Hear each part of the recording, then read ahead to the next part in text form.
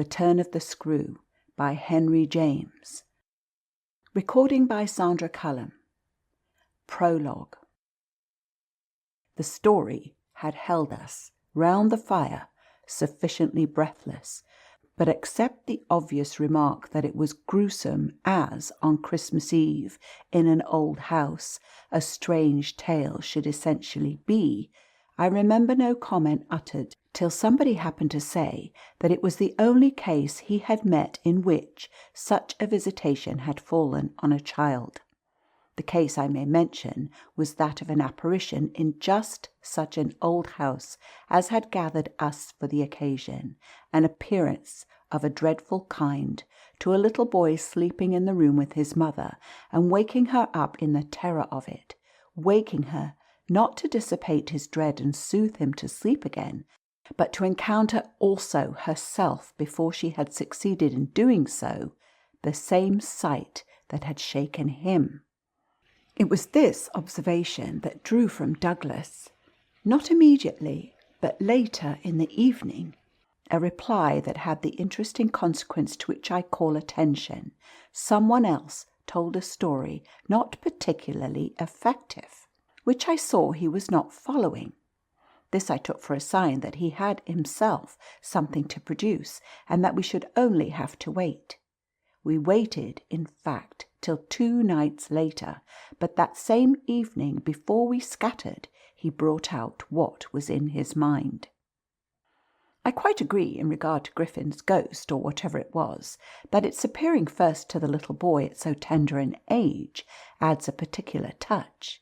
But it's not the first occurrence of its charming kind that I know to have involved a child. If the child gives the effect another turn of the screw, what do you say to 2 children? We say, of course, somebody exclaimed, that they give 2 turns, also that we want to hear about them. I can see Douglas there before the fire, to which he had got up to present his back, looking down at his interlocutor with his hands in his pockets. Nobody but me till now has ever heard. It's quite too horrible. This, naturally, was declared by several voices to give the thing the utmost price, and our friend, with quiet art, prepared his triumph by turning his eyes over the rest of us and going on. It's beyond everything. Nothing at all that I know touches it. For sheer terror? I remember asking. He seemed to say it was not so simple as that, to be really at a loss how to qualify it. He passed his hand over his eyes, made a little wincing grimace, for dreadfulness.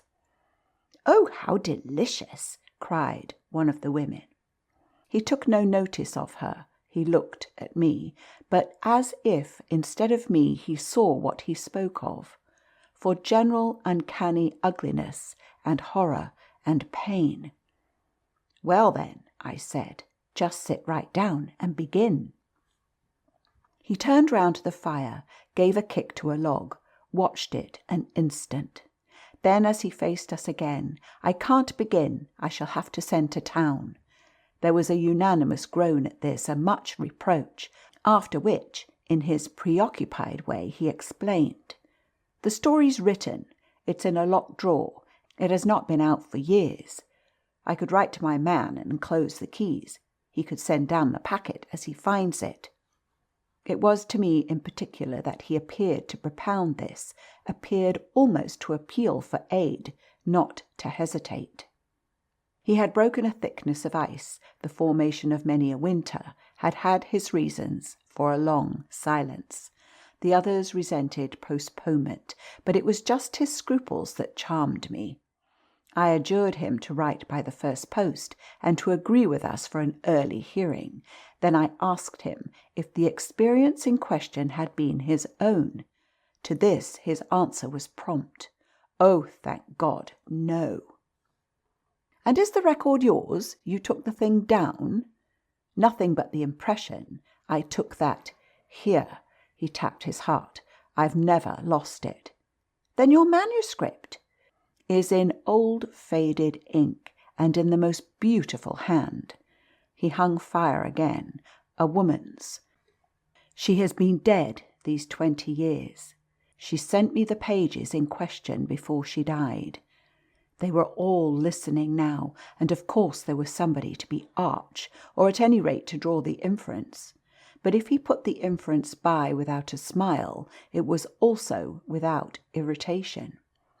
She was a most charming person, but she was 10 years older than I. She was my sister's governess, he quietly said. She was the most agreeable woman I've ever known in her position. She would have been worthy of any whatever. It was long ago, and this episode was long before. I was at Trinity, and I found her at home on my coming down the second summer. I was much there that year. It was a beautiful one, and we had, in her off hours, some strolls and talks in the garden. Talks in which she struck me as awfully clever and nice. Oh yes, don't grin. I liked her extremely, and I'm glad to this day to think she liked me too. If she hadn't, she wouldn't have told me. She had never told anyone. It wasn't simply that she said so, but that I knew she hadn't. I was sure, I could see. You'll easily judge why when you hear. Because the thing had been such a scare, he continued to fix me. You'll easily judge, he repeated. You will. I fixed him too. I see. She was in love. He laughed for the first time. You are acute. Yes, she was in love. That is, she had been. That came out. She couldn't tell her story without its coming out. I saw it, and she saw I saw it, but neither of us spoke of it. I remember the time and the place, the corner of the lawn, the shade of the great beeches, and the long, hot summer afternoon. It wasn't a scene for a shudder, but oh! He quitted the fire and dropped back into his chair. You'll receive the packet Thursday morning? I inquired. Probably not till the second post. Well then, after dinner. You'll all meet me here. He looked us round again. Is anybody going? It was almost the tone of hope. Everybody will stay. I will, and I will, cried the ladies, whose departure had been fixed. Mrs. Griffin, however, expressed the need for a little more light. Who was it she was in love with? The story will tell, I took upon myself to reply. Oh, I can't wait for the story. The story won't tell, said Douglas, not in any literal vulgar way.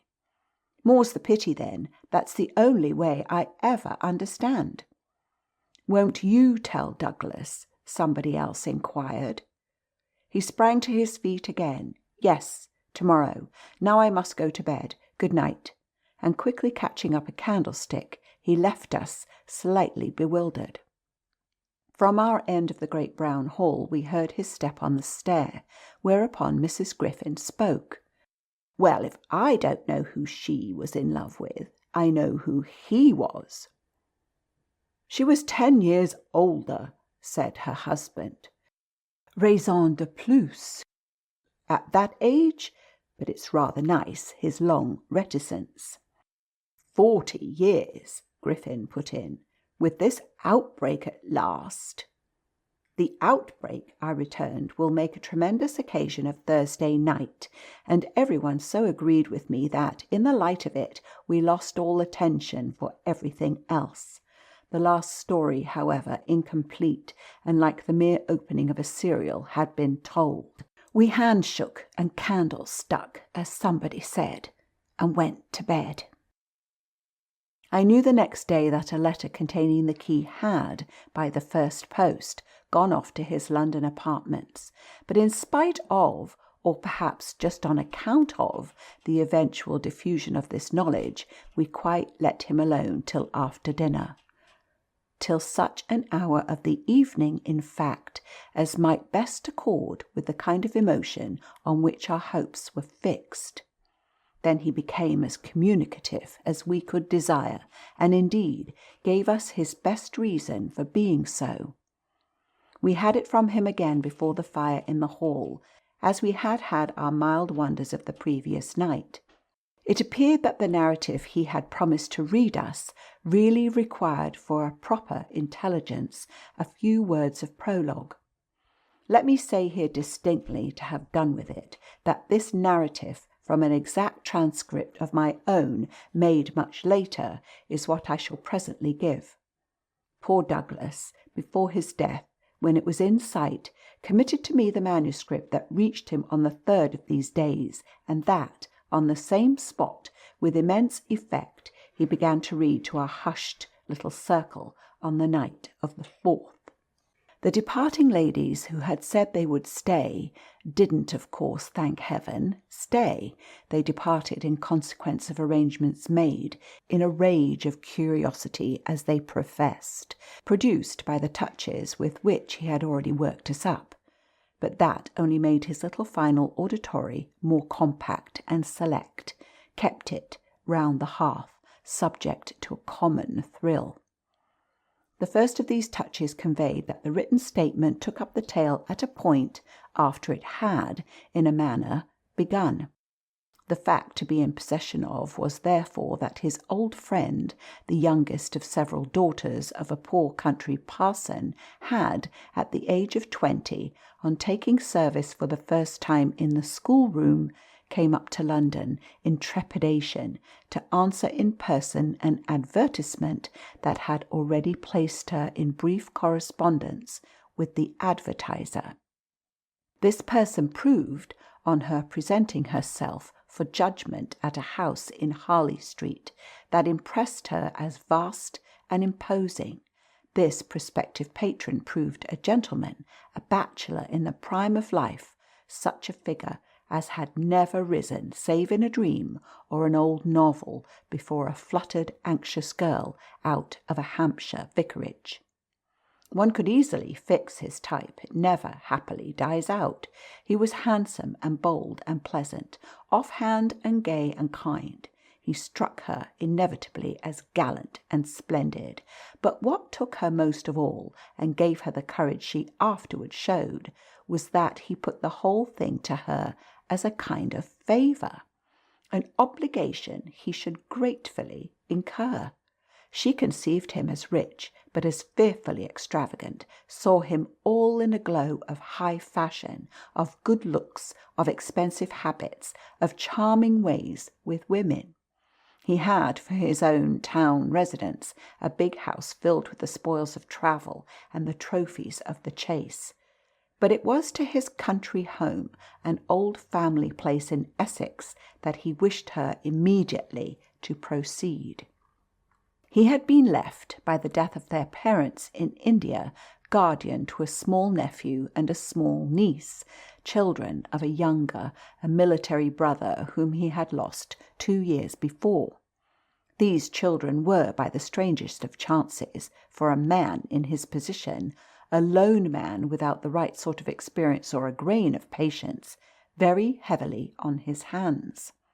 It had all been a great worry, and, on his own part, doubtless, a series of blunders, but he immensely pitied the poor chicks, and had done all he could, had, in particular, sent them down to his other house, the proper place for them being, of course, the country, and kept them there from the first, with the best people he could find to look after them, parting even with his own servants to wait on them, and going down himself whenever he might to see how they were doing.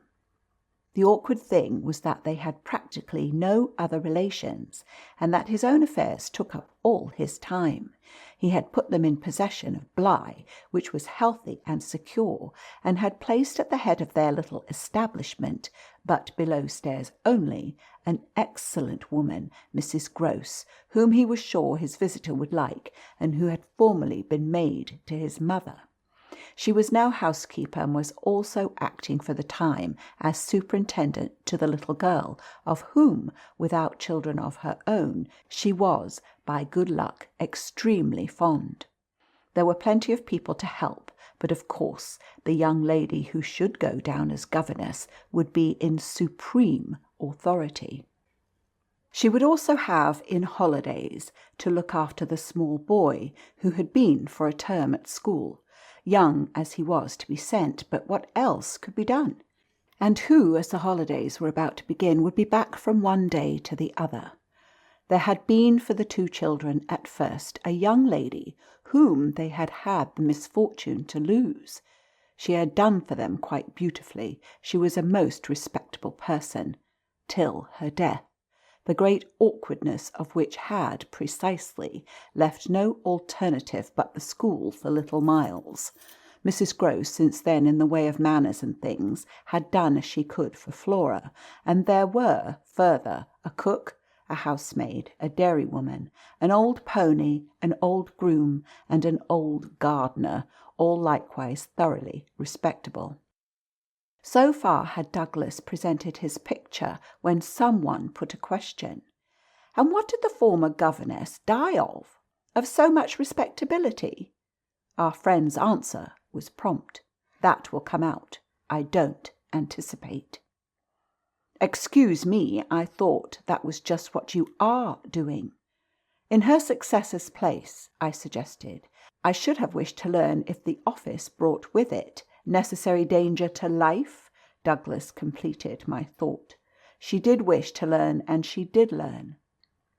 You shall hear tomorrow what she learned. Meanwhile, of course, the prospect struck her as slightly grim.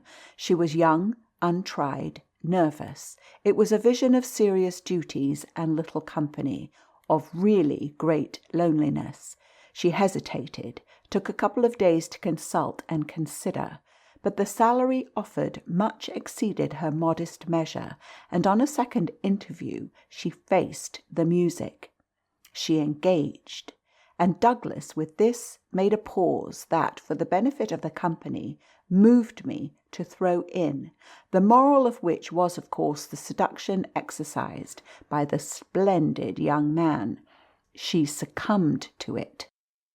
He got up, and, as he had done the night before, went to the fire, gave a stir to a log with his foot, then stood a moment with his back to us. She saw him only twice. Yes, but that's just the beauty of her passion. A little to my surprise on this, Douglas turned round to me. It was the beauty of it. There were others, he went on, who hadn't succumbed. He told her frankly all his difficulty, that for several applicants the conditions had been prohibitive. They were, somehow, simply afraid. It sounded dull, it sounded strange, and all the more so because of his main condition. Which was? That she should never trouble him, but never, never, neither appeal nor complain, nor write about anything, only meet all questions herself, receive all moneys from his solicitor, take the whole thing over and let him alone. She promised to do this, and she mentioned to me that when, for a moment disburdened, delighted, he held her hand, thanking her for the sacrifice she already felt rewarded. But was that all her reward? One of the ladies asked. She never saw him again. Oh, said the lady, which, as our friend immediately left us again, was the only other word of importance contributed to the subject till, the next night, by the corner of the hearth, in the best chair, he opened the faded red cover of a thin, old-fashioned, gilt-edged album. The whole thing took, indeed, more nights than one, but on the first occasion the same lady put another question. What is your title? I haven't one. Oh, I have, I said, but Douglas, without heeding me, had begun to read with a fine clearness that was like a rendering to the ear of the beauty of his author's hand. End of prologue. Chapter 1. I remember the whole beginning as a succession of flights and drops, a little seesaw of the right throbs and the wrong. After rising in town to meet his appeal, I had at all events a couple of very bad days, found myself doubtful again, felt indeed sure I had made a mistake. In this state of mind I spent the long hours of bumping, swinging coach that carried me to the stopping place at which I was to be met by a vehicle from the house. This conveyance, I was told, had been ordered, and I found, toward the close of the June afternoon, a commodious fly in waiting for me. Driving at that hour on a lovely day through a country to which the summer sweetness seemed to offer me a friendly welcome, my fortitude mounted afresh, and, as we turned into the avenue, encountered a reprieve that was probably but a proof of the point to which it had sunk. I suppose I had expected or had dreaded something so melancholy that what greeted me was a good surprise. I remember as a most pleasant impression the broad, clear front, its open windows and fresh curtains, and the pair of maids looking out. I remember the lawn and the bright flowers and the crunch of my wheels on the gravel, and the clustered treetops over which the rooks circled and cawed in the golden sky. The scene had a greatness that made it a different affair from my own scant home, and there immediately appeared at the door, with a little girl in her hand, a civil person who dropped me as decent a curtsy as if I had been the mistress or a distinguished visitor. I had received in Harley Street a narrower notion of the place, and that, as I recalled it, made me think the proprietor still more of a gentleman, suggested that what I was to enjoy might be something beyond his promise. I had no drop again till the next day, for I was carried triumphantly through the following hours by my introduction to the younger of my pupils. The little girl who accompanied Mrs. Grose appeared to me on the spot a creature so charming as to make it a great fortune to have to do with her. She was the most beautiful child I had ever seen, and I afterward wondered that my employer had not told me more of her. I slept little that night. I was too much excited, and this astonished me too, I recollect, remained with me, adding to my sense of the liberality with which I was treated. The large impressive room, one of the best in the house, the great state bed as I almost felt it, the full-figured draperies, the long glasses in which, for the first time, I could see myself from head to foot, all struck me like the extraordinary charm of my small charge as so many things thrown in. It was thrown in as well from the first moment that I should get on with Mrs. Grose in a relation over which, on my way in the coach, I fear I had rather brooded. The only thing indeed that in this early outlook might have made me shrink again was the clear circumstance of her being so glad to see me. I perceived within half an hour that she was so glad. Stout, simple, plain, clean, wholesome woman as to be positively on her guard against showing it too much. I wondered even then a little why she should wish not to show it, and that, with reflection, with suspicion, might of course have made me uneasy.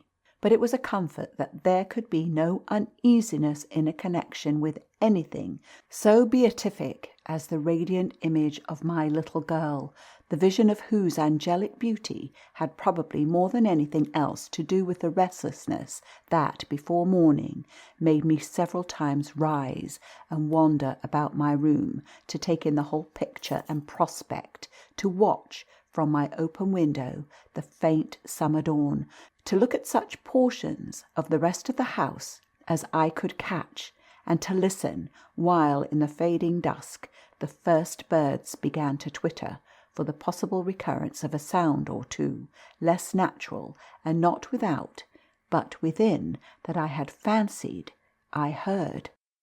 There had been a moment when I believed I recognized, faint and far, the cry of a child. There had been another when I found myself just consciously starting, as at the passage before my door of a light footstep. But these fancies were not marked enough not to be thrown off, and it is only in the light, or the gloom, I should rather say, of other and subsequent matters that they now come back to me. To watch, teach, form little Flora would too evidently be the making of a happy and useful life. It had been agreed between us downstairs that after this first occasion I should have her as a matter of course at night, her small white bed being already arranged to that end in my room. What I had undertaken was the whole care of her, and she had remained, just this last time, with Mrs. Grose, only as an effect of our consideration for my inevitable strangeness and her natural timidity. In spite of this timidity, which the child herself, in the oddest way in the world, had been perfectly frank and brave about allowing it, without a sign of uncomfortable consciousness, with the deep, sweet serenity indeed of one of Raphael's holy infants, to be discussed, to be imputed to her, and to determine us, I feel quite sure she would presently like me. It was part of what I already liked Mrs. Grose herself for, the pleasure I could see her feel in my admiration and wonder as I sat at supper with 4 tall candles, and with my pupil in a high chair and a bib, brightly facing me, between them over bread and milk. There were naturally things in Flora's presence could pass between us, only as prodigious and gratified looks, obscure and roundabout allusions. And the little boy, does he look like her? Is he too so very remarkable? One wouldn't flatter a child. Oh, miss, most remarkable, if you think well of this one.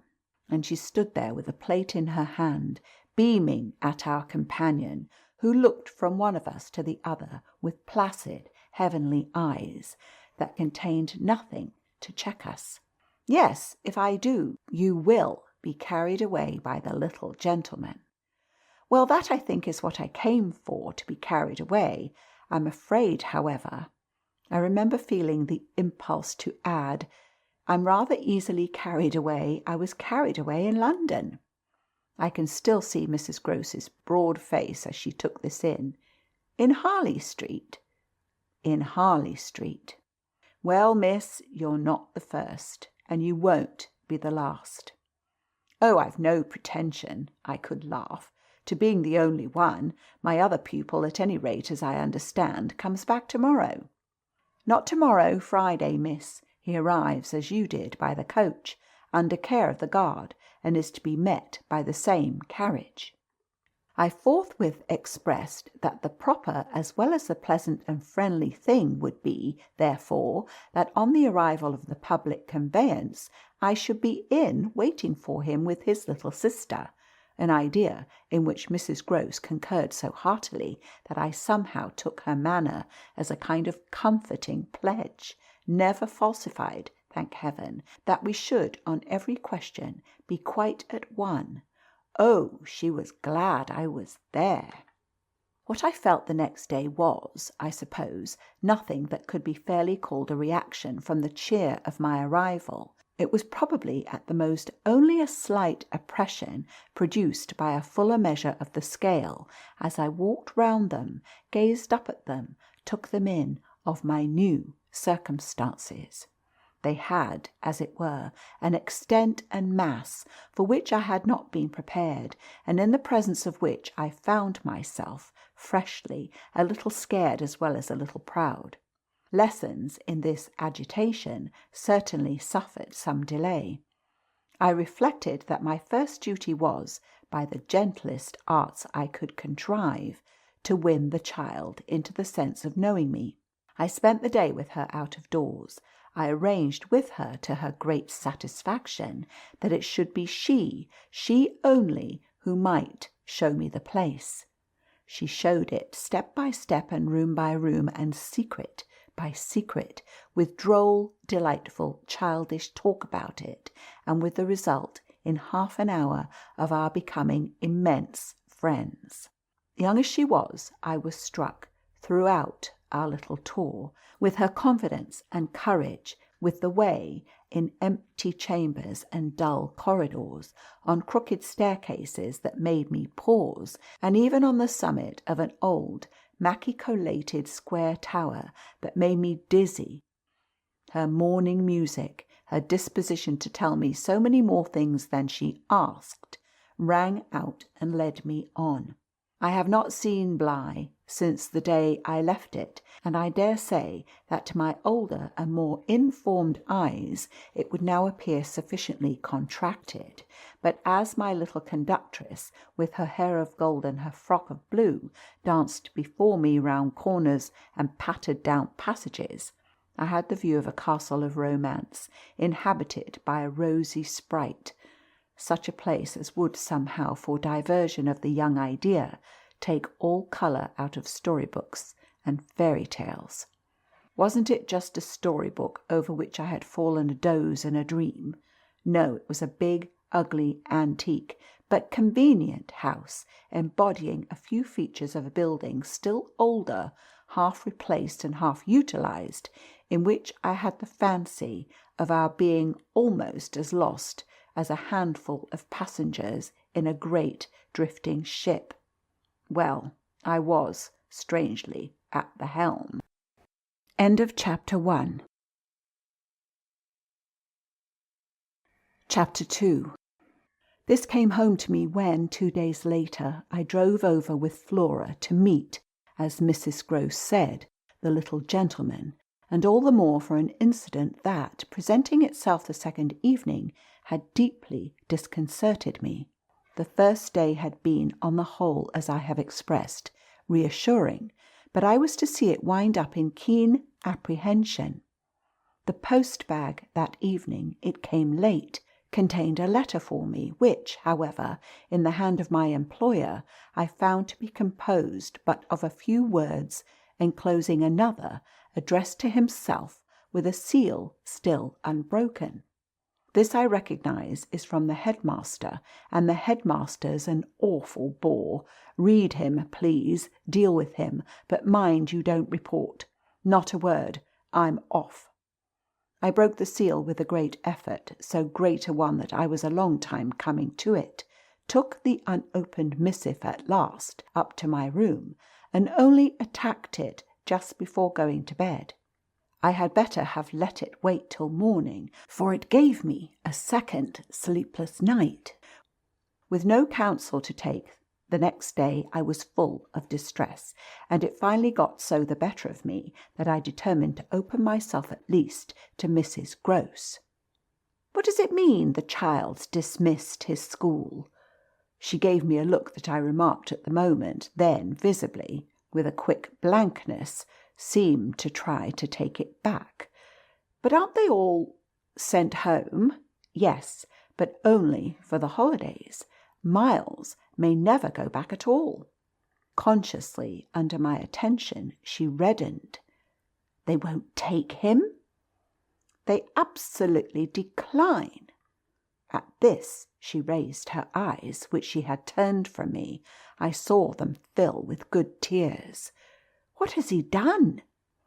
I hesitated, then I judged best simply to hand her my letter, which, however, had the effect of making her, without taking it, simply put her hands behind her.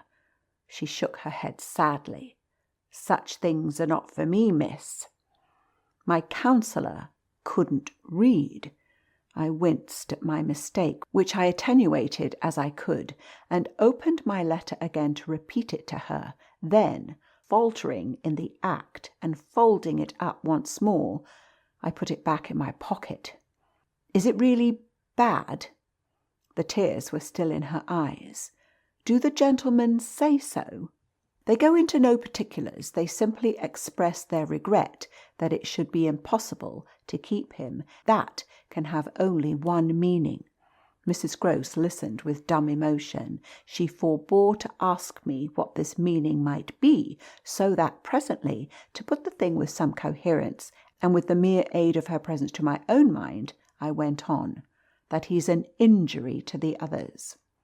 And this, with one of the quick turns of simple folk, she suddenly flamed up. "Master Miles? Him? An injury?" There was such a flood of good faith in it that, though I had not yet seen the child, my very fears made me jump to the absurdity of the idea. I found myself, to meet my friend the better, offering it on the spot, sarcastically, to his poor little innocent mates. "It's too dreadful," cried Mrs. Grose, "to say such cruel things. Why, he's scarce 10 years old." Yes, yes, it would be incredible. She was evidently grateful for such a profession. "See him, miss, first, then believe it." I felt forthwith a new impatience to see him. It was the beginning of a curiosity that, for all the next hours, was to deepen almost to pain. Mrs. Grose was aware, I could judge, of what she had produced in me, and she followed it up with assurance. "You might as well believe it of the little lady. Bless her," she added the next moment. "Look at her." I turned and saw that Flora, whom 10 minutes before I had established in the schoolroom with a sheet of white paper, a pencil, and a copy of nice round O's, now presented herself to view at the open door. She expressed in her little way an extraordinary detachment from disagreeable duties, looking to me, however, with a great childish light that seemed to offer it as a mere result of the affection she had conceived for my person, which had rendered necessary that she should follow me. I needed nothing more than this to feel the full force of Mrs. Grose's comparison, and catching my pupil in my arms, covered her with kisses in which there was a sob of atonement. None the less, the rest of the day I watched for further occasion to approach my colleague, especially as, toward evening, I began to fancy she rather sought to avoid me. I overtook her, I remember, on the staircase. We went down together, and at the bottom I detained her, holding her there with a hand on her arm. "I take what you said to me at noon as a declaration that you've never known him to be bad." She threw back her head. She had clearly by this time, and very honestly, adopted an attitude. "Oh, never known him. I don't pretend that." I was upset again. "Then you have known him?" "Yes, indeed, miss. Thank God." On reflection, I accepted this. "You mean that a boy who never is no boy for me?" I held her tighter. "You like them with the spirit to be naughty?" Then, keeping pace with her answer, "So do I eagerly brought out, "but not to the degree to contaminate." To contaminate? My big word left her at a loss. I explained it. To corrupt. She stared, taking my meaning in, but it produced in her an odd laugh. "Are you afraid he'll corrupt you?" She put the question with such a fine, bold humour that with a laugh, a little silly, doubtless to match her own, I gave way for the first time to the apprehension of ridicule. But the next day, as the hour for my drive approached, I cropped up in another place. "What was the lady who was here before?" "The last governess? She was also young and pretty, almost as young and almost as pretty, miss, even as you." "Ah, then I hope her youth and her beauty helped her," I recollect throwing off. "He seems to like us, young and pretty." "Oh, he did," Mrs. Grose assented. "It was the way he liked everyone." She had no sooner spoken, indeed, than she caught herself up. "I mean, that's his way, the master's." I was struck. "But of whom did you speak first?" She looked blank, but she coloured. "Why, of him." "Of the master? Of who else?" There was so obviously no one else that the next moment I had lost my impression of her having accidentally said more than she meant, and I merely asked what I wanted to know. Did she see anything in the boy that wasn't right? She never told me. I had a scruple, but I overcame it. Was she careful, particular? Mrs. Grose appeared to try to be conscientious. "About some things, yes, but not about all." Again she considered. "Well, miss, she's gone. I won't tell tales." "I quite understand your feeling," I hastened to reply, but I thought it, after an instant, not opposed to this concession, to pursue. Did she die here? No, she went off. I don't know what there was in this brevity of Mrs. Groce's that struck me as ambiguous. Went off to die? Mrs. Groce looked straight out of the window, but I felt that, hypothetically, I had a right to know what young persons engaged for Bly were expected to do. She was taken ill, you mean, and went home? She was not taken ill so far as appeared in this house. She left it at the end of the year to go home, as she said, for a short holiday, to which the time she had put in had certainly given her a right. We had then a young woman, a nursemaid, who had stayed on and who was a good girl and clever, and she took the children altogether for the interval. But our young lady never came back, and at the very moment I was expecting her, I heard from the master that she was dead. I turned this over. But of what? He never told me. But please, miss, said Mrs. Groce, I must get to my work. End of chapter 2. Chapter 3. Her thus turning her back on me was fortunately not, for my just preoccupations, a snub that could check the growth of our mutual esteem. We met, after I had brought home little Miles, more intimately than ever on the ground of my stupefaction, my general emotion. So monstrous was I then ready to pounce it, that such a child as had now been revealed to me should be under an interdict. I was a little late on the scene, and I felt, as he stood wistfully looking out for me before the door of the inn at which the coach had put him down, that I had seen him, on the instant, without and within, in the great glow of freshness, the same positive fragrance of purity in which I had, from the very first moment, seen his little sister. He was incredibly beautiful, and Mrs. Groce had put her finger on it. Everything but a sort of passion of tenderness for him was swept away by his presence. What I then and there took him to my heart for was something divine that I have never found to the same degree in any child, his indescribable little air of knowing nothing in the world but love. It would have been impossible to carry a bad name with a greater sweetness of innocence, and by the time I had got back to Bly with him, I remained merely bewildered, so far, that is, as I was not outraged by the sense of the horrible letter locked up in my room in a drawer. As soon as I could compass a private word with Mrs. Groce, I declared to her that it was grotesque. She promptly understood me. You mean the cruel charge. It doesn't live an instant, my dear woman. Look at him. She smiled at my pretension to have discovered his charm. I assure you, miss, I do nothing else. What will you say, then? She immediately added. In answer to the letter? I had made up my mind. Nothing. And to his uncle? I was incisive. Nothing. And to the boy himself? I was wonderful. Nothing. She gave with her apron a great wipe to her mouth.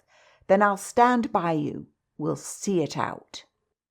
We'll see it out, I ardently echoed, giving her my hand to make it a vow. She held me there a moment, then whisked up her apron again with her detached hand.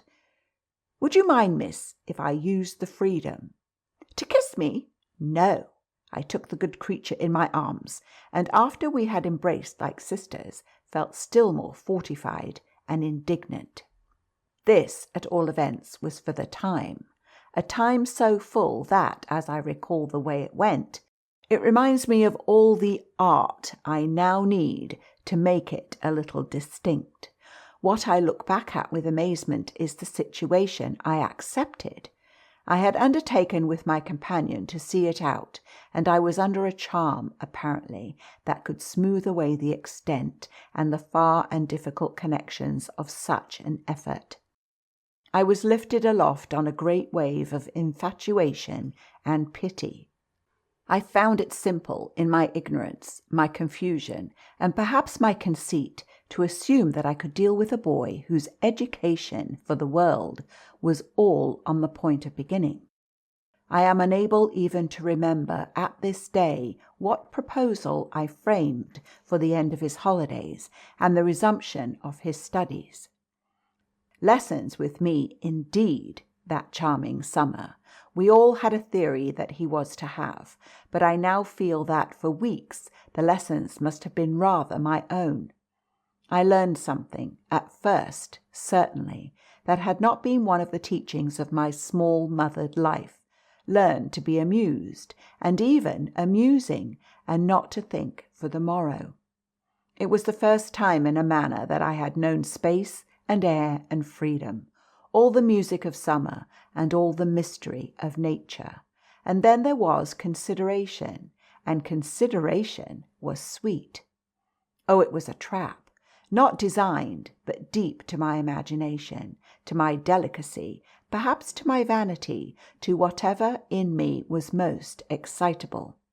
The best way to picture it all is to say that I was off my guard. They gave me so little trouble. They were of a gentleness so extraordinary. I used to speculate, but even this with a dim disconnectedness, as to how the rough future, for all futures are rough, would handle them and might bruise them. They had the bloom of health and happiness, and yet, as if I had been in charge of a pair of little grandees, of princes of the blood, for whom everything to be right would have to be enclosed and protected, the only form that, in my fancy, the after years could take for them was that of a romantic, a really royal extension of the garden and the park. It may be, of course, above all, that what suddenly broke into this gives the previous time a charm of stillness, that hush in which something gathers or crouches. The change was actually like the spring of a beast. In the first weeks the days were long. They often, at their finest, gave me what I used to call my own hour, the hour when for my pupils, tea-time and bedtime having come and gone, I had, before my final retirement, a small interval alone. Much as I liked my companions, this hour was the thing in the day I liked most, and I liked it best of all when, as the light faded, or rather, I should say, the day lingered, and the last calls of the last birds sounded in a flushed sky from the old trees, I could take a turn into the grounds and enjoy, almost with a sense of property that amused and flattered me, the beauty and dignity of the place. It was a pleasure at these moments to feel myself tranquil and justified, doubtless, perhaps, also to reflect that by my discretion, my quiet good sense and general high propriety, I was giving pleasure, if he ever thought of it, to the person to whose pressure I had responded. What I was doing was what he had earnestly hoped and directly asked of me, and that I could after all do it proved even a greater joy than I had expected. I dare say I fancied myself, in short, a remarkable young woman, and took comfort in the faith that this would more publicly appear. Well, I needed to be remarkable to offer a front to the remarkable things that presently gave their first sign. It was plump one afternoon in the middle of my very hour. The children were tucked away, and I had come out for my stroll. One of the thoughts that, as I don't in the least shrink now from noting, used to be with me in these wanderings, was that it would be as charming as a charming story suddenly to meet someone. Someone would appear there at the turn of a path, and would stand before me and smile and approve. I didn't ask more than that. I only asked that he should know, and the only way to be sure he knew would be to see it, and the kind light of it in his handsome face. That was exactly present to me, by which I mean the face was, when on the first of these occasions, at the end of a long June day, I stopped short on emerging from one of the plantations and coming into view of the house. What arrested me on the spot, and with a shock much greater than any vision had allowed for, was the sense that my imagination had, in a flash, turned real. He did stand there, but high up, beyond the lawn, and at the very top of the tower to which, on that first morning, little Flora had conducted me. This tower was one of a pair, square, incongruous, crenellated structures that were distinguished, for some reason, though I could see little difference, as the new and the old.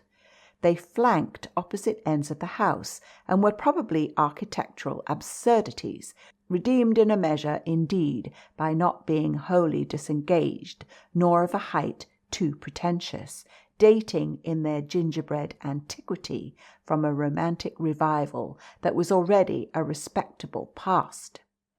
I admired them, had fancies about them, for we could all profit in a degree, especially when they loomed through the dusk, by the grandeur of their actual battlements. Yet it was not at such an elevation that the figure I had so often invoked seemed most in place. It produced in me, this figure in the clear twilight, I remember, two distinct gasps of emotion, which were, sharply, the shock of my first and that of my second surprise. My second was a violent perception of the mistake of my first. The man who met my eyes was not the person I had precipitately supposed. There came to me thus a bewilderment of vision of which, after these years, there is no living view that I can hope to give. An unknown man in a lonely place is a permitted object of fear to a young woman privately bred, and the figure that faced me was, a few more seconds assured me, as little anyone else I knew as it was the image that had been in my mind. I had not seen it in Harley Street. I had not seen it anywhere. The place, moreover, in the strangest way in the world, had on the instant, and by the very fact of its appearance, become a solitude. To me at least, making my statement here with a deliberation with which I have never made it, the whole feeling of the moment returns. It was as if, while I took in what I did take in, all the rest of the scene had been stricken with death. I can hear again, as I write, the intense hush in which the sounds of evening dropped. The rooks stopped cawing in the golden sky, and the friendly hour lost, for the minute, all its voice. But there was no other change in nature, unless indeed it were a change that I saw with a stranger sharpness. The gold was still in the sky, the clearness in the air, and the man who looked at me over the battlements was as definite as a picture in a frame. That's how I thought, with extraordinary quickness, of each person that he might have been and that he was not. We were confronted across our distance quite long enough for me to ask myself with intensity who then he was, and to feel, as an effect of my inability to say, a wonder that in a few instants more became intense. The great question, or one of these, is, afterward, I know, with regard to certain matters, the question of how long they have lasted. Well, this matter of mine, think what you will of it, lasted while I caught at a dozen possibilities, none of which made a difference for the better that I could see in their having been in the house, and for how long, above all, a person of whom I was in ignorance. It lasted while I just bridled a little with the sense that my office demanded that there should be no such ignorance and no such person. It lasted while this visitant, at all events, and there was a touch of the strange freedom, as I remember, in the sign of familiarity of his wearing no hat, seemed to fix me from his position with just the question, just the scrutiny through the fading light that his own presence provoked. We were too far apart to call each other, but there was a moment at which, at shorter range, some challenge between us, breaking the hush, would have been the right result of our straight mutual stare. He was in one of the angles, the one away from the house, very erect as it struck me, and with both hands on the ledge.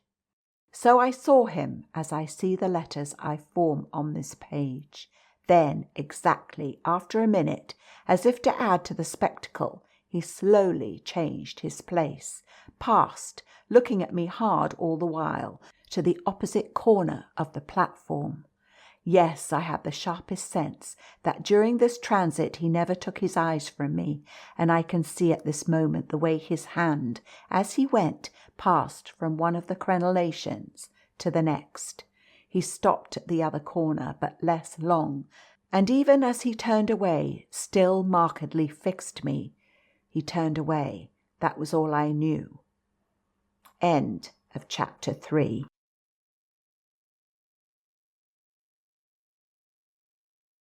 Chapter 4. It was not that I didn't wait on this occasion for more, for I was rooted as deeply as I was shaken. Was there a secret at Bly, a mystery of Udolpho, or an insane and unmentionable relative kept in unsuspected confinement? I can't say how long I turned it over, or how long, in a confusion of curiosity and dread, I remained where I had had my collision. I only recall that when I re-entered the house, darkness had quite closed in. Agitation in the interval certainly had held me and driven me, for I must, in circling about the place, have walked 3 miles, but I was to be, later on, so much more overwhelmed that this mere dawn of alarm was a comparatively human chill. The most singular part of it, in fact, singular as the rest had been, was the part I became, in the hall, aware of in meeting Mrs. Grose. This picture comes back to me in the general train, the impression, as I received it on my return, of the wide white-panelled space, bright in the lamplight, and with its portraits and red carpet, and of the good surprised look of my friend, which immediately told me she had missed me. It came to me straightway, under her contact, that, with plain heartiness, mere relieved anxiety at my appearance, she knew nothing whatever that could bear upon the incident I had there ready for her. I had not suspected in advance that her comfortable face would pull me up, and I somehow measured the importance of what I had seen by my thus finding myself hesitate to mention it. Scarce anything in the whole history seems to me so odd as this fact, that my real beginning of fear was one, as I may say, with the instinct of sparing my companion. On the spot, accordingly, in the pleasant hall and with her eyes on me, I, for a reason that I couldn't then have phrased, achieved an inward resolution, offered a vague pretext for my lateness, and, with the plea of the beauty of the night and of the heavy dew and wet feet, went as soon as possible to my room. Here it was, another affair. Here, for many days after, it was a queer affair enough. There were hours from day to day, or at least there were moments, snatched even from clear duties, that I had to shut myself up to think. It was not so much yet that I was more nervous than I could bear to be, as that I was remarkably afraid of becoming so. For the truth I had now to turn over was, simply and clearly, the truth that I could arrive at no account whatever of the visitor with whom I had been so inexplicably, and yet, as it seemed to me, so intimately concerned.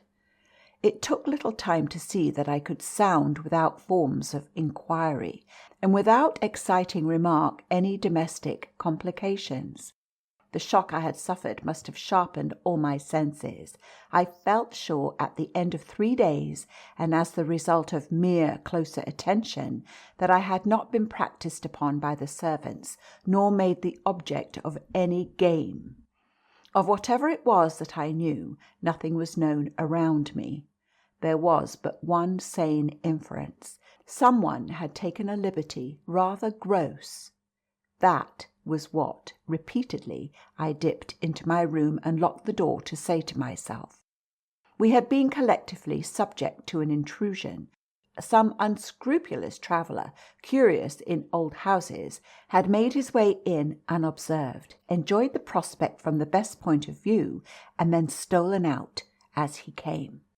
If he had given me such a bold, hard stare, there was but a part of his indiscretion.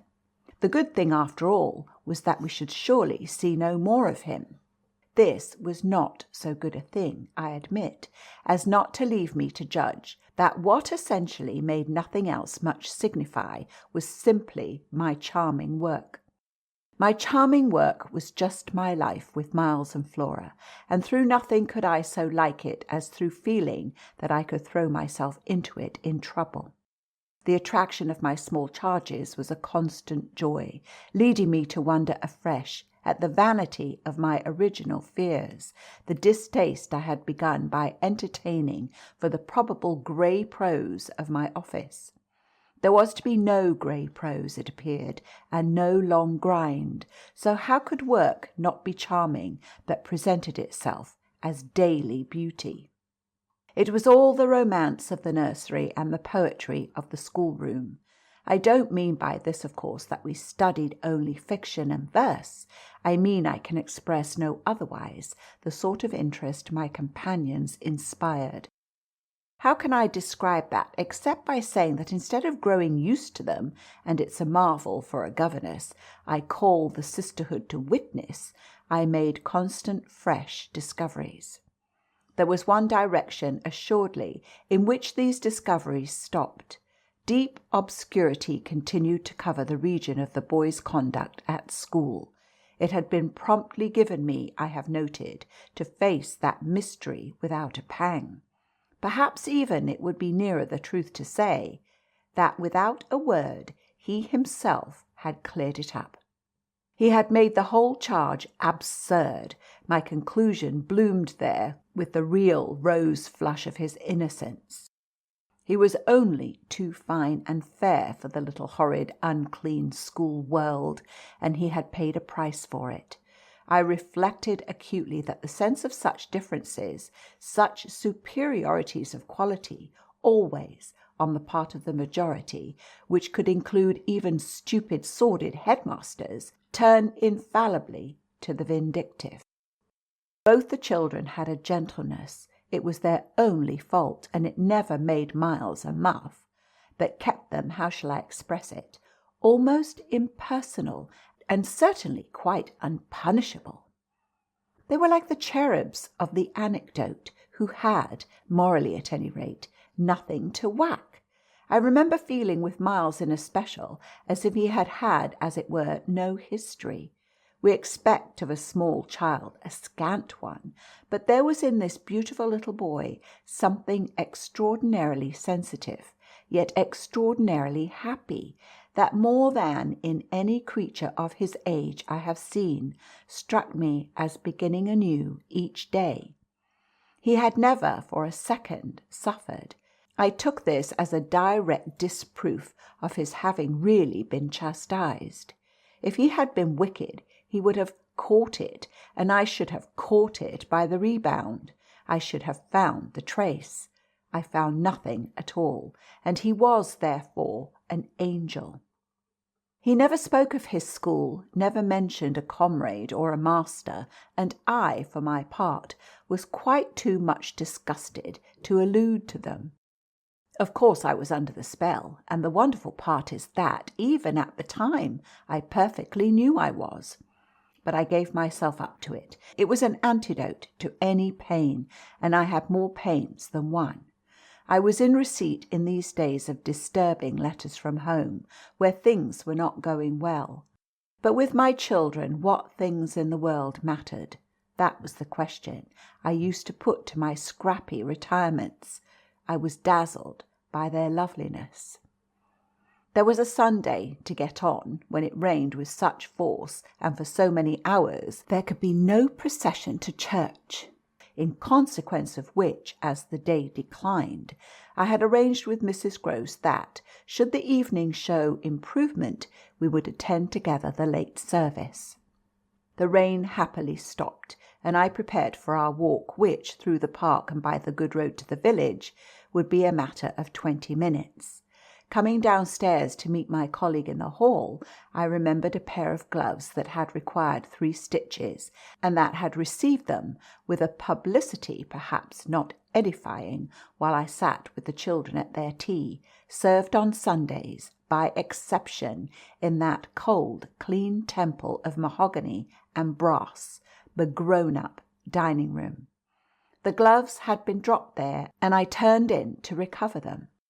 The day was grey enough, but the afternoon light still lingered, and it enabled me, on crossing the threshold, not only to recognize on a chair near the window, then closed, the articles I wanted, but to become aware of a person on the other side of the window and looking straight in. One step into the room had sufficed. My vision was instantaneous. It was all there.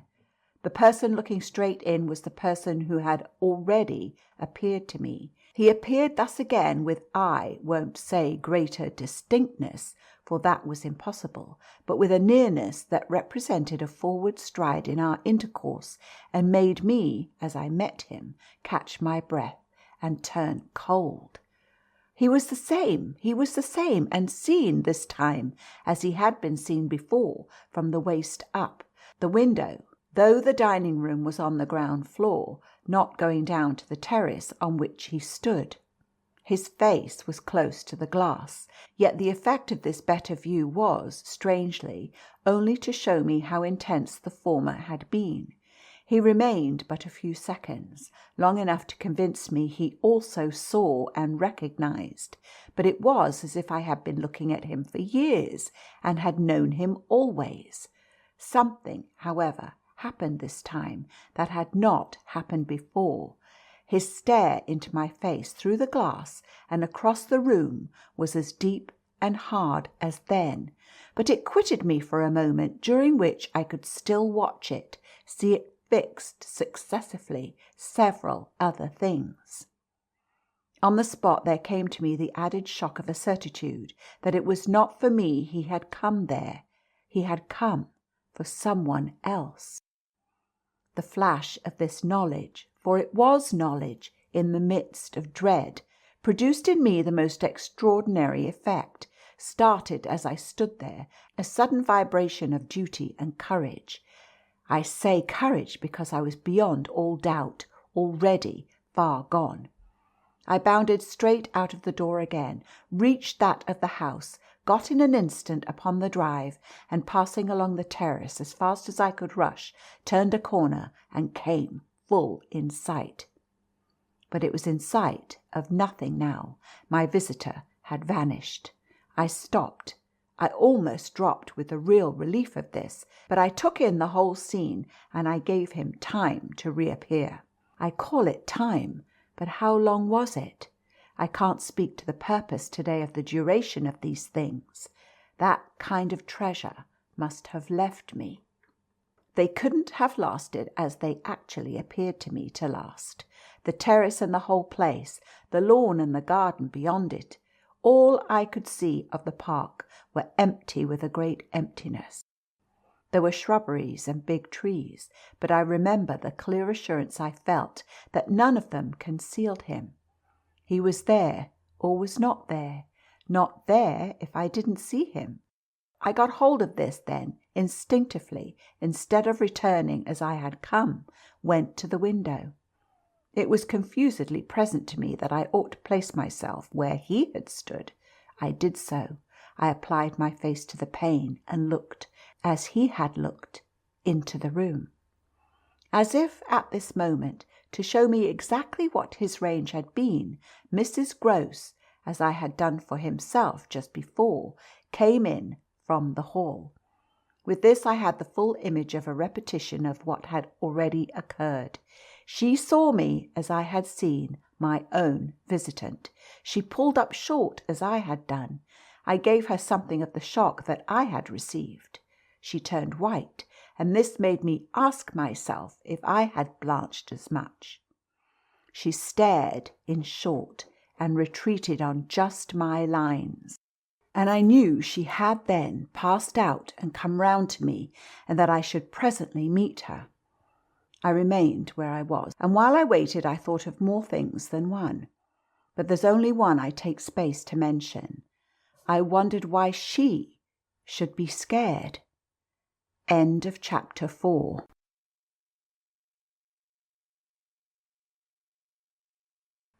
Chapter 5. Oh, she let me know as soon as, round the corner of the house, she loomed again into view. What in the name of goodness is the matter? She was now flushed and out of breath. I said nothing till she came quite near. With me? I must have made a wonderful face. Do I show it? You're as white as a sheet. You look awful. I considered I could meet on this, without scruple, any innocence. My need to respect the bloom of Mrs. Groce's had dropped without a rustle from my shoulders, and if I wavered for the instant, it was not with what I kept back. I put out my hand to her, and she took it. I held her hard a little, liking to feel her close to me. There was a kind of support in the shy heave of her surprise. You came for me for church, of course, but I can't go. Has anything happened? Yes, you must know now. Did I look very queer? Through this window? Dreadful. Well, I said, I've been frightened. Mrs. Groce's eyes expressed plainly that she had no wish to be, yet also that she knew too well her place not to be ready to share with me any marked inconvenience. Oh, it was quite settled that she must share. Just what you saw from the dining room a minute ago was the effect of that. What I saw just before was much worse. Her hand tightened. What was it? An extraordinary man looking in. What extraordinary man? I haven't the least idea. Mrs. Groce gazed round us in vain. Then where is he gone? I know still less. Have you seen him before? Yes, once on the old tower. She could only look at me harder. Do you mean he's a stranger? Oh, very much. Yet you didn't tell me. No, for reasons, but now that you've guessed. Mrs. Groce's round eyes encountered this charge. Ah, I haven't guessed, she said very simply. How can I if you don't imagine? I don't in the very least. You've seen him nowhere but on the tower. And on this spot just now. Mrs. Groce looked round again. What was he doing on the tower? Only standing there and looking down at me. She thought a minute. Was he a gentleman? I found I had no need to think. No. She gazed in deeper wonder. No. Then nobody about the place? Nobody from the village? Nobody. I didn't tell you, but I made sure. She breathed a vague relief. This was, oddly, so much to the good. It only went indeed a little way. But if he isn't a gentleman, what is he? He's a horror. A horror? He's... God help me if I don't know what he is. Mrs. Groce looked round once more. She fixed her eyes on the duskier distance. Then, pulling herself together, turned to me with abrupt inconsequence. It's time we should be at church. Oh, I'm not fit for church. Won't it do you good? It won't do them. I nodded at the house. The children? I can't leave them now. You're afraid. I spoke boldly. I'm afraid of him. Mrs. Groce's large face showed me at this for the first time the faraway faint glimmer of a consciousness more acute. I somehow made out in it the delayed dawn of an idea I myself had not given her, and that was as yet quite obscure to me. It comes back to me that I thought instantly of this as something I could get from her, and I felt it to be connected with the desire she presently showed to know more. When was it? on the tower. About the middle of the month, at this same hour. Almost at dark, said Mrs. Grose. Ah, oh no, not nearly. I saw him as I see you. Then how did he get in? And how did he get out? I laughed. I had no opportunity to ask him. This evening, you see, I pursued, he has not been able to get in. He only peeps? I hope it will be confined to that. She had now let go my hand. She turned away a little. I waited an instant, then I brought out, "Go to church. Good-bye. I must watch." Slowly she faced me again. "Do you fear for them?" We met in another long look. "Don't you?" Instead of answering, she came nearer to the window, and for a minute applied her face to the glass. "You see how he could see." I meanwhile went on. She didn't move. "How long was he here?" "Till I came out. I came to meet him." Mrs. Grose at last turned round, and there was still more in her face. "I couldn't have come out." "Neither could I." I laughed again. "But I did come. I have my duty." "So have I mine," she replied, after which she added, "What is he like?" "I've been dying to tell you, but he's like nobody." "Nobody?" she echoed. "He has no hat." Then seeing in her face that she already, in this, with a deeper dismay, found a touch of picture, I quickly added, stroke to stroke, "He has red hair, very red, close curling, and a pale face, long in shape, with straight good features, and little, rather queer whiskers that are as red as his hair. His eyebrows are somehow darker, they look particularly arched, and as if they might move a good deal. His eyes are sharp, strange, awfully, but I only know clearly that they're rather small and very fixed. His mouth's wide and his lips are thin, and except for his little whiskers, he's quite clean-shaven. He gives me a sort of sense of looking like an actor." An actor? It was impossible to resemble one less, at least, than Mrs. Grose at that moment. "I've never seen one, but so I suppose them. He's tall, active, erect," I contained, "but never, no, never a gentleman." My companion's face had blanched as I went on. Her round eyes started, and her mild mouth gaped. "A gentleman!" she gasped, confounded, stupefied. "A gentleman! He? You know him, then?" She visibly tried to hold herself. "But he is handsome." I saw the way to help her. "Remarkably. And dressed?" "In somebody's clothes. They're smart, but they're not his own." She broke into a breathless affirmative groan. "They're the master's." I caught it up. "You do know him?" She faltered but a second. "Quint," she cried. "Quint?" "Peter Quint, his own man, his valet, when he was here."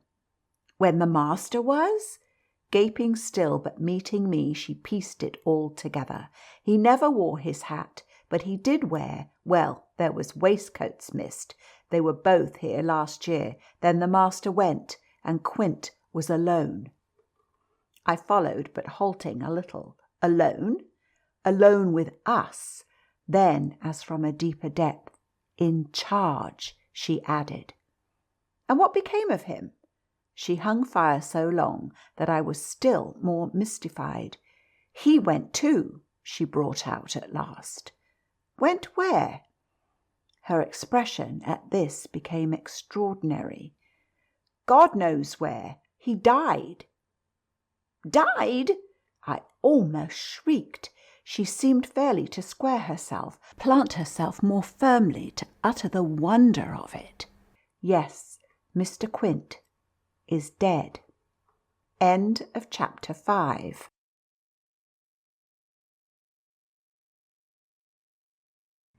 Chapter 6. It took, of course, more than that particular passage to place us together in presence of what we now had to live with as we could. My dreadful liability to impressions of the order so vividly exemplified, and my companion's knowledge henceforth, a knowledge half consternation and half compassion, of that liability. There had been this evening after the revelation left me for an hour so prostrate. There had been for either of us no attendance on any service, but a little service of tears and vows, of prayers and promises, a climax to the series of mutual challenges and pledges that had straightway ensued on our retreating together to the schoolroom and shutting ourselves up there to have everything out. The result of our having everything out was simply to reduce our situation to the last rigour of its elements. She herself had seen nothing, not the shadow of a shadow, and nobody in the house but the governess was in the governess's plight. Yet she accepted, without directly impugning my sanity, the truth as I gave it to her, and ended by showing me on this ground an awe-stricken tenderness, an expression of the sense of my more than questionable privilege, of which the very breath has remained with me as that of the sweetest of human charities. What was settled between us accordingly that night was that we thought we might bear things together, and I was not even sure that, in spite of her exemption, it was she who had the best of the burden. I knew at this hour, I think, as well as I knew later, what I was capable of meeting to shelter my pupils, but it took me some time to be wholly sure of what my honest ally was prepared for to keep terms with so compromising a contract. I was queer company enough, quite as queer as the company I received, but as I trace over what we went through, I see how much common ground we must have found in the one idea that, by good fortune, could steady us. It was the idea, the second movement, that led me straight out, as I may say, of the inner chamber of my dread. I could take the air in the court at least, and there Mrs. Grose could join me. Perfectly can I recall now the particular way strength came to me before we separated for the night. We had gone over and over every feature of what I had seen. He was looking for someone else, you say, someone who was not you? He was looking for little Miles. A portentous clearness now possessed me. That's whom he was looking for. But how do you know? I know. My exultation grew. And you know, my dear. She didn't deny this, but I felt, not even so much telling as that. She resumed in a moment at any rate. What if he should see him? Little Miles? That's what he wants. She looked immensely scared again. The child? Heaven forbid the man. He wants to appear to them. That he might was an awful conception, and yet somehow I could keep it at bay, which, moreover, as we lingered there, was what I succeeded in practically proving. I had an absolute certainty that I should see again what I had already seen, but something within me said that by offering myself bravely as the sole subject of such experience, by accepting, by inviting, by surmounting it all, I should serve as an expiatory victim and guard the tranquillity of my companions. The children, in especial, I should thus fence about and absolutely save. I recall one of the last things I said that night to Mrs. Grose. It does strike me that my pupils have never mentioned. She looked at me hard as I musingly pulled up. His having been here and the time they were with him. The time they were with him and his name, his presence, his history, in any way. Oh, the little lady doesn't remember. She never heard or knew. The circumstances of his death? I thought with some intensity. Perhaps not, but Miles would remember. Miles would know. Ah, don't try him, broke from Mrs. Grose. I returned her the look she had given me. Don't be afraid, I continued to think. It is rather odd. That he has never spoken of him? Never, by the least illusion. And you tell me they were great friends?" "Oh, it wasn't him," Mrs. Grose with emphasis declared. "It was Quint's own fancy. To play with him, I mean, to spoil him." She paused a moment. Then she added, "Quint was much too free." This gave me, straight from my vision of his face, such a face, a sudden sickness of disgust. Too free with my boy? Too free with everyone. I forbore for the moment to analyze this description further than by the reflection that a part of it applied to several of the members of the household, of the half-dozen maids and men who were still of our small colony. But there was everything for our apprehension in the lucky fact that no discomfortable legend, no perturbation of scullions had ever, within anyone's memory, attached to the kind old place. It had neither bad name nor ill fame, and Mrs. Grose, most apparently, only desired to cling to me and to quake in silence. I even put her, the very last thing of all, to the test. It was when at midnight she had her hand on the schoolroom door to take leave. "I have it from you, then, for it's of great importance, that he was definitely and admittedly bad." "Oh, not admittedly. I knew it, but the master didn't." "And you never told him?" "Well, he didn't like tale-bearing. He hated complaints. He was terribly short with anything of that kind. And if people were all right to him, he wouldn't be bothered with more." This squared well enough with my impressions of him. He was not a trouble-loving gentleman, nor so very particular, perhaps, about some of the company he kept. All the same, I pressed my interlocutress. "I promise you, I would have told." She felt my discrimination. "I dare say I was wrong, but really I was afraid." "Afraid of what?" "Of things that man could do. Quint was so clever. He was so deep." I took this in still more than probably I showed. "You weren't afraid of anything else? Not of his effect?" "His effect?" she repeated with a face of anguish and waiting while I faltered. "On innocent little precious lives? They were in your charge." "No, they were not in mine," she roundly and distressfully returned. "The master believed in him and placed him here because he was supposed not to be well, and the country air so good for him. So he had everything to say. Yes, she let me have it, even about them." "Them? That creature?"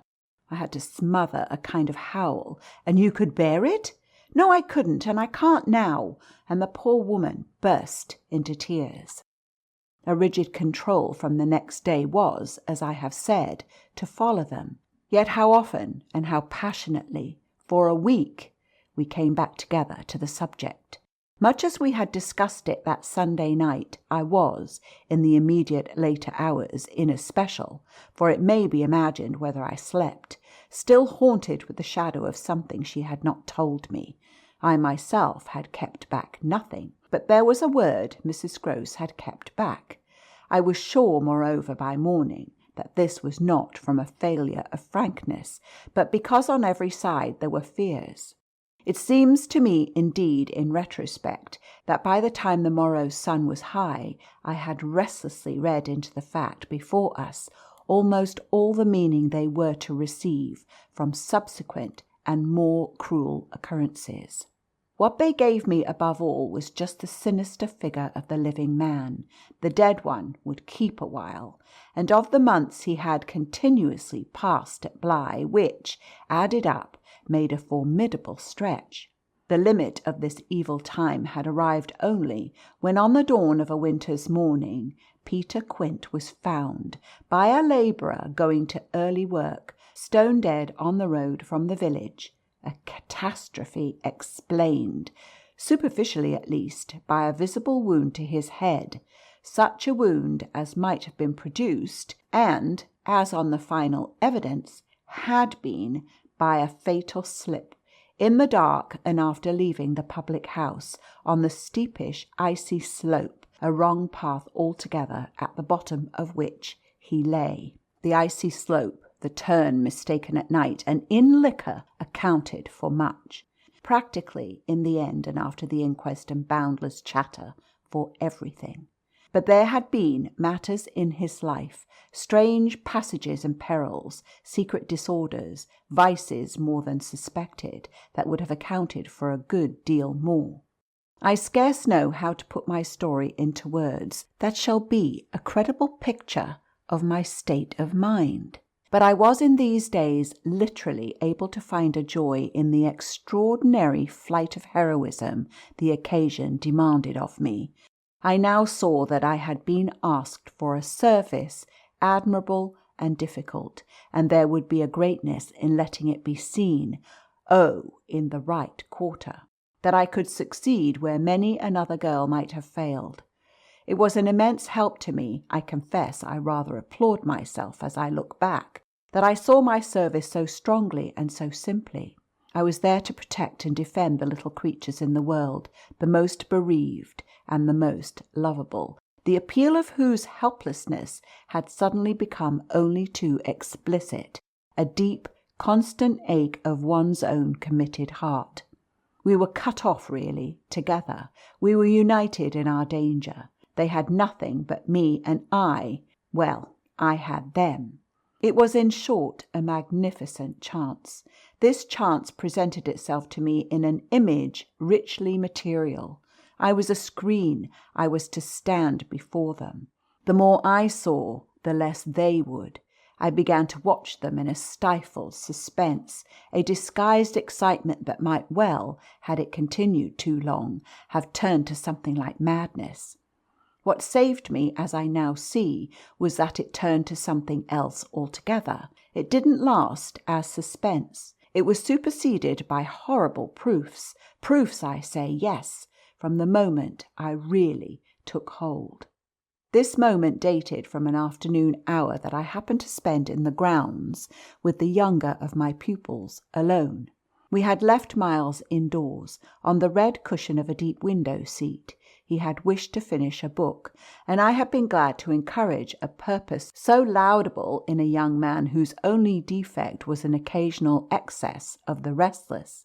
His sister, on the contrary, had been alert to come out, and I strolled with her half an hour, seeking the shade, for the sun was still high and the day exceptionally warm. I was aware afresh with her as we went of how like her brother she contrived, it was the charming thing in both children, to let me alone without appearing to drop me, and to accompany me without appearing to surround. They were never importunate and yet never listless. My attention to them all really went to seeing them amuse themselves immensely without me. This was a spectacle they seemed actively to prepare, and that engaged me as an active admirer. I walked in a world of their invention. They had no occasion whatever to draw upon mine, so that my time was taken only with being, for them, some remarkable person or thing that the game of the moment required, and that was merely, thanks to my superior, my exalted stamp, a happy and highly distinguished sinecure. I forget what I was on the present occasion. I only remember that I was something very important and very quiet, and that Flora was playing very hard. We were on the edge of the lake, and as we had lately begun geography, the lake was the Sea of Azov. Suddenly, in these circumstances, I became aware that, on the other side of the Sea of Azov, we had an interested spectator. The way this knowledge gathered in me was the strangest thing in the world, the strangest, that is, except the very much stranger in which it quickly merged itself.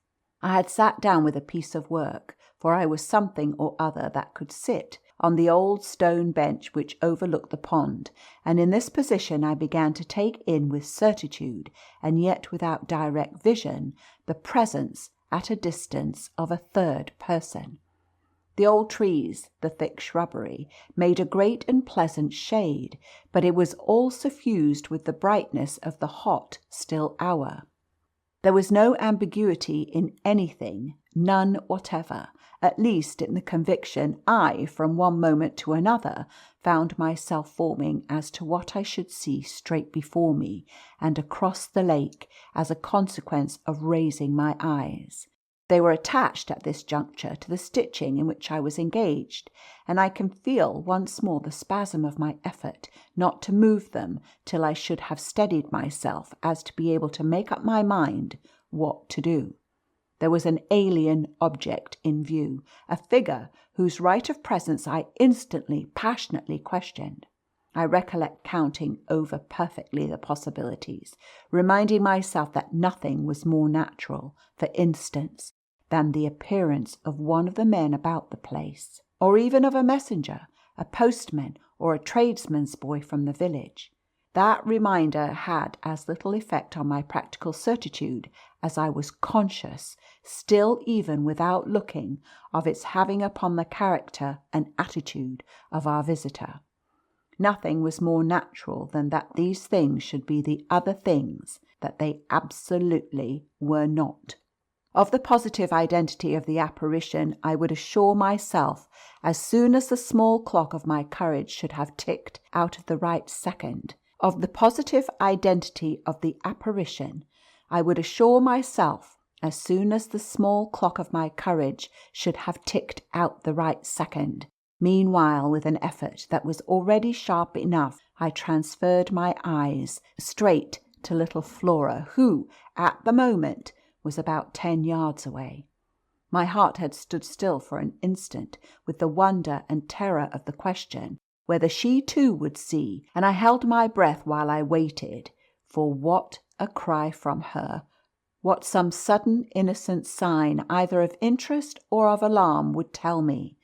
I waited, but nothing came.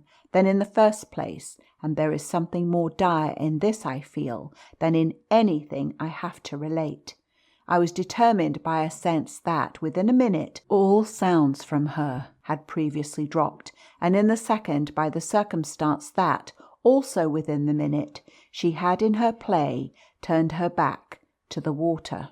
This was her attitude when I at last looked at her, looked with the confirmed conviction that we were still together under direct personal notice.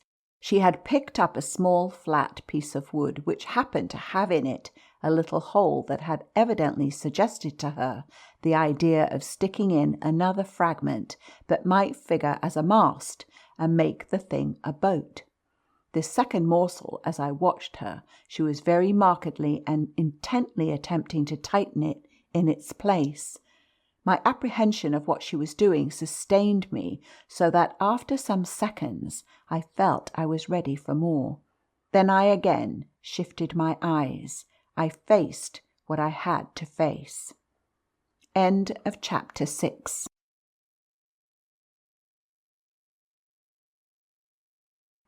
Chapter 7. I got hold of Mrs. Grose as soon after this as I could, and I can give no intelligible account of how I fought out the interval.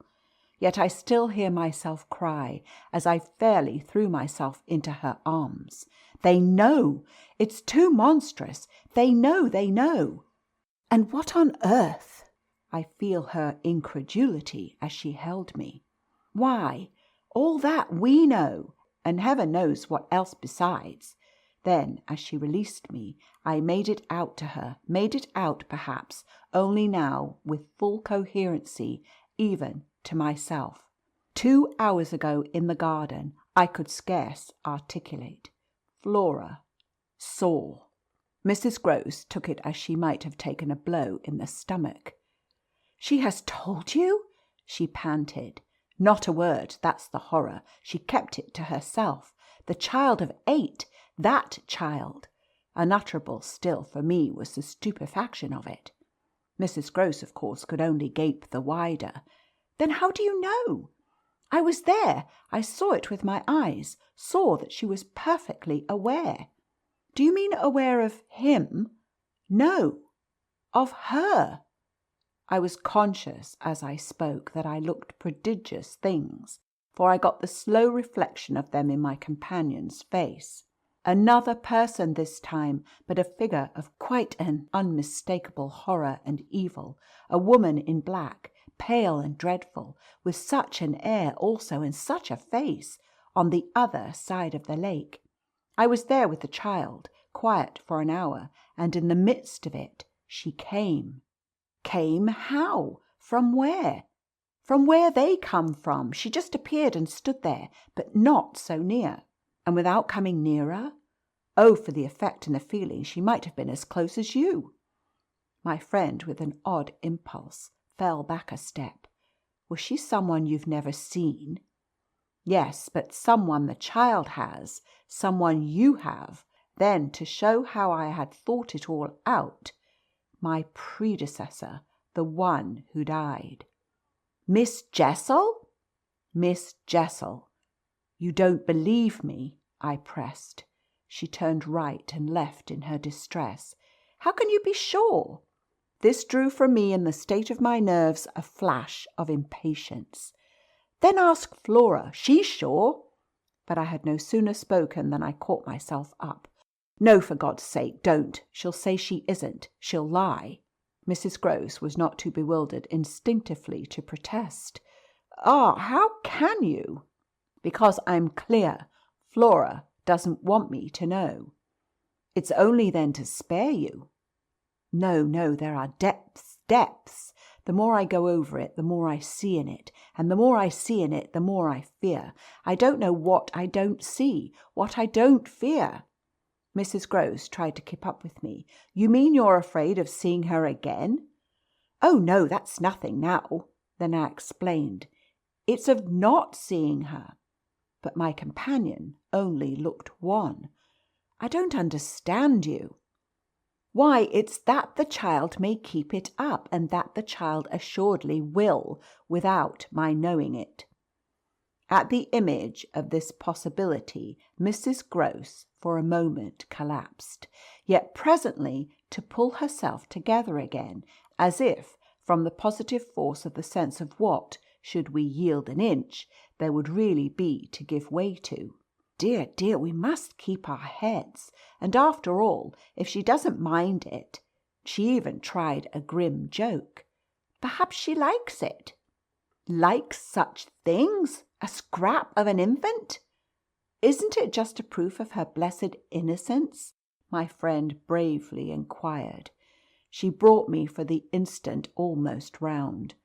Oh, we must clutch at that. We must cling to it. If it isn't a proof of what you say, it's a proof of God knows what, for the woman's a horror of horrors. Mrs. Grose, at this, fixed her eyes a minute on the ground, then at last raising them. Tell me how you know, she said. Then you admit it's what she was, I cried. Tell me how you know, my friend simply repeated. No, by seeing her, by the way she looked. At you, do you mean, so wickedly? Dear me, no, I could have borne that. She gave me never a glance. She only fixed the child. Mrs. Grose tried to see it. Fixed her? Ah, with such awful eyes. She stared at mine as if they might really have resembled them. Do you mean of dislike? God help us, no, of something much worse. Worse than dislike. This left her, indeed, at a loss. With a determination indescribable, with a kind of fury of intention, I made her turn pale. Intention? To get hold of her? Mrs. Grose, her eyes just lingering on mine, gave a shudder and walked to the window. And while she stood looking out, I completed my statement. That's what Flora knows. After a little she turned round. The person was in black, you say? In mourning, rather poor, almost shabby, but yes, with extraordinary beauty. I now recognised to what I had at last, stroke by stroke, brought the victim of my confidence, for she quite visibly weighed this. Oh, handsome, very, very, I insisted. Wonderfully handsome, but infamous. She slowly came back to me. Miss Jessel was infamous. She once more took my hand in both her own, holding it as tight as if to fortify me against the increase of alarm I might draw from this disclosure. They were both infamous, she finally said. So for a little we faced it once more together, and I found absolutely a degree of help in seeing it now so straight. "I appreciate," I said, "the great decency of your not having hitherto spoken, but the time has certainly come to give me the whole thing." She appeared to assent to this, but still only in silence, seeing which I went on. "I must have it now. Of what did she die? Come, there was something between them." "There was everything." "In spite of the difference?" "Oh, of their rank, their condition." She brought it woefully out. "She was a lady." I turned it over. I again saw. Yes, she was a lady. "And he so dreadfully below," said Mrs. Grose. I felt that I doubtless needn't press too hard in such company on the place of a servant in the scale, but there was nothing to prevent an acceptance of my companion's own measure of my predecessor's abasement. There was a way to deal with that, and I dealt the more readily for my full vision on the evidence of our employer's late, clever, good-looking own man, impudent, assured, spoiled, depraved. The fellow was a hound. Mrs. Grose considered, as if it were perhaps a little case for a sense of shades. "I've never seen one like him. He did what he wished." "With her?" "With them all." It was as if now in my friend's own eyes Miss Jessel had again appeared. I seemed at any rate for an instant to see their evocation of her as distinctly as I had seen her by the pond, and I brought out with decision, "It must have been also what she wished." Mrs. Grose's face signified that it had been indeed, but she said at the same time, "Poor woman, she paid for it." "Then you do know what she died of?" I asked. "No, I know nothing. I wanted not to know. I was glad enough I didn't, and I thanked heaven she was well out of this." "Yet you had then your idea?" "Of her real reason for leaving? Oh, yes, as to that. She couldn't have stayed. Fancy it, here, for a governess. And afterward I imagined, and I still imagine, and what I imagine is dreadful." "Not so dreadful as what I do," I replied, on which I must have shown her, as I was indeed but too conscious, a front of miserable defeat. It brought out again all her compassion for me, and at the renewed touch of her kindness my power to resist broke down. I burst, as I had the other time made her burst, into tears. She took me to her motherly breast, and my lamentation overflowed. "I don't do it," I sobbed in despair. "I don't save or shield them. It's far worse than I dreamed. They're lost." End of chapter 7.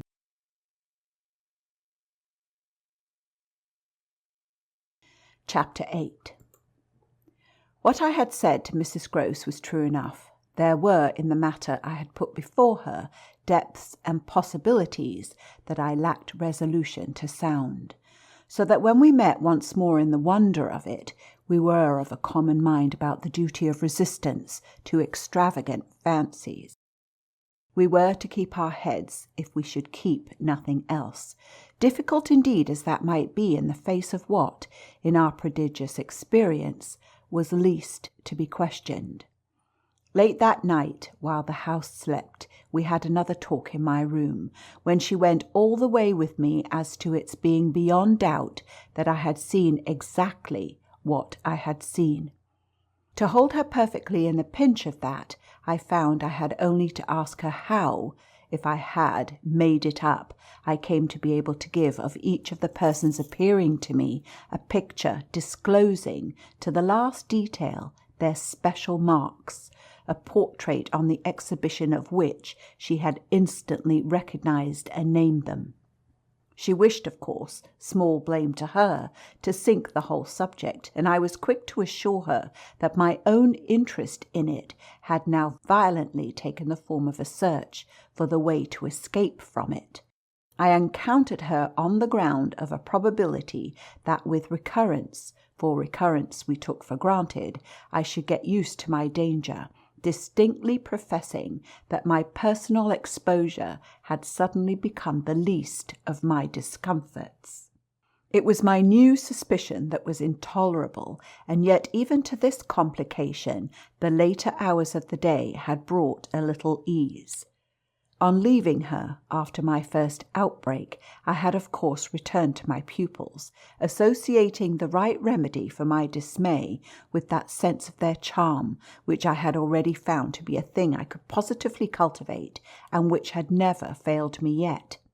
I had simply, in other words, plunged afresh into Flora's special society, and there become aware, it was almost a luxury, that she could put her little conscious hand straight into the spot that ached.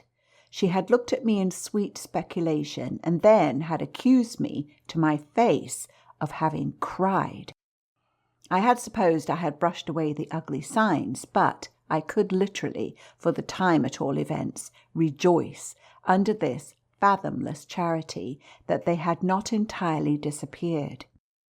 To gaze into the depths of blue of the child's eyes and pronounce their loveliness a trick of premature cunning was to be guilty of a cynicism in preference to which I naturally preferred to abjure my judgment and, so far as might be, my agitation. I couldn't abjure for merely wanting to, but I could repeat to Mrs. Grose, as I did there over and over in the small hours, that with their voices in the air, their pressure on one's heart, and their fragrant faces against one's cheek, everything fell to the ground but their incapacity and their beauty. It was a pity that somehow, to settle this once for all, I had equally to re-enumerate the signs of subtlety that, in the afternoon, by the lake, had made a miracle of my show of self-possession. It was a pity to be obliged to re-investigate the certitude of the moment itself, and repeat how it had come to me as a revelation that the inconceivable communion I then surprised was a matter for either party, of habit. It was a pity that I should have had to quaver out against the reasons for my not having, in my delusion, so much as questioned that the little girl saw our visitant even as I actually saw Mrs. Grose herself, and that she wanted, by just so much as she did thus see, to make me suppose she didn't, and at the same time, without showing anything, arrive at a guess as to whether I myself did. It was a pity that I needed once more to describe the portentous little activity by which she sought to divert my attention. The perceptible increase of movement, the greater intensity of play, the singing, the gabbling of nonsense, and the invitation to romp. Yet if I had not indulged, to prove there was nothing in it, in this review, I should have missed the 2 or 3 dim elements of comfort that still remained to me. I should not, for instance, have been able to asseverate to my friend that I was certain, which was so much to the good, that I at least had not betrayed myself. I should not have been prompted by stress of need, by desperation of mind, I scarce know what to call it, to invoke such further aid to intelligence as might spring from pushing my colleague fairly to the wall.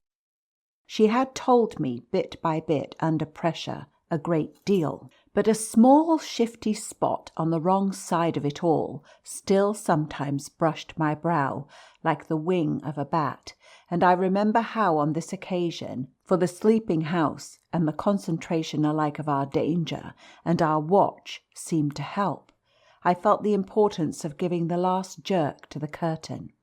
"I don't believe anything so horrible," I recollect saying. "No, let us put it definitely, my dear, that I don't. But if I did, you know, there's a thing I should require now, just without sparing you the least bit more. Oh, not a scrap, come, to get out of you."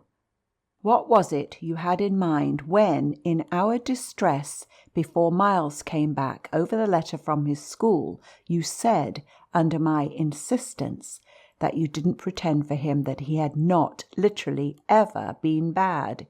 He has not literally ever, in these weeks that I myself have lived with him and so closely watched him, he has been an imperturbable little prodigy of delightful, lovable goodness. Therefore you might perfectly have made the claim for him if you had not, as it happened, seen an exception to take. What was your exception, and to what passage in your personal observation of him did you refer? It was a dreadfully austere inquiry, but levity was not our note, and, at any rate, before the grey dawn admonished us to separate, I had got my answer. What my friend had had in mind proved to be immensely to the purpose. It was neither more nor less than the circumstance that for a period of several months Quint and the boy had been perpetually together. It was, in fact, the very appropriate truth that she had ventured to criticize the propriety, to hint at the incongruity of so close an alliance, and even to go so far on the subject as a frank overture to Miss Jessel. Miss Jessel had, with the most strange manner, requested her to mind her business, and the good woman had, on this, directly approached little Miles. What she had said to him since I pressed was that she liked to see young gentlemen not forget their station. I pressed again, of course, at this. You reminded him that Quint was only a base menial, as you might say, and it was his answer for one thing that was bad. And for another thing? I waited. He repeated your words to Quint. No, not that. It's just what he wouldn't. She could still impress upon me. I was sure, at any rate, she added, that he didn't, but he denied certain occasions. What occasions? When they had been about together, quite as if Quint were his tutor, and a very grand one, and Miss Jessel only for the little lady, when he had gone off with the fellow, I mean, and spent hours with him. He then prevaricated about it. He said he hadn't. Her assent was clear enough to cause me to add in a moment, I see. He lied. Oh, Mrs. Grose mumbled. This was a suggestion that it didn't matter, which indeed she backed up by a further remark. You see, after all, Miss Jessel didn't mind. She didn't forbid him. I considered. Did he put that to you as a justification? At this she dropped again. No, he never spoke of it. Never mentioned her in connection with Quint. She saw, visibly flushing, where I was coming out. Well, he didn't show anything. He denied, she repeated. He denied. Lord, how I pressed her now, so that you could see he knew what was between the two wretches. I don't know, the poor woman groaned. You do know, you dear thing, I replied, only you haven't my dreadful boldness of mind, and you keep back, out of timidity and modesty and delicacy, even the impression that, in the past, when you had, without my aid, to flounder about in silence, most of all made you miserable, but I shall get it out of you yet. There was something in the boy that suggested to you, I continued, that he covered and concealed their relation. Oh, he couldn't prevent your learning the truth, I dare say, but heavens! I fell with vehemence a-thinking. What it shows that they must have succeeded in making of him. Ah, nothing that's not nice now, Mrs. Grose lugubriously pleaded. I don't wonder you look green, I persisted, when I mentioned to you the letter from his school. I doubt if I looked as queer as you, she retorted with homely force, and if he was so bad then as that comes to, how is he such an angel now?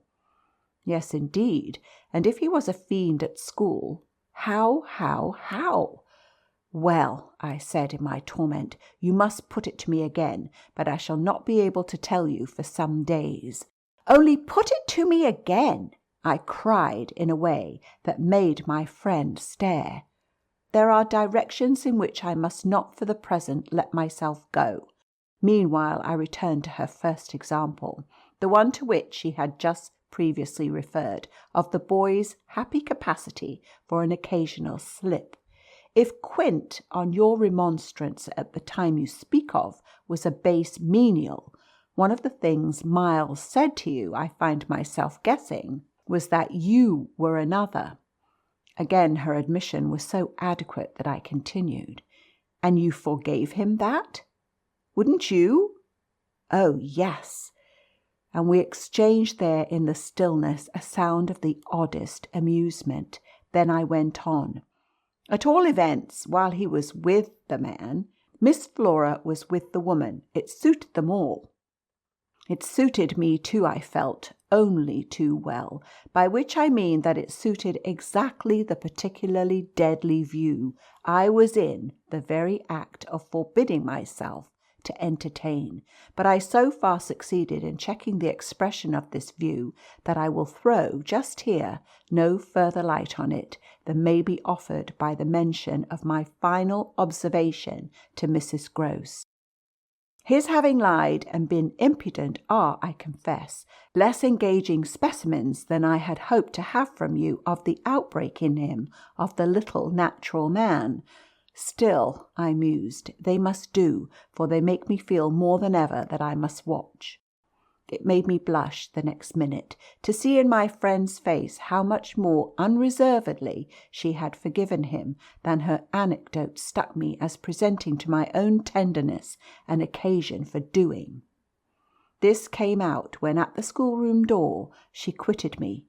Surely you don't accuse him of carrying on an intercourse that he conceals from me?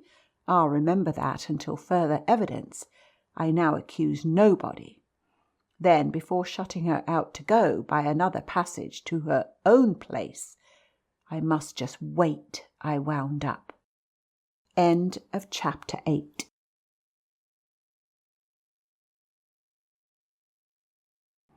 Chapter 9. I waited and waited, and the days as they elapsed took something from my consternation. A very few of them, in fact, passing in constant sight of my pupils, without a fresh incident, sufficed to give to grievous fancies and even to odious memories a kind of brush of the sponge. I have spoken of the surrender to their extraordinary childish grace as a thing I could actively cultivate, and it may be imagined if I neglected now to address myself to this source for whatever it would yield. Stranger than I can express, certainly, was the effort to struggle against my new lights. It would doubtless have been, however, a greater tension still, had it not been so frequently successful. I used to wonder how my little charges could help guessing that I thought strange things about them, and the circumstances that these things only made them more interesting was not by itself a direct aid to keeping them in the dark. I trembled lest they should see that they were so immensely more interesting. Putting things at the worst, at all events, as in meditation I so often did, any clouding of their innocence could only be blameless and foredoomed, as they were, a reason the more for taking risks. There were moments when, by an irresistible impulse, I found myself catching them up and pressing them to my heart. As soon as I had done so, I used to say to myself, "What will they think of that? Doesn't it betray too much?" It would have been easy to get into a sad, wild tangle about how much I might betray, but the real account, I feel, of the hours of peace that I could still enjoy was that the immediate charm of my companions was a beguilement still effective, even under the shadow of the possibility that it was studied. For if it occurred to me that I might occasionally excite suspicion by the little outbreaks of my sharper passion for them, so too I remember wondering if I mightn't see a queerness in the traceable increase of their demonstrations. They were at this period extravagantly and preternaturally fond of me, which, after all, I could reflect, was no more than a graceful response in children, perpetually bowed over and hugged. The homage of which they were so lavish succeeded in truth for my nerves quite as well as if I had never appeared to myself, as I may say, literally to catch them at a purpose in it. They had never, I think, wanted to do so many things for their poor protectress. I mean, though they got their lessons better and better, which was naturally what would please her most, in a way of diverting, entertaining, surprising her, reading her passages, telling her stories, acting her charades, pouncing out at her in disguises, as animals and historical characters, and above all, astonishing her by the pieces they had secretly got by heart and could interminably recite. I should never get to the bottom, were I to let myself go, even now, of the prodigious private commentary, all under still more private correction, with which, in these days, I overscored their full hours.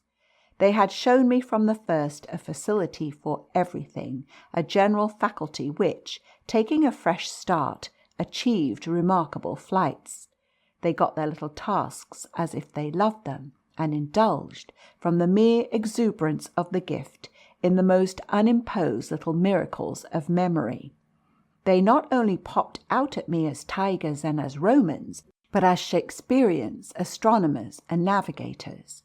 This was so singularly the case that it had presumably much to do with the fact as to which, at the present day, I am at a loss for a different explanation. I allude to my unnatural composure on the subject of another school for miles.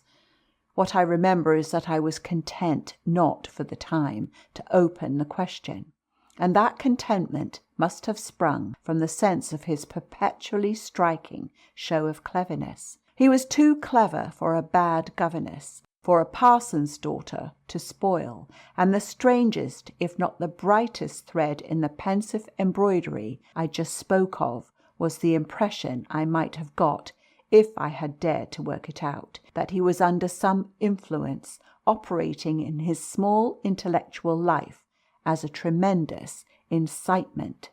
If it was easy to reflect, however, that such a boy could postpone school, it was at least as marked that for such a boy to have been kicked out by a schoolmaster was a mystification without end. Let me add that in their company now, and I was careful almost never to be out of it, I could follow no scent very far. We lived in a cloud of music and love and success and private theatricals. The musical sense in each of the children was of the quickest, but the elder in especial had a marvellous knack of catching and repeating. The schoolroom piano broke into all gruesome fancies, and when that failed, there were confabulations in corners, with a sequel of one of them going out in the highest spirits in order to come in as something new. I had had brothers myself, and it was no revelation to me that little girls could be slavish idolaters of little boys. What surpassed everything was that there was a little boy in the world who could have, for the inferior age, sex, and intelligence, so fine a consideration. They were extraordinarily at one, and to say that they never either quarrelled or complained is to make the note of praise coarse for their quality of sweetness. Sometimes, indeed, when I dropped into coarseness, I perhaps came across traces of little understandings between them, by which one of them should keep me occupied while the other slipped away. There is a naif side, I suppose, in all diplomacy. But if my pupils practised upon me, it was surely with the minimum of grossness. It was all in the other quarter that, after a lull, the grossness broke out. I find that I really hang back, but I must take my plunge. In going on with the record of what was hideous at Bly, I not only challenge the most liberal faith, for which I little care, but, and this is another matter, I renew what I myself suffered. I again push my way through it to the end. There came suddenly an hour after which, as I look back, the affair seems to me to have been all pure suffering. But I have at least reached the heart of it, and the straightest road out is doubtless to advance. One evening, with nothing to lead up or to prepare it, I felt the cold touch of the impression that had breathed on me the night of my arrival, and which, much lighter then, as I have mentioned, I should probably have made little of in memory had my subsequent sojourn been less agitated. I had not gone to bed. I sat reading by a couple of candles. There was a room full of old books at Bly, last century fiction, some of it, which, to the extent of a distinctly deprecated renown, but never to so much as that of a stray specimen, had reached the sequestered home and appealed to the unavowed curiosity of my youth.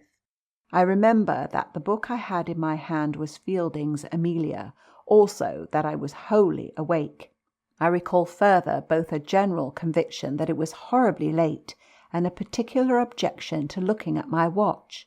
I figure, finally, that the white curtain draping in the fashion of those days the head of Flora's little bed shrouded, as I have assured myself long before, the perfection of childish rest. I recollect, in short, that, though I was deeply interested in my author, I found myself at the turn of a page, and with his spell all scattered, looking straight up from him and hard at the door of my room.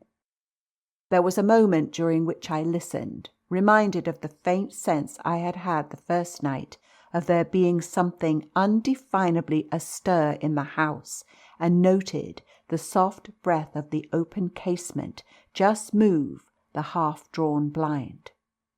Then, with all the marks of a deliberation that must have seemed magnificent had there been anyone to admire it, I laid down my book, rose to my feet, and taking a candle, went straight out of the room and from the passage, on which my light made little impression, noiselessly closed and locked the door. I can say now neither what determined nor what guided me, but I went straight along the lobby, holding my candle high, till I came within sight of the tall window that presided over the great turn of the staircase. At this point I precipitately found myself aware of three things. They were practically simultaneous, yet they had flashes of succession. My candle, under a bold flourish, went out, and I perceived, by the uncovered window, that the yielding dusk of earliest morning rendered it unnecessary. Without it, the next instant, I saw that there was someone on the stair. I speak of sequences, but I required no lapse of seconds to stiffen myself for a third encounter with Quint. The apparition had reached the landing halfway up, and was, therefore, on the spot nearest the window, where at sight of me it stopped short and fixed me exactly as it had fixed me from the tower and from the garden. He knew me as well as I knew him, and so, in the cold, faint twilight, with a glimmer in the high glass and another on the polish of the oak stair below, we faced each other in our common intensity. He was absolutely, on this occasion, a living, detestable, dangerous presence, but that was not the wonder of wonders. I reserve this distinction for quite another circumstance, the circumstance that dread had unmistakably quitted me, and that there was nothing in me there that didn't meet and measure him. I had plenty of anguish after that extraordinary moment, but I had, thank God, no terror, and he knew I had not. I found myself at the end of an instant magnificently aware of this. I felt in a fierce rigour of confidence that if I stood my ground a minute I should cease, for the time at least, to have him to reckon with, and during the minute, accordingly, the thing was as human and hideous as a real interview. Hideous just because it was human, as human as to have met alone in the small hours in a sleeping house some enemy, some adventurer, some criminal. It was the dead silence of our long gaze at such close quarters that gave the whole horror, huge as it was, its only note of the unnatural. If I had met a murderer in such a place and at such an hour, we still at least would have spoken. Something would have passed in life between us. If nothing had passed, one of us would have moved. The moment was so prolonged that it would have taken but little more to make me doubt if even I were in life.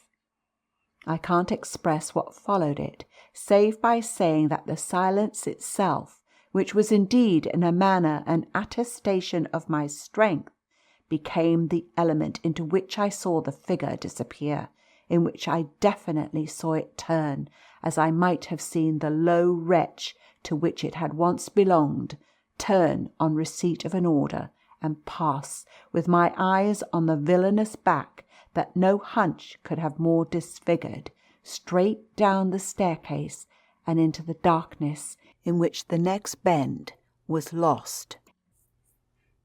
End of chapter 9.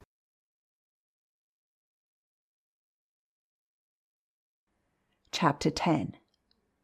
I remained a while at the top of the stair, but with the effect presently of understanding that when my visitor had gone, he had gone. Then I returned to my room. The foremost thing I saw there by the light of the candle I had left burning was that Flora's little bed was empty, and on this I caught my breath with all the terror that 5 minutes before I had been able to resist. I dashed at the place in which I had left her lying, and over which, for the small silk counterpane and the sheets were disarranged, the white curtains had been deceivingly pulled forward. Then my step, to my unutterable relief, produced an answering sound. I perceived an agitation of the window blind, and the child, ducking down, emerged rosily from the other side of it. She stood there in so much of her candour and so little of her nightgown, with her pink bare feet and the golden glow of her curls. She looked intensely grave, and I had never had such a sense of losing an advantage acquired, the thrill of which had just been so prodigious, as on my consciousness that she addressed me with a reproach. "You naughty! Where have you been?" Instead of challenging her own irregularity, I found myself arraigned and explaining. She herself explained, for that matter, with the loveliest, eagerest simplicity. She had known suddenly, as she lay there, that I was out of the room, and had jumped up to see what had become of me. I had dropped, with the joy of her reappearance, back into my chair, feeling then, and then only, a little faint, and she had pattered straight over to me, thrown herself upon my knee, given herself to be held with the flame of the candle full in the wonderful little face that was still flushed with sleep. I remember closing my eyes an instant, yieldingly, consciously, as before, the excess of something beautiful that shone out of the blue of her own. "You were looking for me out of the window?" I said. "You thought I might be walking in the grounds?" "Well, you know I thought someone was." She never blanched as she smiled out that at me. Oh, how I looked at her now! "And did you see anyone?" "Ah, no," she returned, almost with the full privilege of childish inconsequence, resentfully though, with a long sweetness in her little drawl of the negative. At that moment, in the state of my nerves, I absolutely believe she lied, and if I once more closed my eyes, it was before the dazzle of the 3 or 4 possible ways in which I might take this up. One of these, for a moment, tempted me with such singular intensity that to withstand it I must have gripped my little girl with a spasm that wonderfully she submitted to without a cry or a sign of fright. Why not break out at her on the spot and have it all over? Give it to her straight in her lovely little lighted face. You see, you know that you do, and that you already quite suspect I believe it. Therefore, why not frankly confess it to me, so that we may at least live with it together, and learn perhaps, in the strangeness of our fate, where we are and what it means?" This solicitation dropped, alas, as it came. If I could immediately have succumbed to it, I might have spared myself. Well, you'll see what. Instead of succumbing, I sprang again to my feet, looked at her bed, and took a helpless middle way. "Why did you pull the curtain over the place to make me think you were still there?" Flora luminously considered, after which, with her little divine smile, "Because I don't like to frighten you." "But if I had, by your idea, gone out?" She absolutely declined to be puzzled. She turned her eyes to the flame of the candle, as if the question were as irrelevant, or at any rate as impersonal, as Mrs. Marset or 9 times 9. "Oh, but you know," she quite adequately answered, "that you might come back, you dear, and that you have." And after a little, when she had got into bed, I had for a long time, by almost sitting on her to hold her hand, to prove that I recognized the pertinence of my return. You may imagine the general complexion from that moment of my nights. I repeatedly sat up till I didn't know when. I selected moments when my roommate unmistakably slept, and stealing out took noiseless turns in the passage, and even pushed as far as to where I had last met Quint. But I never met him there again, and I may as well say at once that I on no other occasion saw him in the house. I just missed on the staircase, on the other hand, a different adventure. Looking down it from the top, I once recognized the presence of a woman seated on one of the lower steps, with her back presented to me, her body half bowed, and her head in an attitude of woe in her hands. I had been there but an instant, however, when she vanished without looking round at me. I knew none the less exactly what dreadful face she had to show, and I wondered whether, if instead of being above I had been below, I should have had for going up the same nerve I had lately shown Quint. Well, there continued to be plenty of chance for nerve. On the 11th night after my latest encounter with that gentleman, they were all numbered now, I had an alarm that perilously skirted it, and that indeed, from the particular quality of its unexpectedness, proved quite my sharpest shock. It was precisely the first night during this series that, weary with watching, I had felt that I might again, without laxity, lay myself down at my old hour. I slept immediately, and, as I afterward knew, till about 1 o'clock. But when I woke, it was to sit straight up, as completely roused as if a hand had shook me. I had left a light burning, but it was now out, and I felt an instant certainty that Flora had extinguished it.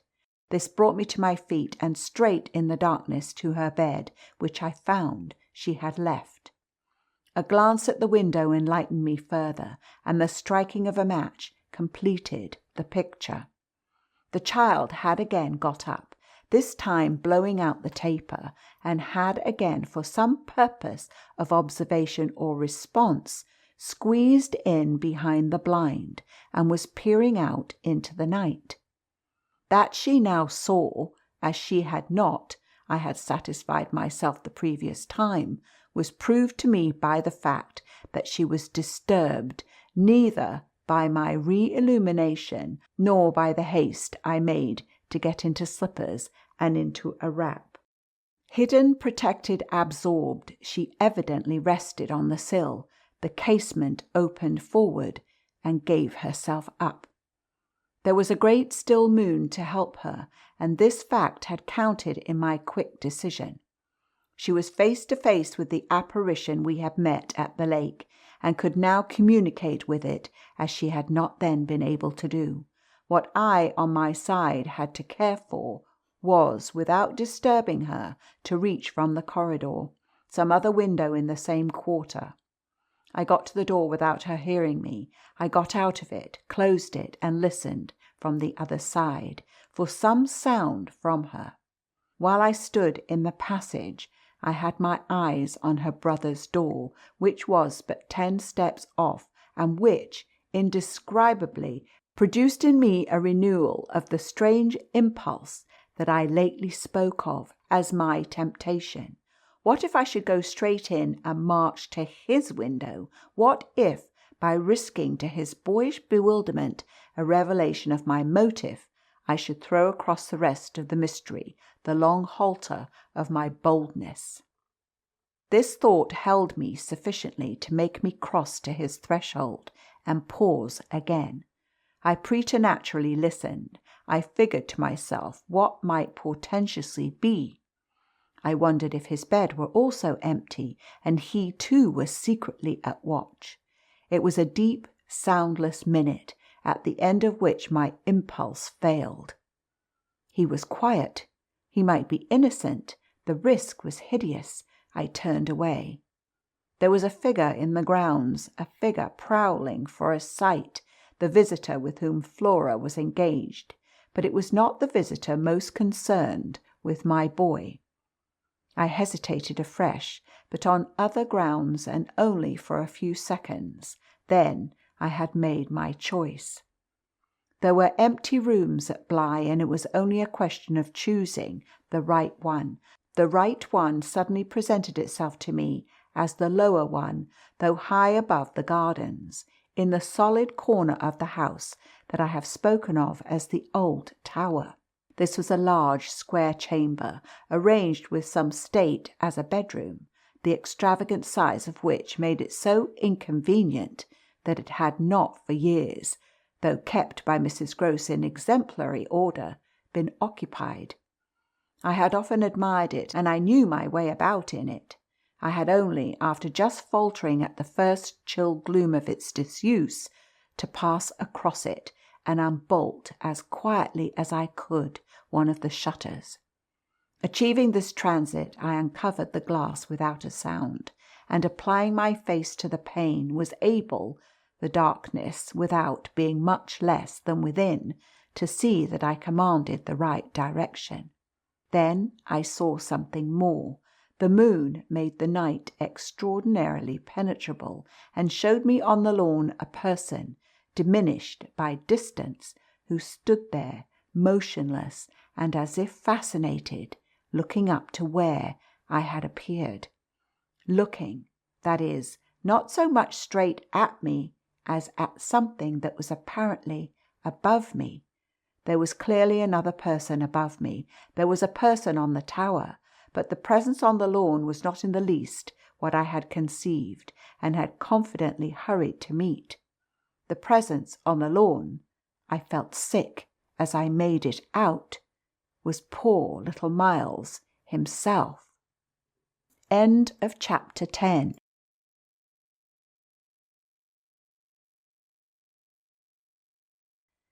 Chapter 11. It was not till late next day that I spoke to Mrs. Grose, the rigour with which I kept my pupils in sight making it often difficult to meet her privately, and the more as we each felt the importance of not provoking, on the part of the servants, quite as much as on that of the children, any suspicion of a secret flurry or that of a discussion of mysteries. I drew a great security in this, particular from her mere smooth aspect. There was nothing in her fresh face to pass on to others my horrible confidences. She believed me, I was sure, absolutely. If she hadn't, I don't know what would have become of me, for I couldn't have borne the business alone. But she was a magnificent monument to the blessing of a want of imagination, and if she could see in our little charges nothing but their beauty and amiability, their happiness and cleverness, she had no direct communication with the sources of my trouble.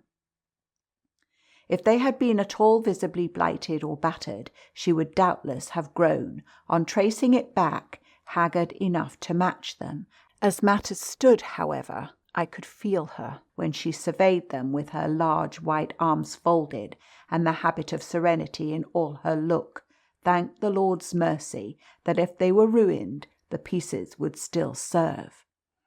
Flights of fancy gave place in her mind to a steady fireside glow, and I had already begun to perceive how, with the development of the conviction that, as time went on without a public accident, our young things could, after all, look out for themselves, she addressed her greatest solicitude to the sad case presented by their instructress.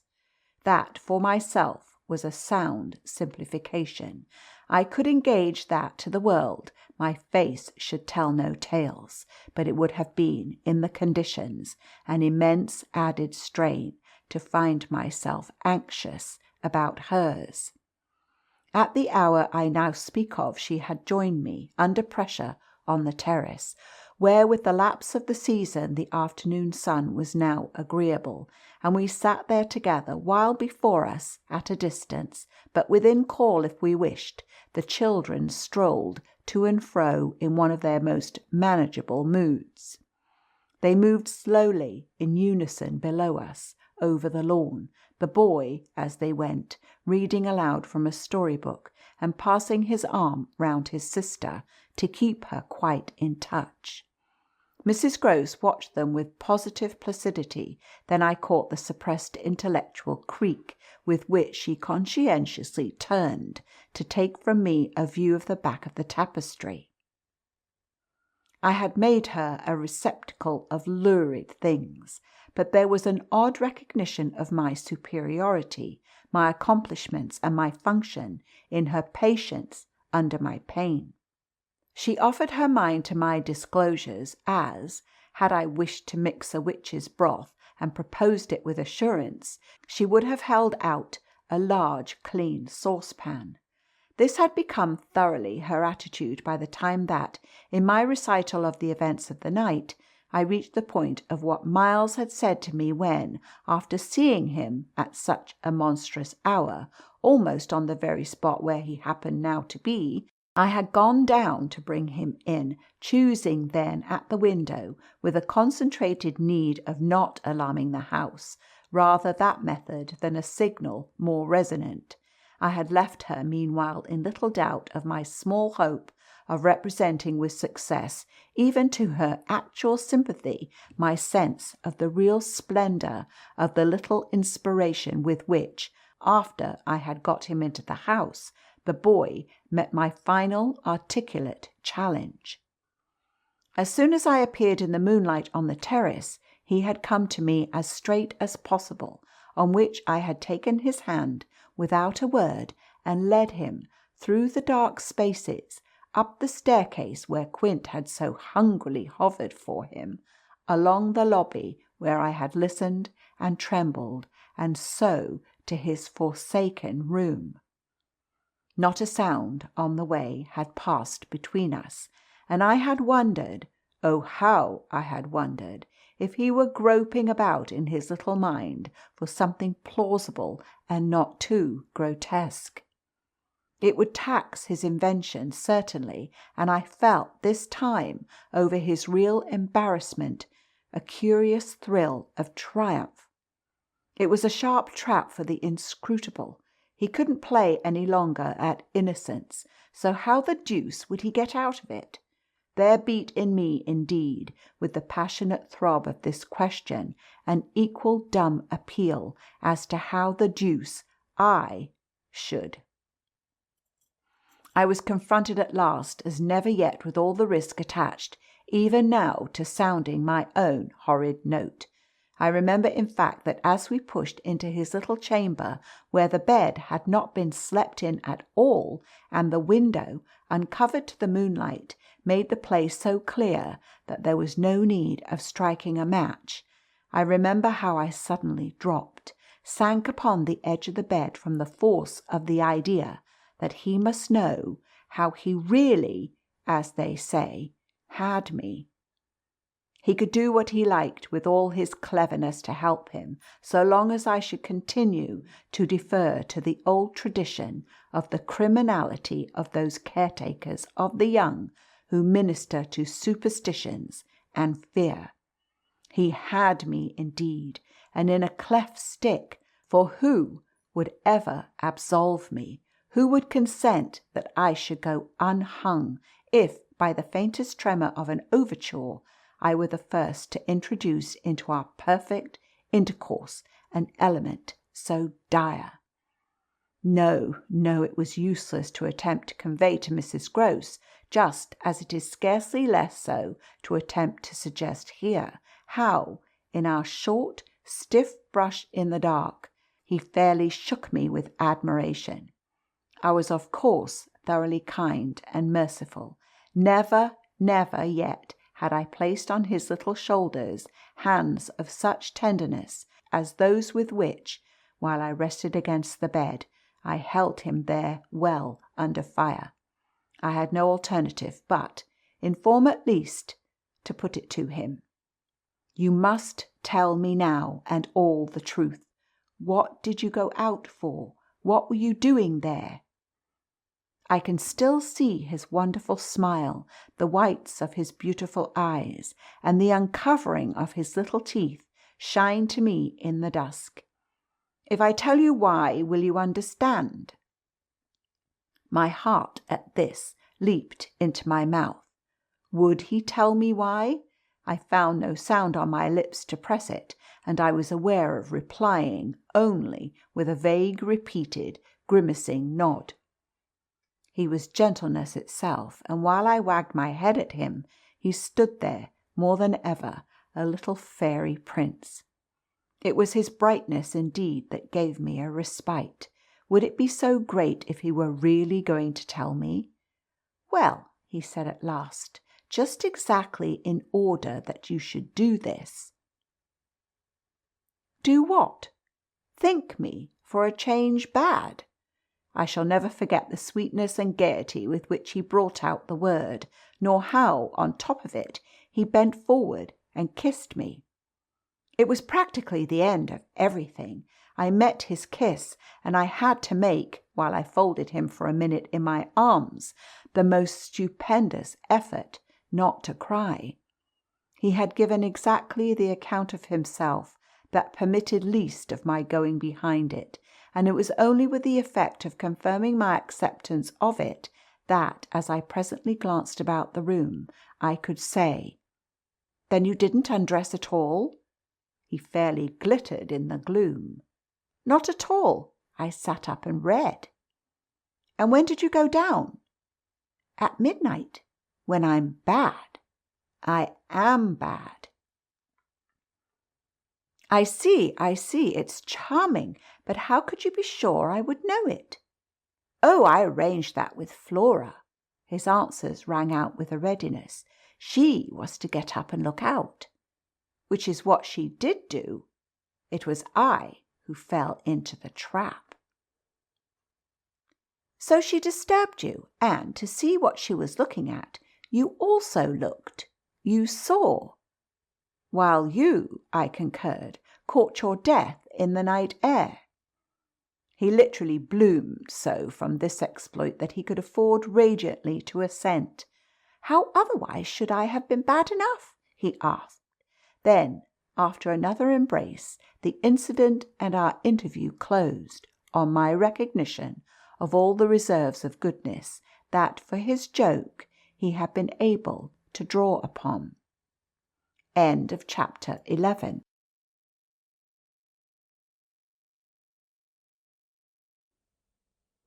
Chapter 12. The particular impression I had received proved in the morning light, I repeat, not quite successfully presentable to Mrs. Grose, though I reinforced it with the mention of still another remark that he had made before we separated. "It all lies in half a dozen words," I said to her, "words that really settle the matter. Think you know what I might do?" He threw that off to show me how good he is. He knows down to the ground what he might do, That's what he gave them a taste of at school." "Lord, you do change," cried my friend. "I don't change, I simply make it out. The four, depend upon it, perpetually meet. If on either of these last nights you had been with either child, you would clearly have understood. The more I've watched and waited, the more I've felt that if there were nothing else to make it sure, it would be made so by the systematic silence of each. Never by a slip of the tongue have they so much as alluded to either of their old friends, any more than Miles has alluded to his expulsion. Oh yes, we may sit here and look at them, and they may show off to us there to their fill, but even while they pretend to be lost in their fairy tale, they're steeped in their vision of the dead restored. "He's not reading to her," I declared. "They're talking of them. They're talking horrors. I go on, I know, as if I were crazy, and it's a wonder I'm not. What I've seen would have made you so. But it has only made me more lucid, made me get hold of still other things." My lucidity must have seemed awful, but the charming creatures who were victims of it, passing and repassing in their interlocked sweetness, gave my colleague something to hold on by, and I felt how tight she held, as without stirring in the breath of my passion, she covered them still with her eyes. "Of what other things have you got hold?" "Why, of the very things that have delighted, fascinated, and yet at bottom, as I now so strangely see, mystified and troubled me. They're more than earthly beauty, they're absolutely unnatural goodness. It's a game," I went on. "It's a policy and a fraud." "On the part of little darlings?" "As yet, mere lovely babies. Yes, mad as that seems, the very act of bringing it out really helped me to trace it, follow it all up and piece it all together. They haven't been good. They've only been absent. It has been easy to live with them because they're simply leading a life of their own. They're not mine. They're not ours. They're his, and they're hers." "Quince and that woman's."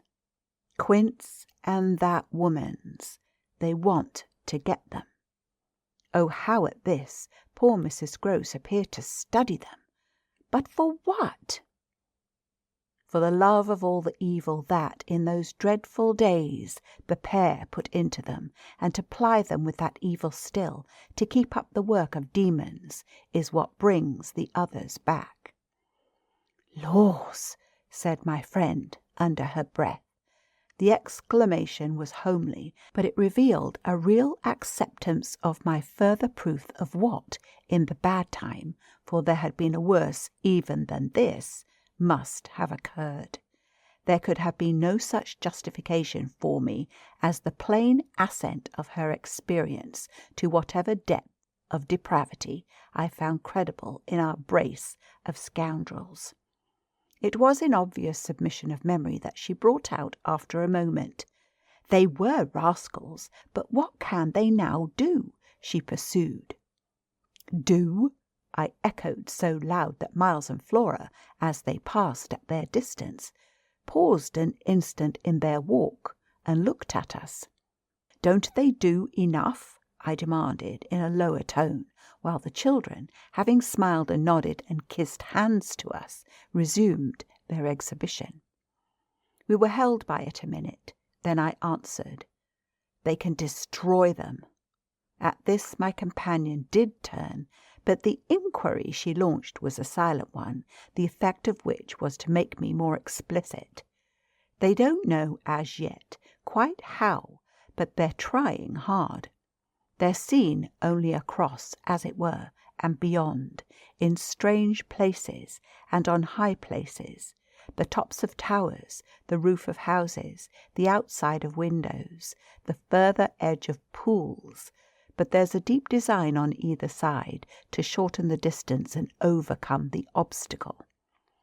And the success of the tempters is only a question of time. They've only to keep to their suggestions of danger. For the children to come and perish in the attempt. Mrs. Gross slowly got up, and I scrupulously added, unless, of course, we can prevent. Standing there before me while I kept my seat, she visibly turned things over. Their uncle must do the preventing. He must take them away. And who's to make him? She had been scanning the distance, but she now dropped on me a foolish face. You, miss? By writing to him that his house is poisoned and his little nephew and niece mad. But if they are, miss, and if I am myself, you mean, that's charming news to be sent him by a governess whose prime undertaking was to give him no worry. Mrs. Gross considered, following the children again. Yes, he do hate worry. That was the great reason why those fiends took him in so long. No doubt, though his indifference must have been awful. As I'm not a fiend at any rate, I shouldn't take him in. My companion, after an instant, and for all answer, sat down again and grasped my arm. Make him, at any rate, come to you. I stared. To me? I had a sudden fear of what she might do. Him? He ought to be here. He ought to help. I quickly rose, and I think I must have shown her a queerer face than ever yet. You see me asking him for a visit? No, with her eyes on my face she evidently couldn't. Instead of it even, as a woman reads another, she could see what I myself saw, his derision, his amusement, his contempt for the breakdown of my resignation at being left alone, and for the fine machinery I had set in motion to attract his attention to my slighted charms. She didn't know, no one knew, how proud I had been to serve him and to stick to our terms. Yet she nonetheless took the measure, I think, of the warning I now gave her.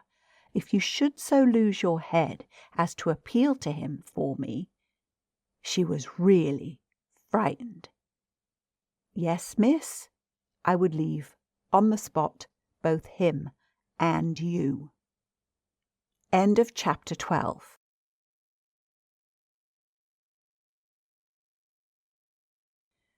Chapter 13. It was all very well to join them, but speaking to them proved quite as much as ever an effort beyond my strength, offered in close quarters difficulties as insurmountable as before. This situation continued a month, and with new aggravations and particular notes, the note, above all, sharper and sharper, of the small ironic consciousness on the part of my pupils. It was not, I am as sure today as I was then, my mere infernal imagination. It was absolutely traceable that they were aware of my predicament, and that this strange relation made, in a manner, for a long time, the air in which we moved. I don't mean that they had their tongues in their cheeks or did anything vulgar, for that was not one of their dangers. I do mean, on the other hand, that the element of the unnamed and untouched became, between us, greater than any other, and that so much avoidance could not have been so successfully effected without a great deal of tacit arrangement. It was as if, at moments, we were perpetually coming into sight of subjects before which we must stop short, turning suddenly out of alleys that we perceived to be blind, closing with a little bang that made us look at each other, for, like all bangs, it was something louder than we had intended, the doors we had indiscreetly opened. All roads lead to Rome, and there were times when it might have struck us that almost every branch of study or subject of conversation skirted forbidden ground.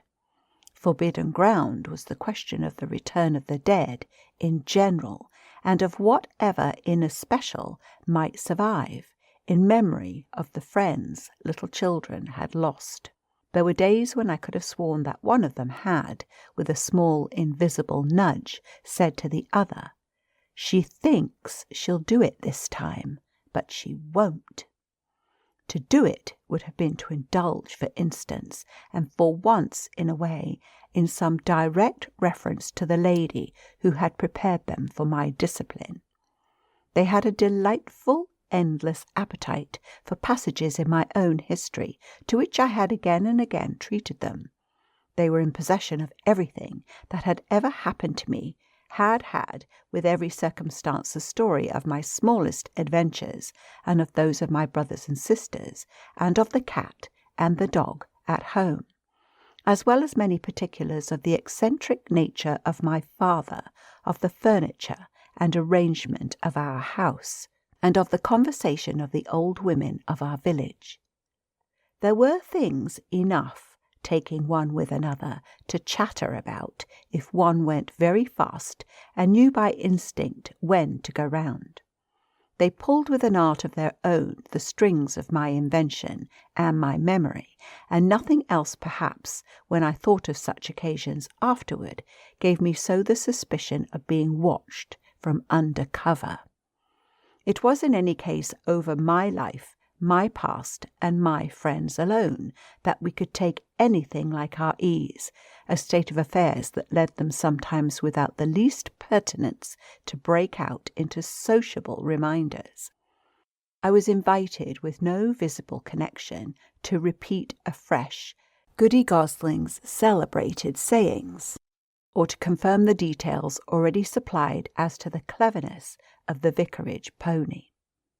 It was partly at such junctures as these, and partly at quite different ones, that, with the turn my matters had now taken, my predicament, as I have called it, grew most sensible. The fact that the days passed for me without another encounter ought, it would have appeared, to have done something towards soothing my nerves. Since the light brush that second night on the upper landing of the presence of a woman at the foot of the stair, I had seen nothing, whether in or out of the house, that one had better not have seen. There was many a corner round which I expected to come upon Quint, and many a situation that, in a merely sinister way, would have favoured the appearance of Miss Jessel. The summer had turned, the summer had gone, the autumn had dropped upon Bly, and had blown out half our lights. The place, with its grey sky and withered garlands, its bared spaces and scattered dead leaves, was like a theatre after the performance, all strewn with crumpled playbills. There were exactly states of the air, conditions of sound and of stillness, unspeakable impressions of the kind of ministering moment that brought back to me, long enough to catch it, the feeling of the medium in which, that June evening out of doors, I had had my first sight of Quint, and in which too at those other instants I had, after seeing him through the window, looked for him in vain in the circle of shrubbery. I recognized the signs, the portents, I recognized the moment, the spot, but they remained unaccompanied and empty, and I continued unmolested, if unmolested one could call a young woman whose sensibility had, in the most extraordinary fashion, not declined, but deepened. I had said in my talk with Mrs. Grose on that horrid scene of Flora's by the lake, and had perplexed her by so saying, that it would from that moment distress me much more to lose my power than to keep it. I had then expressed what was vividly in my mind, the truth that, whether the children really saw or not, since, that is, it was not yet definitely proved, I greatly preferred, as a safeguard, the fullness of my own exposure. I was ready to know the very worst that was to be known. What I had then had an ugly glimpse of was that my eyes might be sealed just while theirs were most opened. Well, my eyes were sealed, it appeared, at present, a consummation for which it seemed blasphemous not to thank God. There was, alas, a difficulty about that. I would have thanked him with all my soul had I not had, in a proportionate measure, this conviction of the secret of my pupils. How can I retrace today the strange steps of my obsession? There were times of our being together when I would have been ready to swear that literally, in my presence, but with my direct sense of it closed, they had visitors who were known and were welcome. Then it was that, had I not been deterred by the very chance that such an injury might prove greater than the injury to be averted, my exultation would have broken out. They're here, you little wretches, I would have cried, and you can't deny it now. The little wretches denied it with all the added volume of their sociability and their tenderness, in just the crystal depths of which, like the flash of a fish in a stream, the mockery of their advantage peeped up. The shock, in truth, had sunk into me still deeper than I knew on the night when, looking out to see either Quint or Miss Jessel under the stars, I had beheld the boy over whose rest I watched, and who had immediately brought in with him, had straightway there turned it on me, the lovely upward look with which, from the battlements above me, the hideous apparition of Quint had played. If it was a question of a scare, my discovery on this occasion had scared me more than any other, and it was in the condition of nerves produced by it that I made my actual inductions. They harassed me so that sometimes, at odd moments, I shut myself up audibly to rehearse. It was at once a fantastic relief and a renewed despair, the manner in which I might come to the point. I approached it from one side and the other, while, in my room, I flung myself about, but I always broke down in the monstrous utterance of names.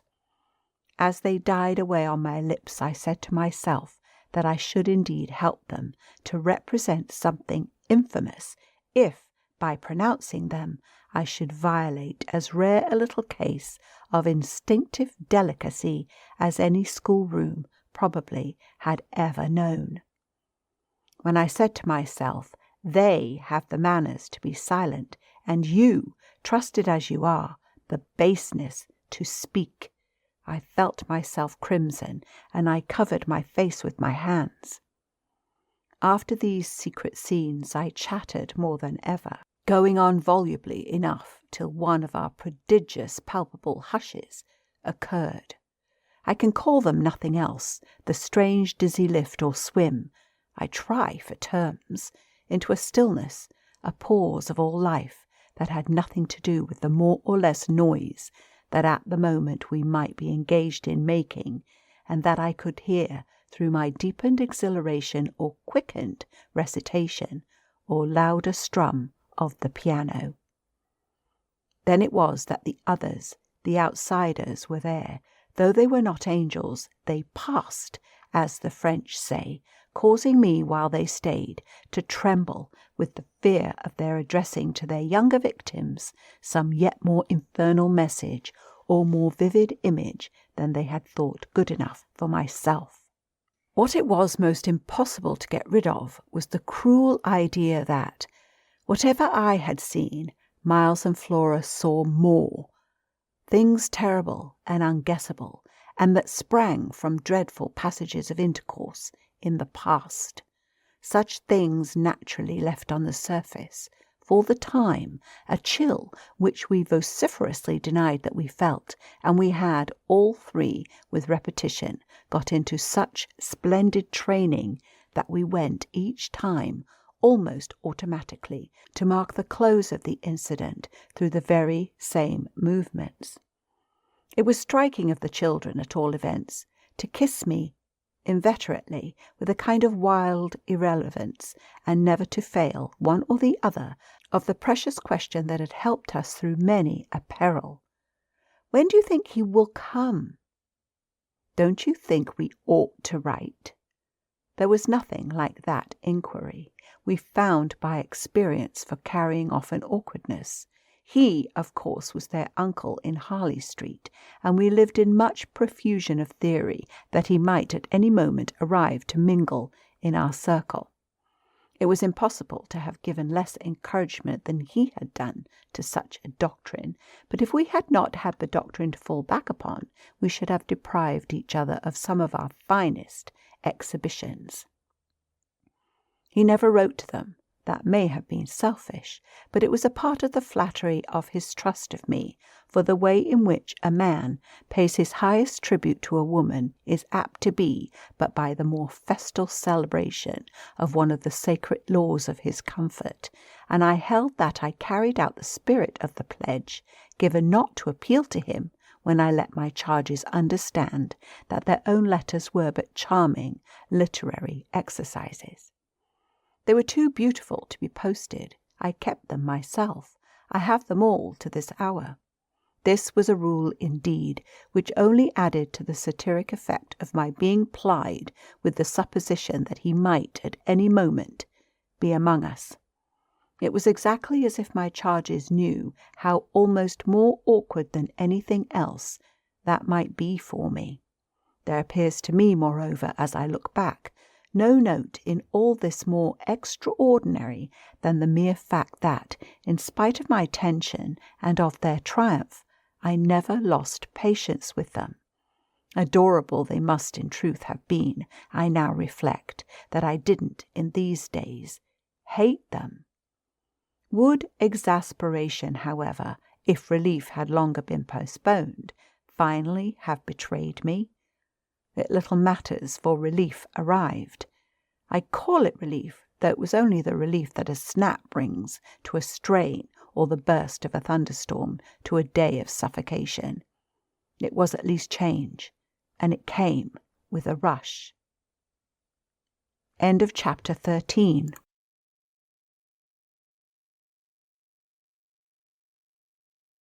Chapter 14. Walking to church a certain Sunday morning, I had little Miles at my side and his sister in advance of us, and at Mrs. Groce's well in sight. It was a crisp, clear day, the first of its order for some time. The night had brought a touch of frost, and the autumn air, bright and sharp, made the church bells almost gay. It was an odd accident of thought that I should have happened at such a moment be particularly and very gratefully struck with the obedience of my little charges. Why did they never resent my inexorable, my perpetual society? Something or other had brought nearer home to me that I had all but pinned the boy to my shawl, and that in the way our companions were marshalled before me, I might have appeared to provide against some danger of rebellion.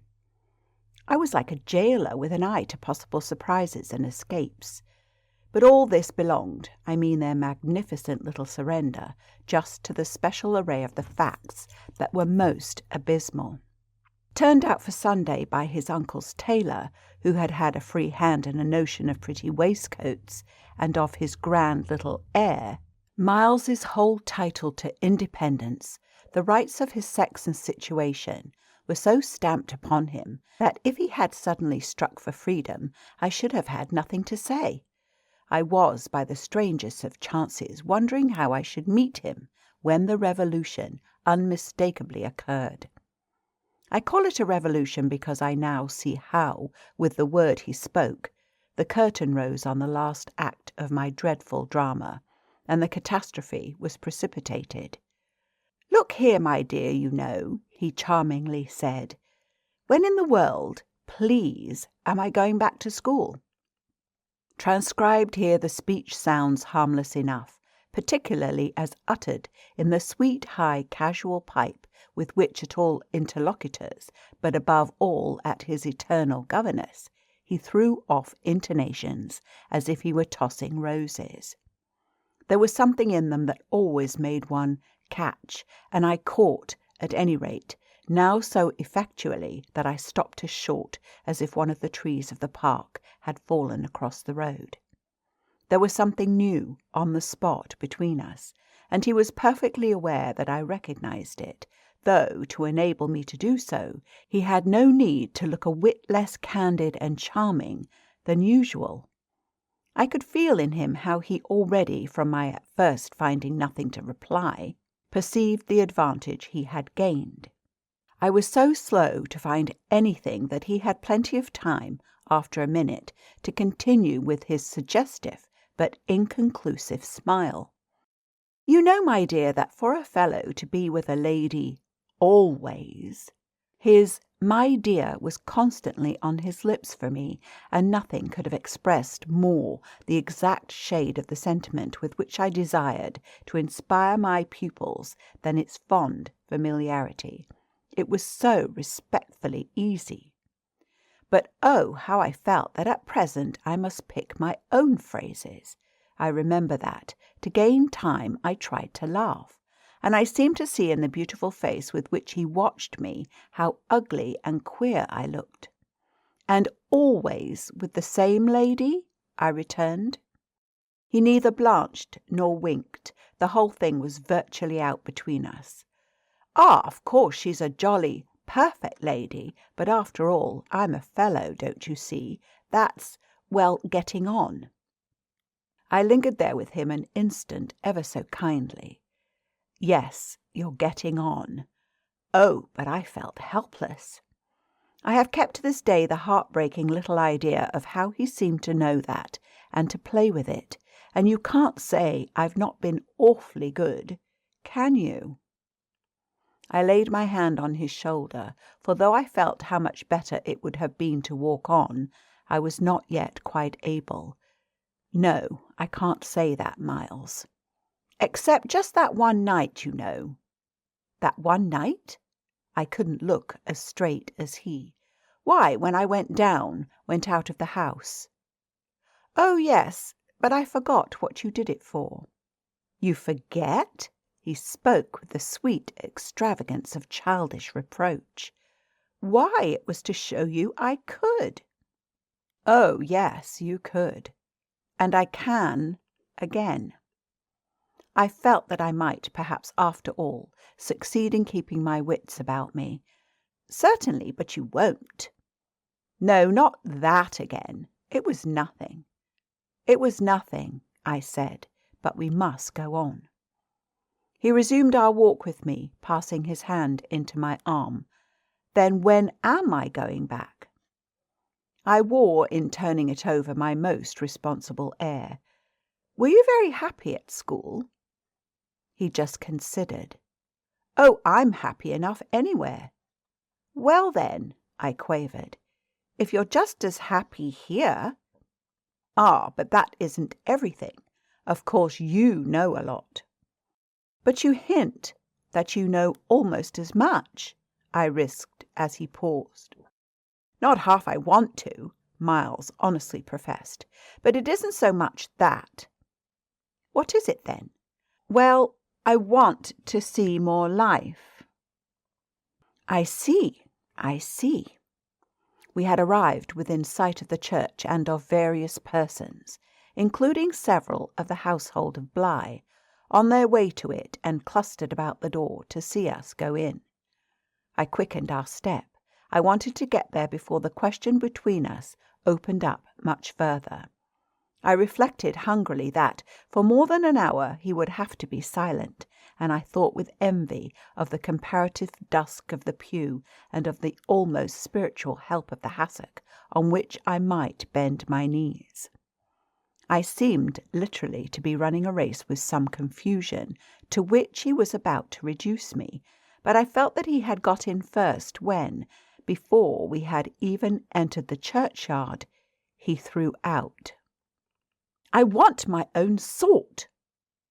It literally made me bound forward. "There are not many of your own sort, Miles," I laughed, "unless, perhaps, dear little Flora." "You really compare me to a baby girl." This found me singularly weak. "Don't you, then, love our sweet Flora?" "If I didn't, and you too, if I didn't," he repeated, as if retreating for a jump, yet leaving his thought so unfinished that, after we had come into the gate, another stop, which he imposed on me by the pressure of his arm, had become inevitable. Mrs. Grose and Flora had passed into the church. The other worshippers had followed, and we were for the minute alone among the old thick graves. We had paused on the path from the gate by a low, oblong, table-like tomb. "Yes, if you didn't?" He looked while I waited at the graves. "Well, you know what?" Me to rest. "Does my uncle think what you think?"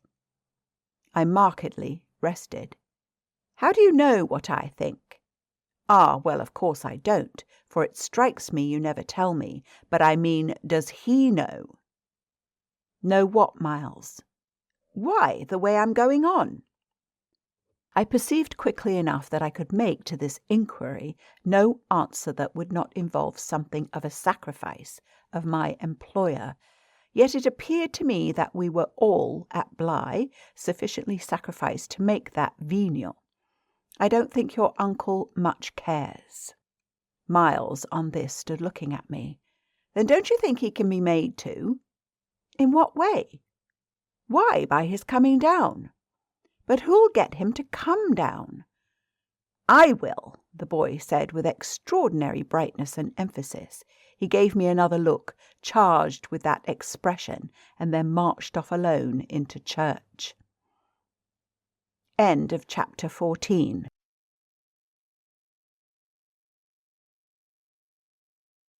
Chapter 15. The business was practically settled from the moment I never followed him. It was a pitiful surrender to agitation, but my being aware of this had somehow no power to restore me. I only sat there on my tomb and read into what my little friend had said to me the fullness of its meaning. By the time I had grasped the whole of which I had also embraced, for absence, the pretext that I was ashamed to offer my pupils and the rest of the congregation such an example of delay. What I said to myself above all was that Miles had got something out of me, and that the proof of it, for him, would be just this awkward collapse. He had got out of me that there was something I was much afraid of, and that he should probably be able to make use of my fear to gain, for his own purpose, more freedom.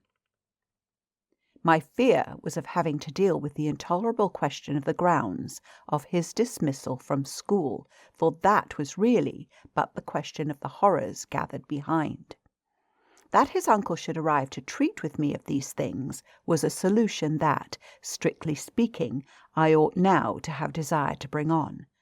But I could so little face the ugliness and the pain of it that I simply procrastinated and lived from hand to mouth.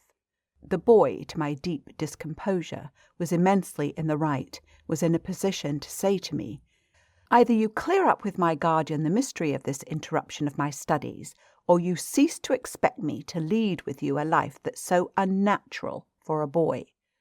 What was so unnatural for the particular boy I was concerned with was this sudden revelation of a consciousness and a plan. That was what really overcame me, what prevented my going in. I walked round the church, hesitating, hovering. I reflected that I had already, with him, hurt myself beyond repair. Therefore I could patch up nothing, and it was too extreme an effort to squeeze beside him into the pew. He would be so much more sure than ever to pass his arm into mine and make me sit there for an hour in close, silent contact with his commentary on our talk. For the first minute since his arrival I wanted to get away from him. As I paused beneath the high east window and listened to the sounds of worship, I was taken with an impulse that might master me. I felt, completely should I give it the least encouragement, I might easily put an end to my predicament by getting away altogether. Here was my chance. There was no one to stop me. I could give the whole thing up, turn my back and retreat. It was only a question of hurrying again for a few preparations to the house which the attendants at church of so many of the servants would practically have left unoccupied. No one, in short, could blame me if I should just drive desperately off. What was it to get away if I got away only till dinner? That would be in a couple of hours, at the end of which I had the acute provision my little pupils would play at innocent wonder about my non-appearance in their train. "What did you do, you naughty, bad thing? Why in the world? To worry us so, and take our thoughts off too, don't you know? Did you desert us at the very door?" I couldn't meet such questions, nor, as they asked them, their false little lovely eyes. Yet it was all so exactly what I should have to meet, that, as the prospect grew sharp to me, I at last let myself go. I got so far as the immediate moment was concerned. Away, I came straight out of the churchyard and, thinking hard, retraced my steps through the park. It seemed to me that by the time I reached the house I had made up my mind I would fly. The Sunday stillness, both of the approaches and of the interior, in which I met no one, fairly excited me with a sense of opportunity. Were I to get off quickly this way, I should get off without a scene, without a word. My quickness would have to be remarkable, however, and the question of a conveyance was the great one to settle. Tormented in the hall with difficulties and obstacles, I remember sinking down at the foot of the staircase, suddenly collapsing there on the lowest step, and then, with a revulsion, recalling that it was exactly where, more than a month before, in the darkness of night, and just so bowed with evil things, I had seen the spectre of the most horrible of women. At this I was able to straighten myself. I went the rest of the way up. I made in my bewilderment for the schoolroom, where there were objects belonging to me that I should have to take. But I opened the door to find again, in a flash, my eyes unsealed. In the presence of what I saw, I reeled straight back upon my resistance. Seated at my own table in clear noonday light, I saw a person whom, without my previous experience, I should have taken at the first blush for some housemaid who might have stayed at home to look after the place, and who, availing herself of rare relief from observation, and of the schoolroom table and my pens, inks, and paper, had applied herself to the considerable effort of a letter to her sweetheart. There was an effort in the way that, while her arms rested on the table, her hands, with evident weariness, supported her head. But at the moment I took this in, I had already become aware that, in spite of my entrance, her attitude strangely persisted. Then it was, with the very act of its announcing itself, that her identity flared up in a change of posture. She rose, not as if she had heard me, but with an indescribable grand melancholy of indifference and detachment, and within a dozen feet of me stood there as my vile predecessor. Dishonoured and tragic, she was all before me, but even as I fixed and, for memory, secured it, the awful image passed away.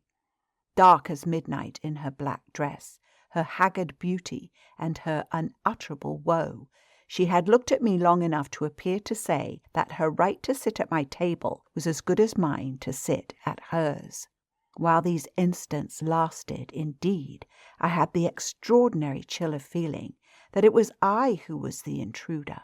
It was as a wild protest against it that, actually addressing her, "You terrible, miserable woman," I heard myself break into a sound that by the open door rang through the long passage and the empty house. She looked at me as if she heard me, but I had recovered myself and cleared the air. There was nothing in the room the next minute but the sunshine and a sense that I must stay. End of chapter 15. Chapter 16. I had so perfectly expected that the return of my pupils would be marked by a demonstration that I was freshly upset at having to take into account that they were dumb about my absence. Instead of gaily denouncing and caressing me, they made no allusion to my having failed them, and I was left for the time, on perceiving that she too said nothing, to study Mrs. Groce's odd face. I did this to such purpose that I made sure they had in some way bribed her to silence, a silence that, however, I would engage to break down on the first private opportunity. This opportunity came before tea. I secured 5 minutes with her in the housekeeper's room, where, in the twilight, amid a smell of lately baked bread, but with the place all swept and garnished, I found her sitting in pained placidity before the fire. So I see her still, so I see her best, facing the flame from her straight chair in the dusky, shining room, a large, clean image of the put away of drawers closed and locked and rest without a remedy. Oh, yes, they asked me to say nothing and to please them so long as they were there. Of course I promised, but what had happened to you? I only went with you for the walk, I said. I had then to come back to meet a friend. She showed her surprise. A friend? You? Oh, yes, I have a couple, I laughed. But did the children give you a reason? For not alluding to your leaving us? Yes, they said you would like it better. Do you like it better? My face had made her rueful. No, I like it worse. But after an instant I added, did they say why I should like it better? No, Master Miles only said, we must do nothing but what she likes. I wish indeed he would. And what did Flora say? Miss Flora was too sweet. She said, oh, of course, and I said the same. I thought a moment. You were too sweet, too. I can hear you all, but none the less between Miles and me it's now all out. All out? My companion stared. But what, miss?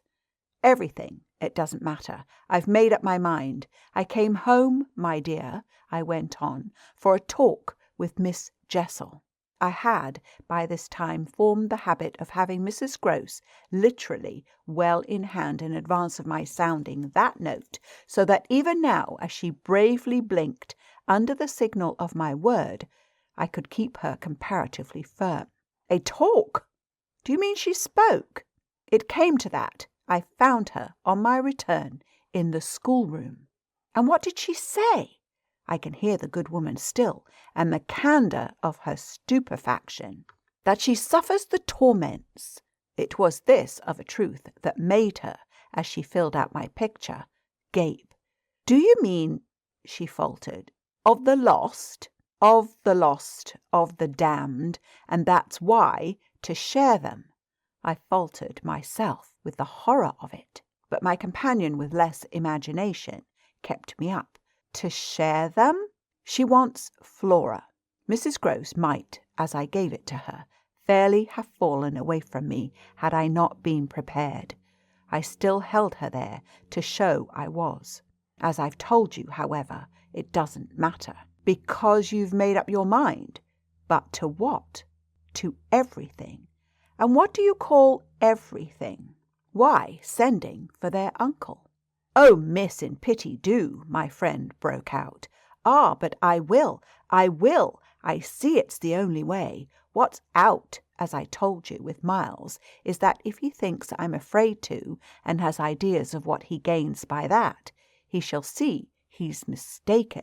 Yes, his uncle shall have it here from me on the spot, and before the boy himself, if necessary, that if I'm prepared to be reproached with having done nothing again about more school— Yes, miss, my companion pressed me. Well, there's that awful reason. There were now clearly so many of these for my poor colleague that she was excusable for being vague. But a which? Why, the letter from his old place. You'll show it to the master? I ought to have done so on the instant. Oh, no, said Mrs. Grose with decision. I'll put it before him, I went on inexorably, that I can't undertake to work the question on behalf of a child who has been expelled. For we've never in the least known what, Mrs. Grose declared. For wickedness, for what else, when he's so clever and beautiful and perfect? Is he stupid? Is he untidy? Is he infirm? Is he ill-natured? He's exquisite, so it can be only that, and that would open up the whole thing. After all, I said, it's their uncle's fault. If he left here such people— He didn't really in the least know them. The fault's mine. She had turned quite pale. Well, you shan't suffer, I answered. The children shan't, she emphatically returned. I was silent a while. We looked at each other. Then what am I to tell him? You needn't tell him anything. I'll tell him. I measured this. Do you mean you'll write? Remembering she couldn't, I caught myself up. How do you communicate? I tell the bailiff. He writes. And should you like him to write our story? My question had a sarcastic force that I had not fully intended, and it made her, after a moment, inconsequently break down. The tears were again in her eyes. "Ah, miss, you write." "Well, tonight," I at last answered, and on this we separated. End of chapter 16. Chapter 17. I went so far in the evening as to make a beginning. The weather had changed back. A great wind was abroad, and beneath the lamp in my room, with Flora at peace beside me, I sat for a long time before a blank sheet of paper and listened to the lash of the rain and the batter of the gusts. Finally I went out, taking a candle. I crossed the passage and listened a minute at Miles's door. What, under my endless obsession, I had been impelled to listen for was some betrayal of his not being at rest, and I presently caught one, but not in the form I had expected. His voice tinkled out, "I say, you there, come in." It was a gaiety in the gloom. I went in with my light and found him in bed, very wide awake, but very much at his ease. "Well, what are you up to?" he asked with a grace of sociability, in which it occurred to me that Mrs. Grose, had she been present, might have looked in vain for proof that anything was out. I stood over him with my candle. "How did you know I was there?" "Why, of course I heard you. Did you fancy you made no noise? You're like a troop of cavalry." He beautifully laughed. "Then you weren't asleep?" "Not much. I lie awake and think." I had put my candle designedly a short way off, and then, as he held out his friendly old hand to me, had sat down on the edge of his bed. "What is it," I asked, "that you think of?" "What in the world, my dear, but you?" "Ah, the pride I take in your appreciation doesn't insist on that. I had so far rather you slept." "Well, I think also, you know, of this queer business of ours." I marked the coolness of his firm little hand. "Of what queer business, Miles?" "Why, the way you bring me up and all the rest." I fairly held my breath a minute, and even from my glimmering taper there was light enough to show how he smiled up at me from his pillow. "What do you mean by all the rest?" "Oh, you know, you know." I could say nothing for a minute, though I felt, as I held his hand, and our eyes continued to meet, that my silence had all the air of admitting his charge, and that nothing in the whole world of reality was perhaps at that moment so fabulous as our actual relation. "Certainly you shall go back to school," I said, "if it be that troubles you. But not to the old place. We must find another, a better. How could I know it did trouble you, this question, when you never told me so, never spoke of it at all?" His clear, listening face, framed in its smooth whiteness, made him for the minute as appealing as some wistful patient in a children's hospital, and I would have given, as the resemblance came to me, all I possessed on earth really to be the nurse or the sister of charity who might have helped to cure him. Well, even as it was, I perhaps might help. "Do you know you've never said a word to me about your school? I mean the old one. Never mentioned it in any way." He seemed to wonder. He smiled with the same loveliness. But he clearly gained time. He waited. He called for guidance. "Haven't I?" It wasn't for me to help him. It was for the thing I had met. Something in his tone and the expression of his face, as I got this from him, set my heart aching with such a pang as it had never yet known. So unutterably touching was it to see this little brain puzzled, and his little resources taxed to play under the spell laid on him, a part of innocence and consistency. "No, never from the hour you came back. You've never mentioned to me one of your masters, one of your comrades, nor the least little thing that ever happened to you at school. Never, little Miles, no, never, have you given me an inkling of anything that may have happened there. Therefore you can fancy how much I'm in the dark. Until you came out that way this morning, you had, since the first hour I saw you, scarce even made a reference to anything in your previous life. You seem so perfectly to accept the present." It was extraordinary how my absolute conviction of his secret precocity, or whatever I might call the poison of an influence that I dared but half to phrase, made him, in spite of the faint breath of his inward trouble, appear as accessible as an older person, imposed him almost as an intellectual equal. "I thought you wanted to go on as you are."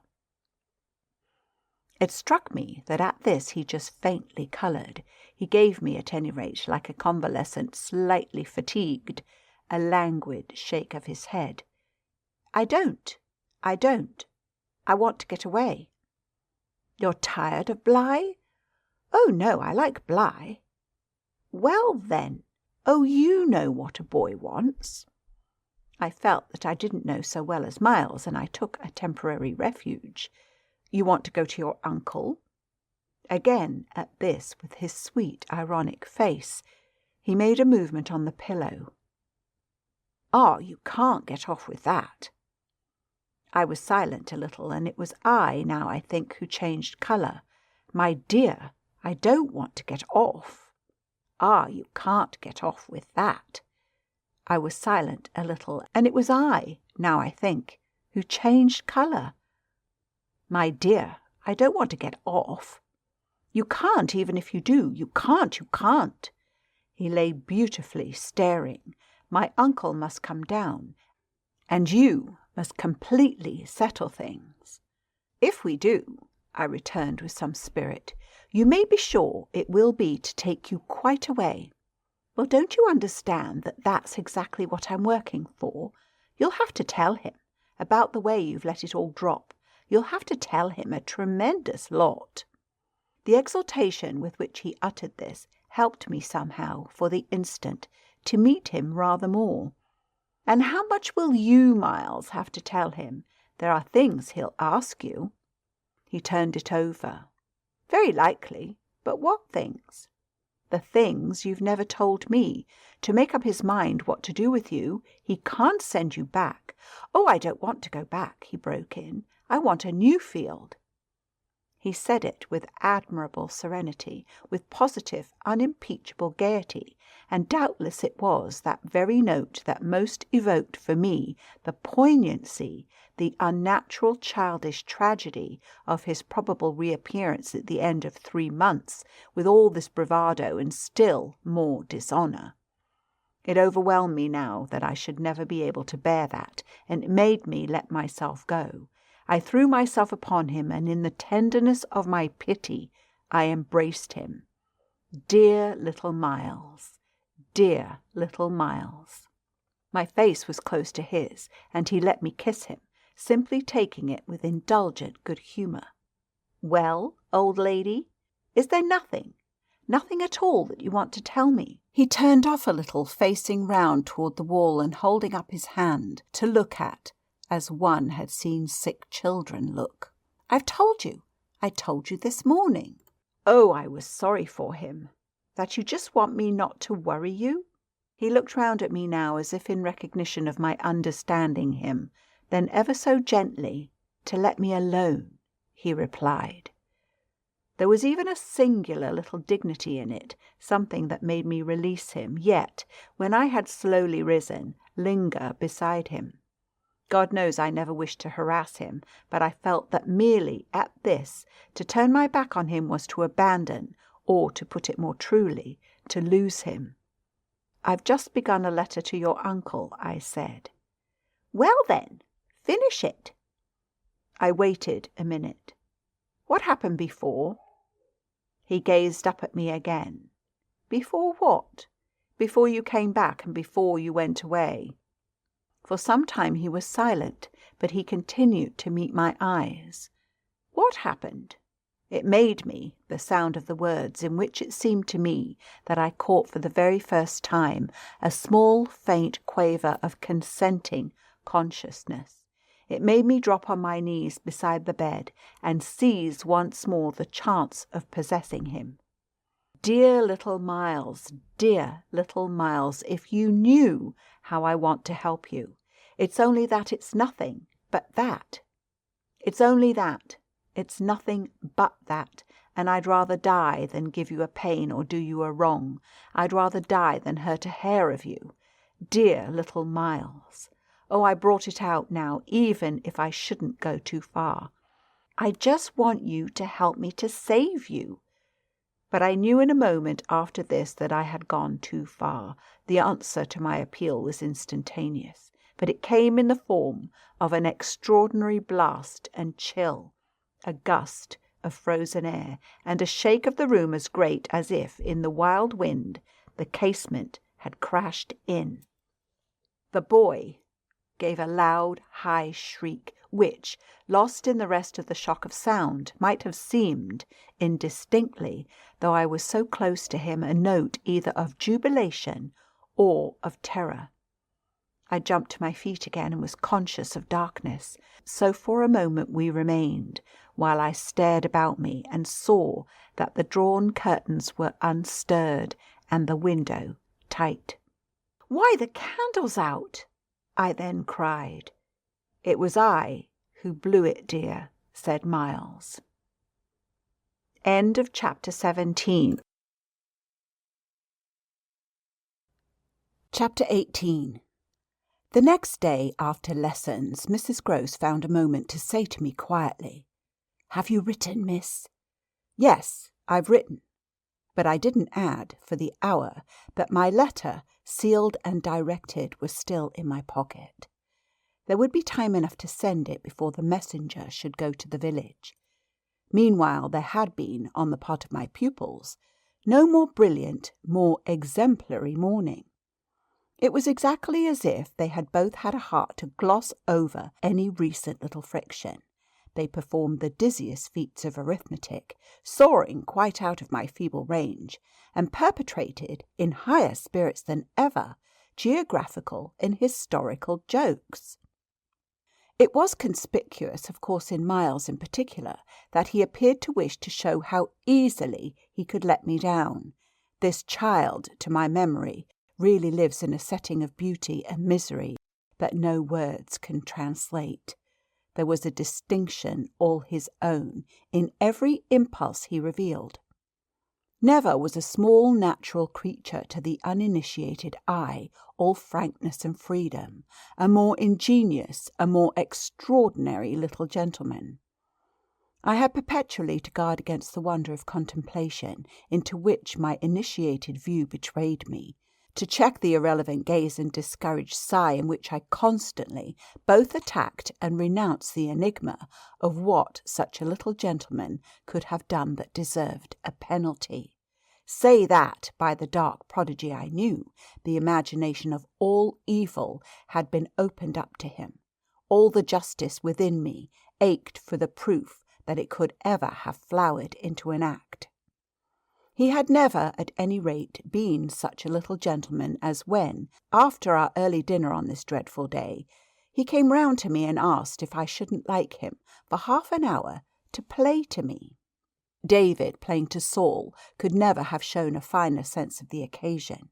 It was literally a charming exhibition of tact, of magnanimity, and quite tantamount to his saying outright, "The true knights we love to read about never push an advantage too far.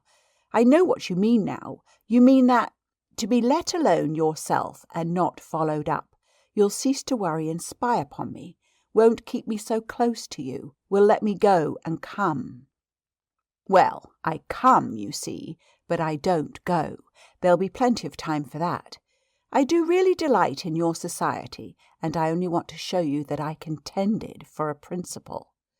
It may be imagined whether I resisted this appeal or failed to accompany him again, hand in hand, to the schoolroom. He sat down at the old piano and played as if he had never played, and if there are those who think he had better have been kicking a football, I can only say that I wholly agree with them. For at the end of a time that under his influence I had quite ceased to measure, I started up with a strange sense of having literally slept at my post. It was after luncheon and by the schoolroom fire, and yet I hadn't really in the least slept. I had only done something much worse. I had forgotten. Where, all this time, was Flora? When I put the question to Miles, he played on a minute before answering, and then could only say, "Why, my dear, how do I know?" breaking, moreover, into a happy laugh, which, immediately after, as if it were a vocal accompaniment, he prolonged into incoherent, extravagant song. I went straight to my room, but his sister was not there. Then, before going downstairs, I looked into several others. As she was nowhere about, she would surely be with Mrs. Grose, whom, in the comfort of that theory, I accordingly proceeded in quest of. I found her where I had found her the evening before, but she met my quick challenge with blank, scared ignorance. She had only supposed that, after the repast, I had carried off both the children, as to which she was quite in her right, for it was the very first time I had allowed the little girl out of my sight without some special provision. Of course, now indeed, she might be with the maids, so that the immediate thing was to look for her without an air of alarm. This we promptly arranged between us, but when, 10 minutes later, and in pursuance of our arrangement, we met in the hall, it was only to report on either side that after guarded inquiries we had altogether failed to trace her.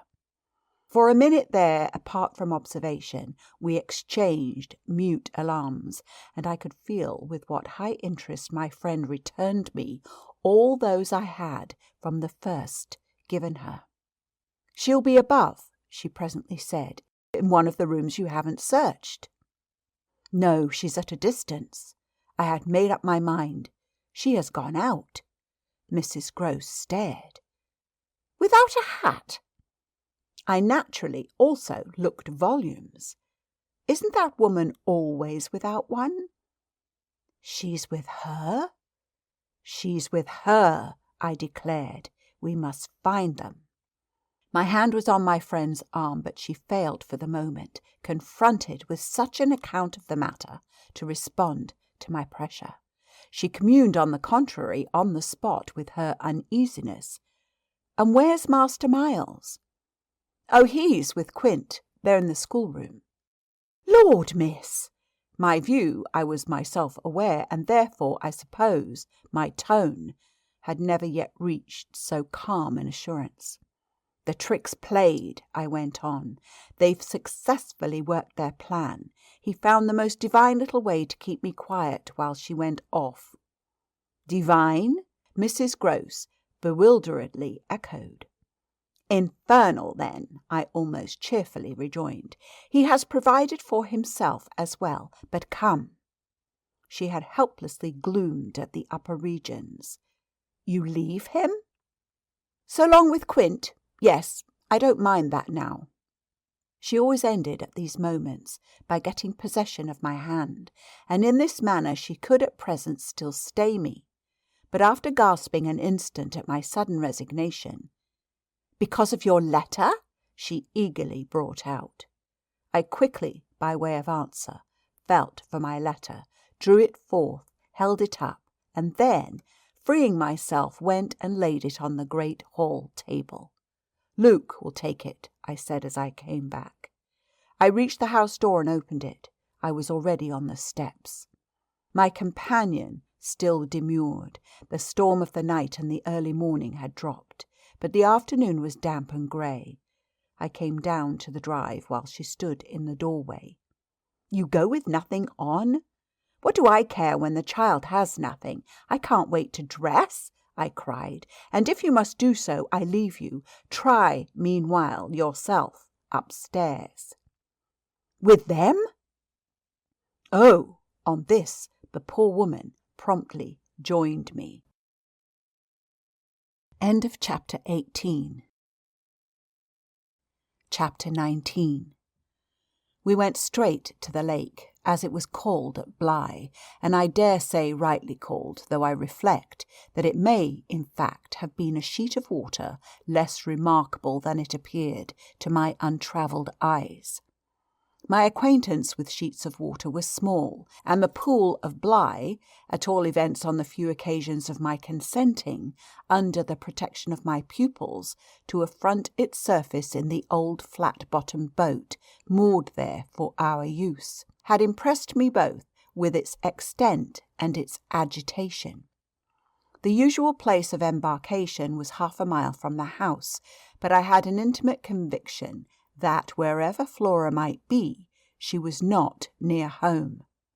She had not given me the slip for any small adventure, and since the day of the very great one that I had shared with her by the pond, I had been aware in our walks of the quarter to which she most inclined. This was why I had now given to Mrs. Groce's steps so marked a direction that made her, when she perceived it, oppose a resistance that showed me she was freshly mystified. "You're going to the water, miss? You think she's in?" "She may be, though the depth is, I believe, nowhere very great. But what I judge most likely is that she's on the spot from which the other day we saw together what I told you." "When she pretended not to see? With that astounding self-possession? I've always been sure she wanted to go back alone, and now her brother has managed it for her." Mrs. Groce still stood where she had stopped. "You suppose they really talk of them?" I could meet this with a confidence. They say things that, if we heard them, would simply appall us. "And if she is there?" "Yes." "Then Miss Jessel is?" "Beyond a doubt. You shall see." "Oh, thank you," my friend cried, planted so firm that in taking it in I went straight on without her. By the time I reached the pool, however, she was close behind me, and I knew that, whatever to her apprehension might befall me, the exposure of my society struck her as her least danger. She exhaled a moan of relief as we at last came in sight of the greater part of the water, without a sight of the child. There was no trace of Flora on that nearer side of the bank, where my observation of her had been most startling, and none on the opposite edge, where, save for a margin of some 20 yards, a thick copse came down to the water. The pond, oblong in shape, had a width so scant compared to its length that, with its ends out of view, it might have been taken for a scant river. We looked at the empty expanse, and then I felt the suggestion of my friend's eyes. I knew what she meant, and I replied with a negative headshake. "No, no, wait! She has taken the boat." My companion stared at the vacant mooring place, and then again across the lake. "Then where is it?" "Our not seeing it is the strongest of proofs. She has used it to go over, and then has managed to hide it." "All alone? That child?" "She's not alone, and at such times she's not a child. She's an old, old woman." I scanned all the visible shore while Mrs. Groce took again, into the queer element I offered her, one of her plunges of submission. Then I pointed out that the boat might perfectly be in a small refuge formed by one of the recesses of the pool, an indentation masked for the hither side by a projection of the bank and by a clump of trees growing close to the water. "But if the boat's there, where on earth's she?" my colleague anxiously asked. "That's exactly what we must learn," and I started to walk further. "By going all the way round?" Certainly, far as it is. It will take us but 10 minutes, but it's far enough to have made the child prefer not to walk. She went straight over. Laws, cried my friend again. The chain of my logic was ever too much for her. It dragged her at my heels even now, and when we had got halfway round, a devious, tiresome process, on ground much broken, and by a path choked with overgrowth, I paused to give her breath. I sustained her with a grateful arm, assuring her that she might hugely help me, and this started us afresh, so that in the course of but a few minutes more we reached a point from which we found the boat to be where I had supposed it. It had been intentionally left as much as possible out of sight, and was tied to one of the stakes of a fence that came just there down to the brink, and that had been an assistance to disembarking. I recognised, as I looked at the pair of short, thick oars quite safely drawn up, the prodigious character of the feat for a little girl, but I had lived by this time too long among wonders, and had panted to too many livelier measures. There was a gate in the fence through which we passed, and that brought us, after a trifling interval, more into the open. Then, "There she is!" we both exclaimed at once. Flora, a short way off, stood before us on the grass and smiled as if her performance was now complete. The next thing she did, however, was to stoop straight down and pluck, quite as if it were all she was there for, a big, ugly spray of withered fern. I instantly became sure she had just come out of the copse. She waited for us, not herself taking a step, and I was conscious of the rare solemnity with which we presently approached her. She smiled, and we met, but it was all done in a silence by this time, flagrantly ominous. Mrs. Grose was the first to break the spell. She threw herself on her knees, and drawing the child to her breast, clasped in a long embrace the little tender yielding body. While this dumb convulsion lasted, I could only watch it, which I did the more intently when I saw Flora's face peep at me over our companion's shoulder. It was serious now. The flicker had left it, but it strengthened the pang with which I at that moment envied Mrs. Grose the simplicity of her relation. Still, all this while, nothing more passed between us, save that Flora had let her foolish fern again drop to the ground. What she and I had virtually said to each other was that pretexts were useless now. When Mrs. Grose finally got up, she kept the child's hand, so that the two were still before me, and the singular reticence of our communion was even more marked in the frank look she launched me. "I'll be hanged," it said, "if I'll speak." It was Flora who, gazing all over me in candid wonder, was the first. She was struck with our bareheaded aspect. "Why, where are your things?" "Where yours are, my dear," I promptly returned. She had already got back her gaiety, and appeared to take this as an answer quite sufficient. "And where's Miles?" she went on. There was something in the small valour of it that quite finished me. These 3 words from her were, in a flash, like the glitter of a drawn blade, the jostle of the cup that my hand for weeks and weeks had held high and full to the brim, that now, even before speaking, I felt overflow in a deluge. "I'll tell you if you'll tell me," I heard myself say, then heard the tremor in it, which it broke. "Well, what?" Mrs. Grose's suspense blazed at me, but it was too late now, and I brought the thing out handsomely. "Where, my pet, is Miss Jessel?" End of chapter 19. Chapter 20. Just as in the churchyard with Miles, the whole thing was upon us.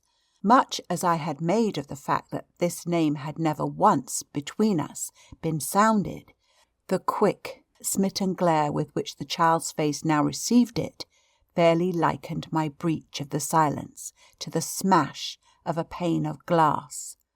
It added to the interposing cry, as if to stay the blow, that Mrs. Grose at the same instant uttered over my violence, the shriek of a creature scared, or rather wounded, which in turn, within a few seconds, was completed by a gasp of my own. I seized my colleague's arm. "She's there! She's there!" Miss Jessel stood before us on the opposite bank, exactly as she had stood the other time, and I remember, strangely, as the first feeling now produced in me, my thrill of joy at having brought on a proof. She was there, and I was justified. She was there, and I was neither cruel nor mad. She was there for poor, scared Mrs. Grose, but she was there most for Flora. And no moment of my monstrous time was perhaps so extraordinary as that in which I consciously threw out to her, with the sense that, pale and ravenous demon as she was, she would catch and understand it, an inarticulate message of gratitude. She rose erect on the spot my friend and I had lately quitted, and there was not, in all the long reach of her desire, an inch of her evil that fell short. This first vividness of vision and emotion were things of a few seconds, during which Mrs. Grose's dazed blink across to where I pointed struck me as a sovereign sign that she too at last saw, just as it carried my own eyes precipitately to the child.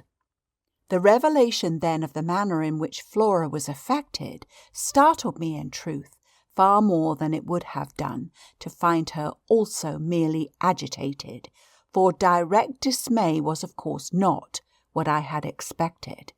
Prepared and on her guard as our pursuit had actually made her, she would repress every betrayal, and I was therefore shaken on the spot by my first glimpse of the particular one for which I had not allowed. To see her, without a convulsion of her small pink face, not even feign to glance in the direction of the prodigy I announced, but only, instead of that, turn at me an expression of hard, still gravity, an expression absolutely new and unprecedented, and that appeared to read and accuse and judge me. This was a stroke that somehow converted the little girl herself into the very presence that could make me quail. I quailed, even though my certitude that she thoroughly saw was never greater than at that instant, and in the immediate need to defend myself, I called it passionately to witness. "She's there, you little unhappy thing. There, and you see her as well as you see me." I had said shortly before to Mrs. Grose that she was not at these times a child, but an old woman, and that description of her could not have been more strikingly confirmed than in the way in which, for all answer to this, she simply showed me, without a concession, an admission of her eyes, a countenance of deeper and deeper, of indeed suddenly quite fixed reprobation. I was by this time, if I can put the whole thing at all together, more appalled at what I may properly call her manner than at anything else, though it was simultaneously with this that I became aware of having Mrs. Grose also, and very formidably, to reckon with. My elder companion the next moment, at any rate, blotted out everything but her own flushed face and her loud, shocked protest. A burst of high disapproval. "What a dreadful turn, to be sure, miss! Where on earth do you see anything?" I could only grasp her more quickly yet, for even while she spoke, the hideous plain presence stood undimmed and undaunted. It had already lasted a minute, and it lasted while I continued, seizing my colleague, quite thrusting her at it, and presenting her to it, to insist with my pointing hand. You don't see her exactly as we see? You mean to say you don't now? Now? She's as big as a blazing fire. Only look, dearest woman, look." She looked, even as I did, and gave me, with her deep groan of negation, repulsion, compassion, the mixture with her pity of her relief at her exemption, a sense, touching to me even then, that she would have backed me up if she could. I might well have needed that, for with this hard blow of the proof that her eyes were hopelessly sealed, I felt my own situation horribly crumble.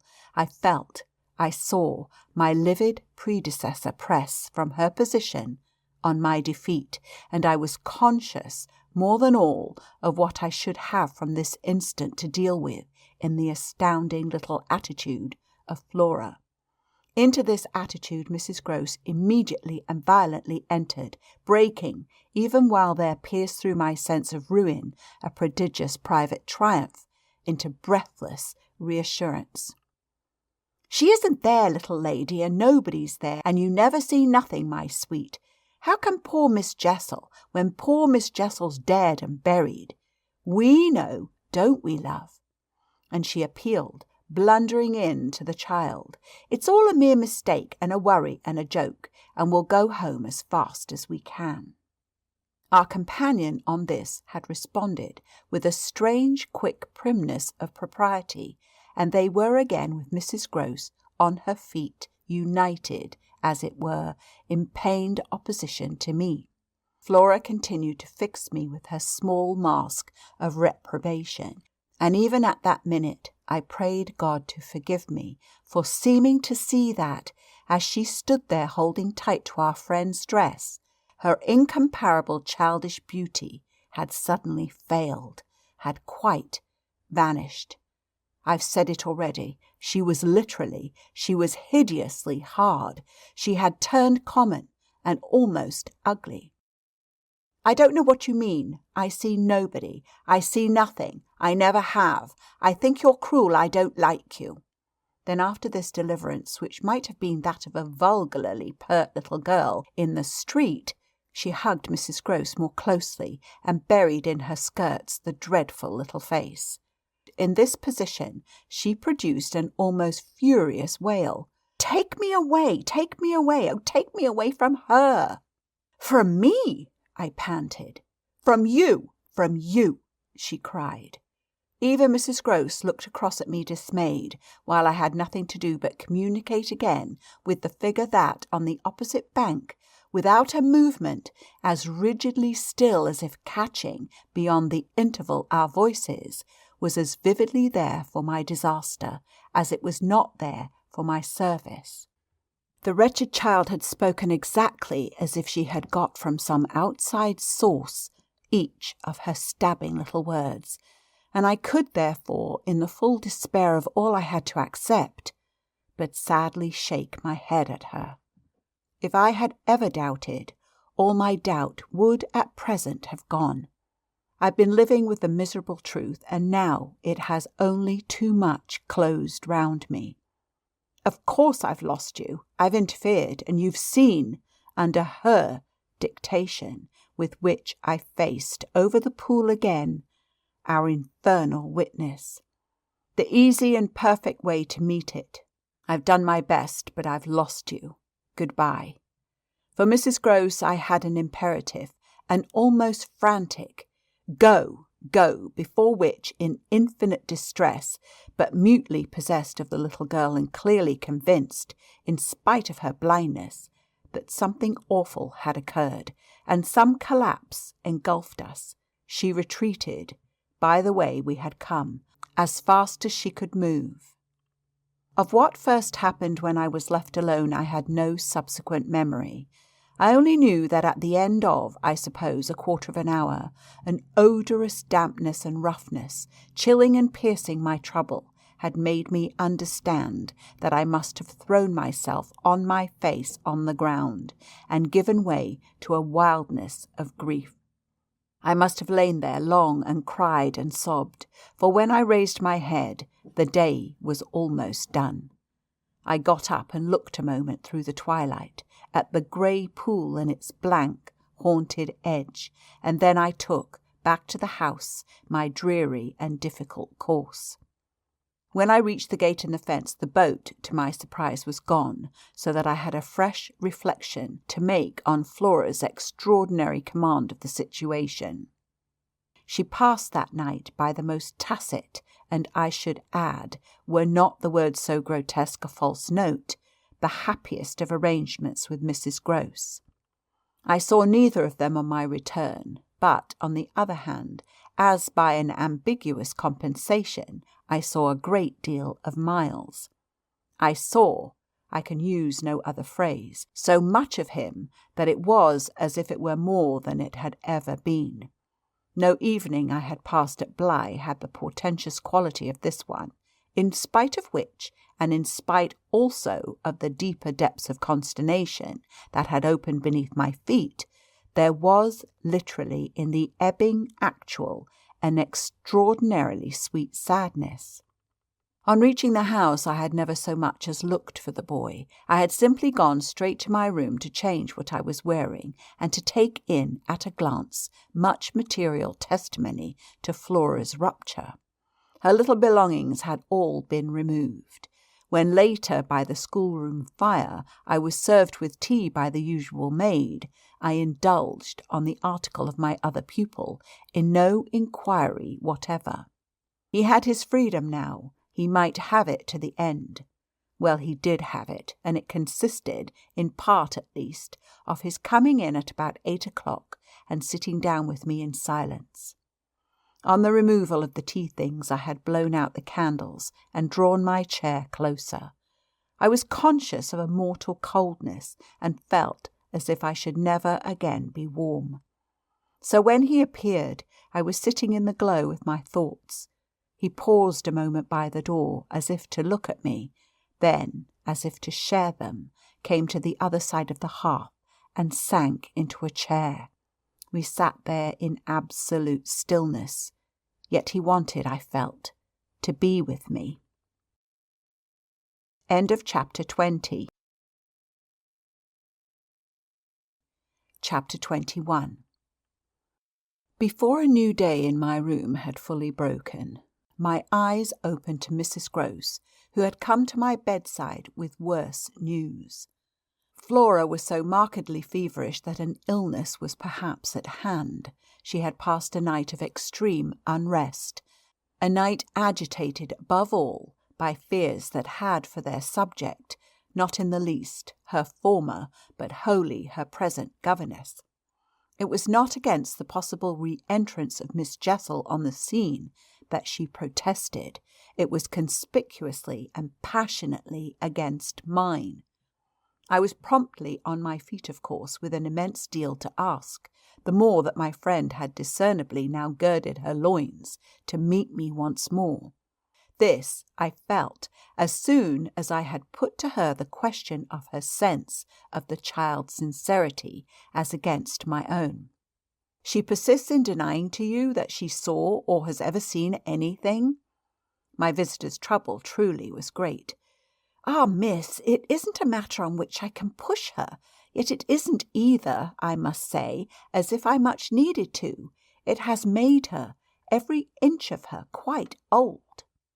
Oh, I see her perfectly from here. She resents, for all the world like some high little personage, the imputation on her truthfulness, and, as it were, her respectability. Miss Jessel, indeed. She! Ah, she's respectable, the chit. The impression she gave me there yesterday was, I assure you, the very strangest of all. It was quite beyond any of the others. I did put my foot in it. She'll never speak to me again. Hideous and obscure as it all was, it held Mrs. Grose briefly silent. Then she granted my point with a frankness which, I made sure, had more behind it. I think indeed, miss, she never will. She do have a grand manner about it. And that manner, I summed it up, is practically what's the matter with her now. Oh, that manner I could see in my visitor's face, and not a little else besides. She asks me every 3 minutes if I think you're coming in. I see. I too, on my side, had so much more than worked it out. Has she said to you since yesterday, except to repudiate her familiarity with anything so dreadful, a single other word about Miss Jessel? Not one, miss, and of course you know, my friend added, I took it from her by the lake, that just then and there at least, there was nobody. Rather, and naturally you take it from her still. I don't contradict her. What else can I do? Nothing in the world. You're the cleverest little person to deal with. They've made them, their two friends, I mean, still cleverer even than nature did, for it was wondrous material to play on. Flora has now her grievance, and she'll work it to the end. Yes, miss, but to what end? Why, that of dealing with me to her uncle. She'll make me out to him the lowest creature. I winced at the fair show of the scene in Mrs. Groce's face. She looked for a minute as if she sharply saw them together. And him who thinks so well of you. He has an odd way, it comes over me now, I laughed, of proving it. But that doesn't matter. What Flora wants, of course, is to get rid of me. My companion bravely concurred. Never again to so much as look at you. So that's what you've come to me now for, I asked, is to speed me on my way? Before she had time to reply, however, I had her in check. I've a better idea, the result of my reflections. My going would seem the right thing, and on Sunday I was terribly near it. Yet that won't do. It's you who must go. You must take Flora. My visitor at this did speculate. But where in the world? Away from here, away from them. Away, even, most of all now, from me, straight to her uncle. Only to tell on you? No, not only. To leave me, in addition, with my remedy. She was still vague. And what is your remedy? Your loyalty, to begin with, and then Miles's. She looked at me hard. Do you think he won't, if he has the chance, turn on me? Yes, I venture still to think it. At all events, I want to try. Get off with his sister as soon as possible, and leave me with him alone. I was amazed, myself, at the spirit I had still in reserve, and therefore, perhaps, a trifle the more disconcerted at the way in which, in spite of this fine example of it, she hesitated. There's one thing, of course, I went on, they mustn't, before she goes, see each other for 3 seconds. Then it came over me that, in spite of Flora's presumable sequestration from the instant of her return from the pool, it might already be too late. Do you mean, I anxiously asked, that they have met? At this she quite flushed.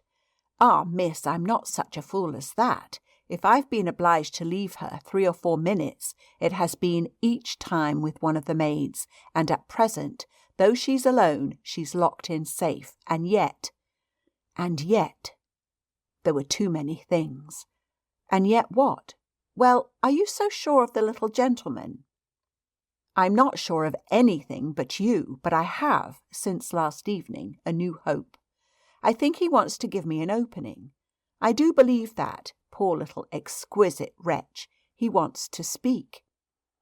Last evening in the firelight and the silence he sat with me for 2 hours, as if it were just coming. Mrs. Groce looked hard through the window at the grey gathering day. And did it come? No, though I waited and waited, I confess it didn't, and it was without a breach of the silence or so much as a faint allusion to his sister's condition and absence that we at last kissed for good night. All the same, I continued, I can't, if her uncle sees her, consent to his seeing her brother without my having given the boy, and most of all because things have got so bad, a little more time. My friend appeared on this ground more reluctant than I could quite understand. What do you mean by more time? Well, a day or two, really, to bring it out. He'll then be on my side, of which you see the importance. If nothing comes, I shall only fail, and you will at the worst have helped me by doing, on your arrival in town, whatever you may have found possible. So I put it before her, but she continued for a little so inscrutably embarrassed that I came again to her aid. Unless, indeed, I wound up, you really want not to go. I could see it in her face at last clear itself. She put out her hand to me as a pledge. I'll go this morning. I wanted to be very just. If you should wish still to wait, I would engage she shouldn't see me. No, it's the place itself. She must leave it. She held me a moment with heavy eyes, then brought out the rest. Your idea's the right one. I myself, miss. Well, I can't stay. The look she gave me with it made me jump at possibilities. You mean that, since yesterday, you have seen... She shook her head with dignity. I've heard. Heard? From that child. Horrors. There, she sighed with tragic relief. On my honour, miss, she says things. But at this evocation she broke down. She dropped with a sudden sob upon my sofa, and, as I have seen her do before, gave way to all the grief of it. It was quite in another manner that I, for my part, let myself go. Oh, thank God!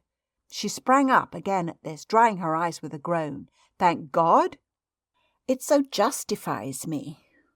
It does that, miss. I couldn't have desired more emphasis, but I just hesitated. She's so horrible? I saw my colleague scarce knew how to put it. Really shocking. And about me? About you, miss, since you must have it. It's beyond everything. For a young lady, and I can't think wherever she must have picked up the appalling language she applied to me. I can then. I broke in with a laugh that was doubtless significant enough. It only, in truth, left my friend still more grave. Well, perhaps I ought to also, since I've heard some of it before. Yet I can't bear it. The poor woman went on while, with the same movement, she glanced on my dressing-table at the face of my watch. But I must go back.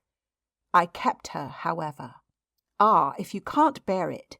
How can I stop with her, you mean? Well, just for that, to get her away, far from this, she pursued, far from them. She may be different. She may be free. I seized her almost with joy. Then, in spite of yesterday, you believe in such doings? Her simple description of them required, in the light of her expression, to be carried no further, and she gave me the whole thing as she had never done. I believe.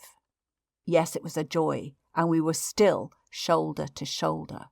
If I might continue, sure of that, I should care but little what else happened. My support in the presence of disaster would be the same as it had been in my early need of confidence, and if my friend would answer for my honesty, I would answer for all the rest. On the point of taking leave of her, nonetheless, I was to some extent embarrassed. There's one thing, of course, it occurs to me, to remember. My letter giving the alarm will have reached town before you. I now perceived still more how she had been beating about the bush, and how weary at last it had made her. Your letter won't have got there. Your letter never went. What then became of it? Goodness knows. Master Miles? Do you mean he took it? I gasped. She hung fire, but she overcame her reluctance. I mean that I saw yesterday when I came back with Miss Flora that it wasn't where you had put it. Later in the evening I had the chance to question Luke, and he declared that he had neither noticed nor touched it. We could only exchange on this one of our deeper mutual soundings, and it was Mrs. Grose who first brought up the plum with an almost elated, "You see?" Yes, I see that if Miles took it instead, he probably will have read it and destroyed it. And don't you see anything else? I faced her a moment with a sad smile. It strikes me that by this time your eyes are open even wider than mine. They proved to be so indeed, but she could still blush almost to show it. I make out now what he must have done at school, and she gave, in her simple sharpness, an almost droll disillusioned nod. He stole. I turned it over. I tried to be more judicial. Well, perhaps. She looked as if she found me unexpectedly calm. He stole letters. She couldn't know my reasons for a calmness, after all, pretty shallow, so I showed them off as I might. I hope then it was to more purpose than in this case. The note, at any rate, that I put on the table yesterday, I pursued, will have given him so scant an advantage, for it contained only the bare demand for an interview, that he is already much ashamed of having gone so far for so little, and that what he had on his mind last evening was precisely the need of confession. I seemed to myself for the instant to have mastered it, to see it all. Leave us, leave us. I was already at the door, hurrying her off. I'll get it out of him. He'll meet me. He'll confess. If he confesses, he's saved. And if he's saved, then you are. The dear woman kissed me on this, and I took her farewell. I'll save you without him, she cried as she went. End of chapter 21. Chapter 22. Yet it was when she had got off, and I missed her on the spot, that the great pinch really came. If I had counted on what it would give me to find myself alone with Miles, I speedily perceived, at least, that it would give me a measure. No hour of my stay, in fact, was so assailed with apprehensions as that of my coming down to learn that the carriage containing Mrs. Grose and my younger pupil had already rolled out of the gates. Now I said to myself, face to face with the elements, and for much of the rest of the day, while I fought my weakness, I could consider that I had been supremely rash. It was a tighter place still than I had yet turned round in, all the more that, for the first time, I could see in the aspect of others a confused reflection of the crisis. What had happened naturally caused them all to stare. There was too little of the explained, throw out whatever we might, in the suddenness of my colleague's act. The maids and the men looked blank, the effect of which on my nerves was an aggravation, until I saw the necessity of making it a positive aid.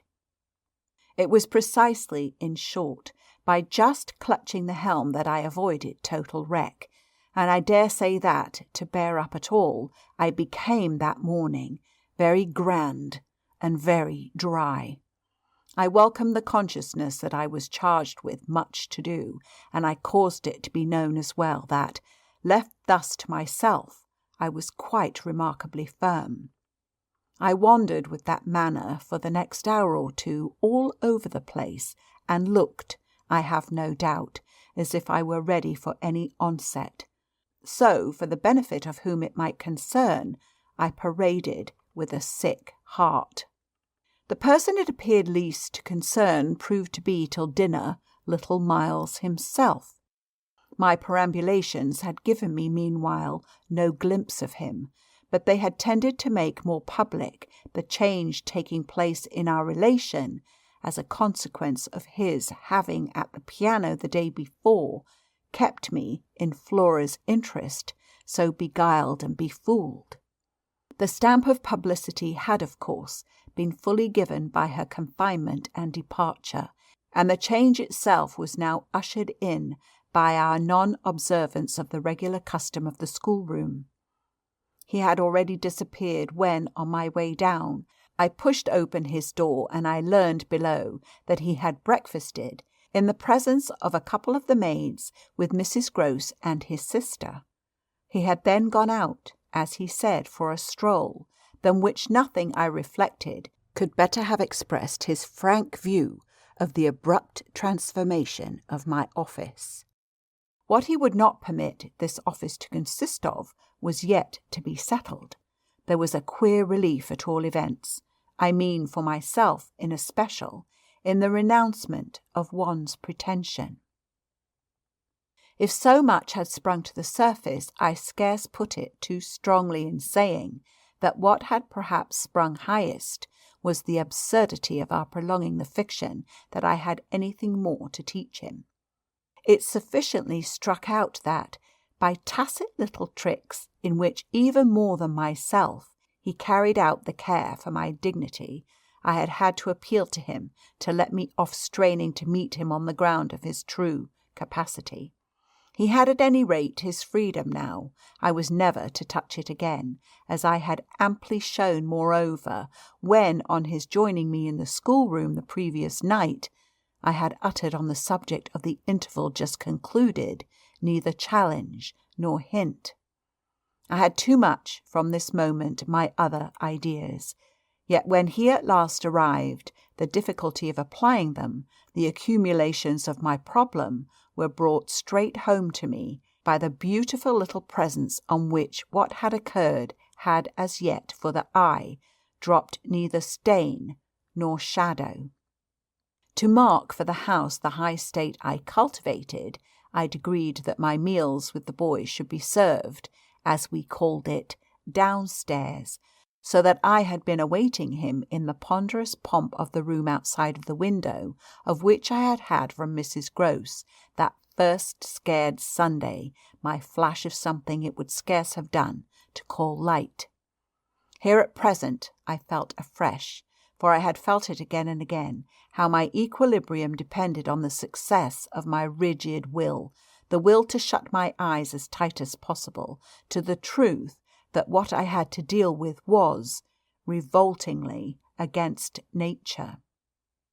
I could only get on at all by taking nature into my confidence and my account, by treating my monstrous ordeal as a push in a direction unusual, of course, and unpleasant, but demanding, after all, for a fair front, only another turn of the screw of ordinary human virtue.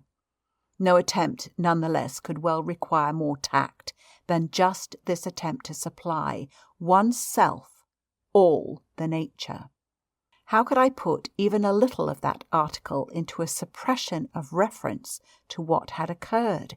How, on the other hand, could I make reference without a new plunge into the hideous, obscure? Well, a sort of answer after a time had come to me, and it was so far confirmed as that I was met incontestably by the quickened vision of what was rare in my little companion. It was indeed as if he had found, even now, as he had so often found at lessons, still some other delicate way to ease me off. Wasn't there light in the fact which, as we shared our solitude, broke out with a specious glitter it had never quite worn? The fact that, opportunity aiding, precious opportunity which had now come, it would be preposterous, with a child so endowed, to forego the help one might wrest from absolute intelligence? What had his intelligence been given him for but to save him? Mightn't one, to reach his mind, risk the stretch of an angular arm over his character? It was as if, when we were face to face in the dining-room, he had literally shown me the way. The roast mutton was on the table, and I had dispensed with attendance. Miles, before he sat down, stood a moment with his hands in his pockets and looked at the joint, on which he seemed on the point of passing some humorous judgment. But what he presently produced was, "I say, my dear, is she really very awfully ill?" "Little Flora? Not so bad, but that she'll presently be better. London will set her up. Bligh has ceased to agree with her. Come here and take your mutton." He alertly obeyed me, carried the plate carefully to his seat, and when he was established, went on. "Did Bligh disagree with her so terribly suddenly?" "Not so suddenly as you might think. One had seen it coming on. Then why didn't you get her off before? Before what? Before she became too ill to travel. I found myself prompt. She's not too ill to travel. She only might have become so if she had stayed. This was just the moment to seize. The journey will dissipate the influence. Oh, I was grand. And carry it off. I see. Miles, for that matter, was grand too. He settled to his repast with the charming little table manner that, from the day of his arrival, had relieved me of all grossness of admonition. Whatever he had been driven from school for, it was not for ugly feeding. He was irreproachable as always today, but he was unmistakably more conscious. He was discernibly trying to take for granted more things than he found, without assistance quite easy, and he dropped into peaceful silence while he felt his situation. Our meal was of the briefest, mine a vain pretence, and I had the things immediately removed. While this was done, Miles stood again with his hands in his little pockets and his back to me. Stood and looked out of the wide window through which, that other day, I had seen what pulled me up. We continued silent while the maid was with us, as silent, it whimsically occurred to me, as some young couple who, on their wedding journey at the inn, feel shy in the presence of the waiter. He turned round only when the waiter had left us. Well, so we're alone. End of chapter 22. Chapter 23. Oh, more or less. I fancy my smile was pale. Not absolutely. We shouldn't like that, I went on. No, I suppose we shouldn't. Of course we have the others. We have the others. We have indeed the others, I concurred. Yet even though we have them, he returned, still with his hands in his pockets and planted there in front of me, they don't much count, do they? I made the best of it, but I felt one. It depends on what you call much. Yes, with all accommodation, everything depends. On this, however, he faced to the window again and presently reached it with his vague, restless, cogitating step. He remained there a while with his forehead against the glass, in contemplation of the stupid shrubs I knew and the dull things of November. I had always my hypocrisy of work, behind which now I gained the sofa. Steadying myself with it there as I had repeatedly done at those moments of torment that I have described as the moments of my knowing the children to be given to something from which I was barred, I sufficiently obeyed my habit of being prepared for the worst. But an extraordinary impression dropped on me as I extracted a meaning from the boy's embarrassed back, none other than the impression that I was not barred now. This inference grew in a few minutes to sharp intensity, and seemed bound up with the direct perception that it was positively he who was. The frames and squares of the great window were a kind of image, for him, of a kind of failure. I felt that I saw him, at any rate, shut in or shut out. He was admirable, but not comfortable. I took it in with a throb of hope. Wasn't he looking through the haunted pane for something he couldn't see? And wasn't it the first time in the whole business that he had known such a lapse? The very first. I found it a splendid portent. It made him anxious, though he watched himself. He had been anxious all day, and even while in his usual sweet little manner he sat at table, had needed all his small, strange genius to give it a gloss. When he at last turned round to meet me, it was almost as if this genius had succumbed. Well, I think I'm glad Bligh agrees with me. You would certainly seem to have seen, these 24 hours, a good deal more of it than for some time before, I hope, I went on bravely, that you've been enjoying yourself. Oh, yes, I've been ever so far, all round about, miles and miles away. I've never been so free." Had he really a manner of his own, and I could only try to keep up with him? "Well, do you like it?" He stood there smiling. Then at last he put into 2 words, "Do you?" More discrimination than I had ever heard 2 words contain. Before I had time to deal with that, however, he continued, as if with the sense that this was an impertinence to be softened. "Nothing could be more charming than the way you take it, for of course if we're alone together, now it's you that are alone most, but I hope," he threw in, "you don't particularly mind." "Having to do with you?" I asked. "My dear child, how can I help minding? Though I've renounced all claim to your company, you're so beyond me, I at least greatly enjoy it. What else should I stay on for?" He looked at me more directly, and the expression of his face, graver now, struck me as the most beautiful I had ever found in it. "You stay on just for that?" "Certainly. I stay on as your friend, and from the tremendous interest I take in you, till something can be done for you that may be more worth your while. That needn't surprise you." My voice trembled so that I felt it impossible to suppress the shake.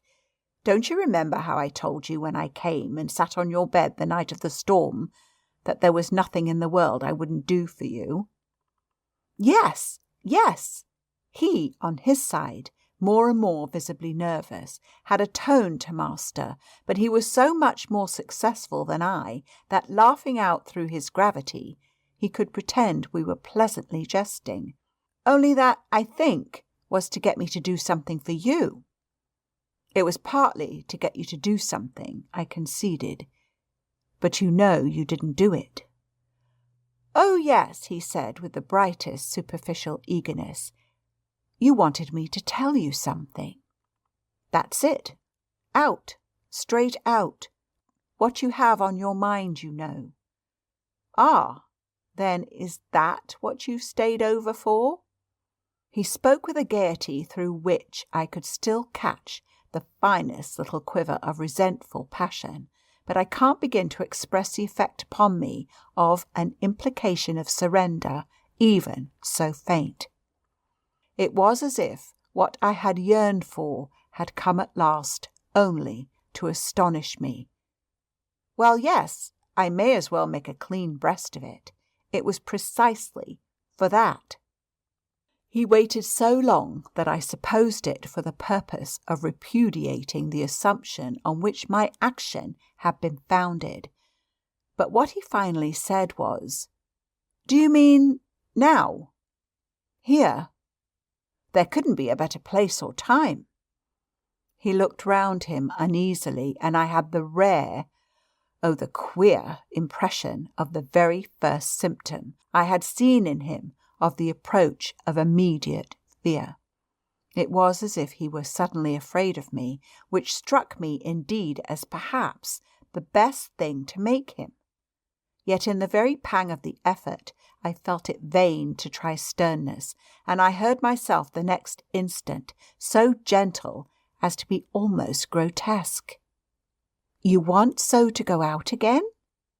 "Awfully."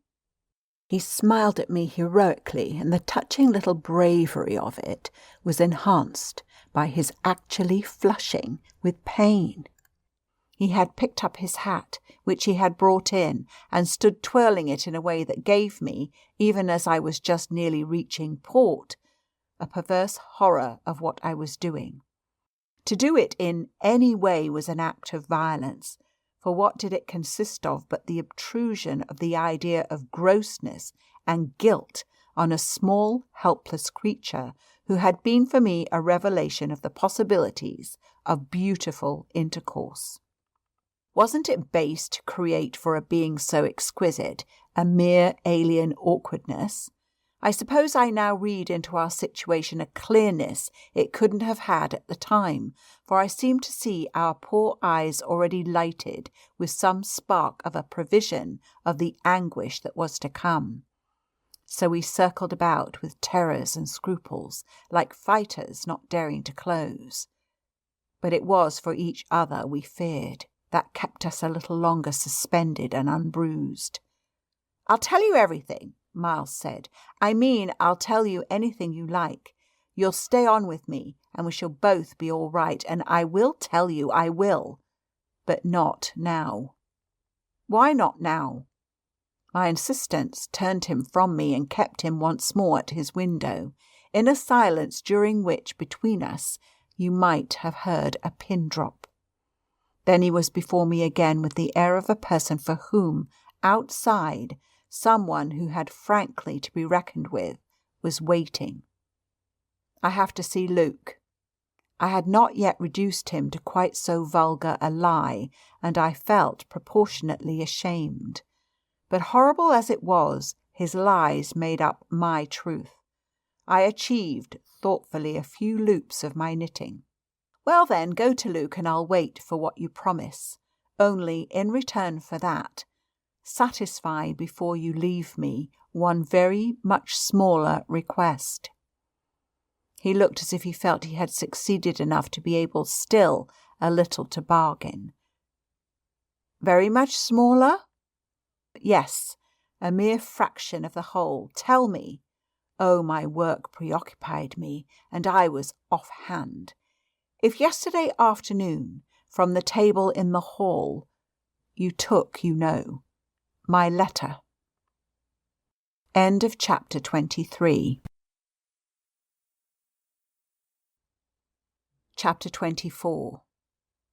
My sense of how he received this suffered for a minute from something that I can describe only as a fierce split of my attention, a stroke that at first, as I sprang straight up, reduced me to the mere blind movement of getting hold of him, drawing him close, and while I just fell for support against the nearest piece of furniture, instinctively keeping him with his back to the window. The appearance was full upon us that I had already had to deal with here.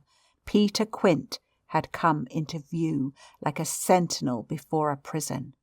The next thing I saw was that, from outside, he had reached the window, and then I knew that, close to the glass and glaring in through it, he offered once more to the room his white face of damnation.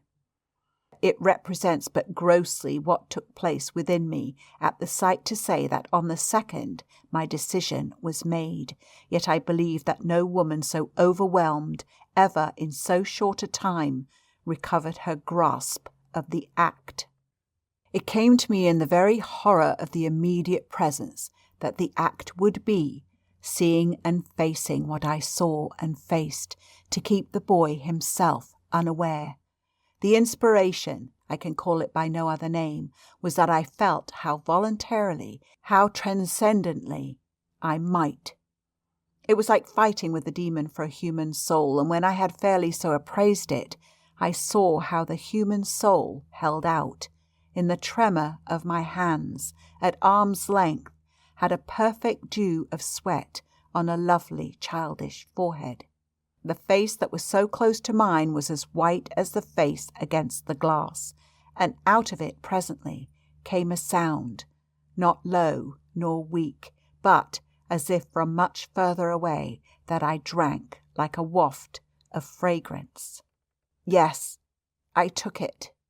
At this, with a moan of joy, I enfolded, I drew him close, and while I held him to my breast, where I could feel in the sudden fever of his little body the tremendous pulse of his little heart, I kept my eyes on the thing at the window and saw it move and shift its posture. I have likened it to a sentinel, but its slow wheel for a moment was rather the prowl of a baffled beast. My present quickened courage, however, was such that, not too much to let it through, I had to shade, as it were, my flame. Meanwhile the glare of the face was again at the window, the scoundrel fixed as if to watch and wait. It was the very confidence that I might now defy him, as well as the positive certitude, by this time, of the child's unconsciousness, that made me go on. "What did you take it for?" "To see what you said about me." "You opened the letter?" I opened it. My eyes were now, as I held him off a little again, on Miles's own face, in which the collapse of mockery showed me how complete was the ravage of uneasiness. What was prodigious was that at last, by my success, his sense was sealed and his communication stopped. He knew that he was in presence, but knew not of what, and knew still less that I also was, and that I did know. And what did this strain of trouble matter when my eyes went back to the window, only to see that the air was clear again, and, by my personal triumph, the influence quenched? There was nothing there, and I felt that the cause was mine, and that I should surely get all. And you found nothing? I let my elation out. He gave the most mournful, thoughtful little headshake. Nothing. Nothing, nothing, I almost shouted in my joy. Nothing, nothing, he sadly repeated. I kissed his forehead. It was drenched. So what have you done with it? I've burned it. Burned it? It was now or never. Is that what you did at school? Oh, what this brought up. At school? Did you take letters? Or other things? Other things? He appeared now to be thinking of something far off, and that reached him only through the pressure of his anxiety. Yet it did reach him. Did I steal? I felt myself redden to the roots of my hair, as well as wonder if it were more strange to put to a gentleman such a question, or to see him take it with allowances that gave the very distance of his fall in the world. Was it for that you mightn't go back? The only thing he felt was rather a dreary little surprise. Did you know I mightn't go back? I know everything. He gave me at this the longest and strangest look. Everything? Everything. Therefore, did you? But I couldn't say it again.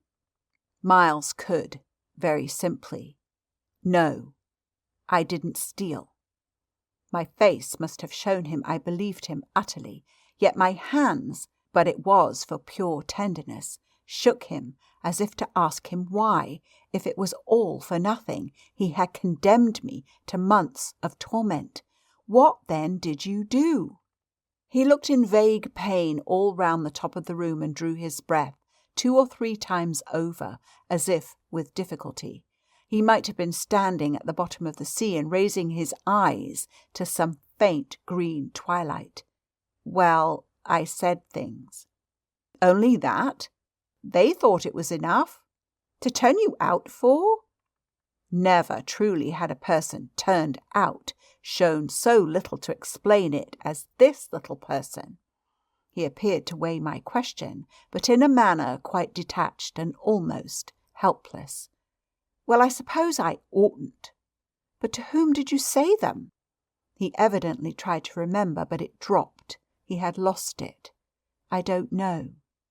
He almost smiled at me in the desolation of his surrender, which was indeed practically, by this time, so complete that I ought to have left it there. But I was infatuated. I was blind with victory, though even then the very effect that was to have brought him so much nearer was already that of added separation. Was it to everyone? I asked. No, it was only 2, but he gave a sick little headshake. I don't remember their names. Were they then so many? No, only a few. Those I liked. Those he liked? I seemed to float, not into clearness, but into a darker obscure, and within a minute there had come to me out of my very pity the appalling alarm of his being, perhaps, innocent. It was for the instant confounding and bottomless, for if he were innocent, what then on earth was I? Paralysed while it lasted by the mere brush of the question, I let him go a little, so that, with a deep-drawn sigh, he turned away from me again, which, as he faced toward the clear window, I suffered, feeling that I had nothing now there to keep him from. And did they repeat what you said? I went on after a moment. He was soon at some distance from me, still breathing hard and again with the air, though now without anger for it, of being confined against his will. Once more, as he had done before, he looked up at the dim day as if, of what had hitherto sustained him, nothing was left but an unspeakable anxiety. "Oh, yes," he nevertheless replied. "They must have repeated them to those they liked," he added. There was somehow less of it than I had expected, but I turned it over. "And these things came round to the masters?" "Oh, yes," he answered very simply. "But I didn't know they'd tell." "The masters? They've never told? That's why I ask you." He turned to me again, his little beautiful fevered face. "Yes, it was too bad." "Too bad?" "What I suppose I sometimes said, to write home." I can't name the exquisite pathos of the contradiction given to such a speech by such a speaker. I only know that the next instant I heard myself throw off with homely force, "Stuff and nonsense!" But the next after that I must have sounded stern enough. What were these things? My sternness was all for his judge, his executioner, yet it made him avert himself again, and that movement made me, with a single bound and an irrepressible cry, spring straight upon him. For there again against the glass, as if to blight his confession and stay his answer, was the hideous author of our woe, the white face of damnation. I felt a sick swim at the drop of my victory and all the return of my battle, so that the wildness of my veritable leap only served as a great betrayal. I saw him from the midst of my act, meet it with a divination, and on the perception that even now he only guessed, and that the window was still to his own eyes free, I let the impulse flame up to convert the climax of his dismay into the very proof of his liberation. "No more, no more, no more!" I shrieked as I tried to press him against me to my visitant. "Is she here?" Miles panted as he caught with his sealed eyes the direction of my words. Then as his strange "she" staggered me, and with a gasp I echoed it, "Miss Jessel, Miss Jessel," he, with a sudden fury, gave me back. I seized, stupefied, his supposition, some sequel to what we had done to Flora, but this made me only want to show him that it was better still than that. "It's not Miss Jessel, but it's at the window, straight before us. It's there, the coward horror, there for the last time."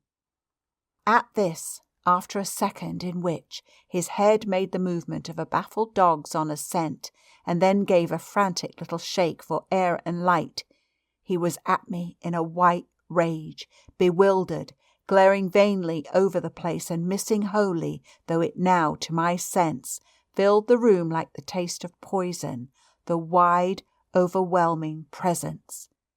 "It's he!" I was so determined to have all my proof that I flashed into ice to challenge him. "Who do you mean by he?" "Peter Quint, you devil!" His face gave again, round the room, its convulsed supplication. "Where?" There in my ears still his supreme surrender of the name, and his tribute to my devotion. What does he matter now, my own? What will he ever matter? I have you. I launched at the beast, but he has lost you for ever. Then for the demonstration of my work. "There, there," I said to Miles. But he had already jerked straight round, stared, glared again, and seen but the quiet day. With the stroke of the loss I was so proud of, he uttered the cry of a creature hurled over an abyss, and the grasp with which I recovered him might have been that of catching him in his fall. I caught him. Yes, I held him. It may be imagined with what a passion. but at the end of a minute, I began to feel what it truly was that I held. We were alone with the quiet day, and his little heart, dispossessed, had stopped. End of The Turn of the Screw by Henry James. Recording by Sandra Cullum.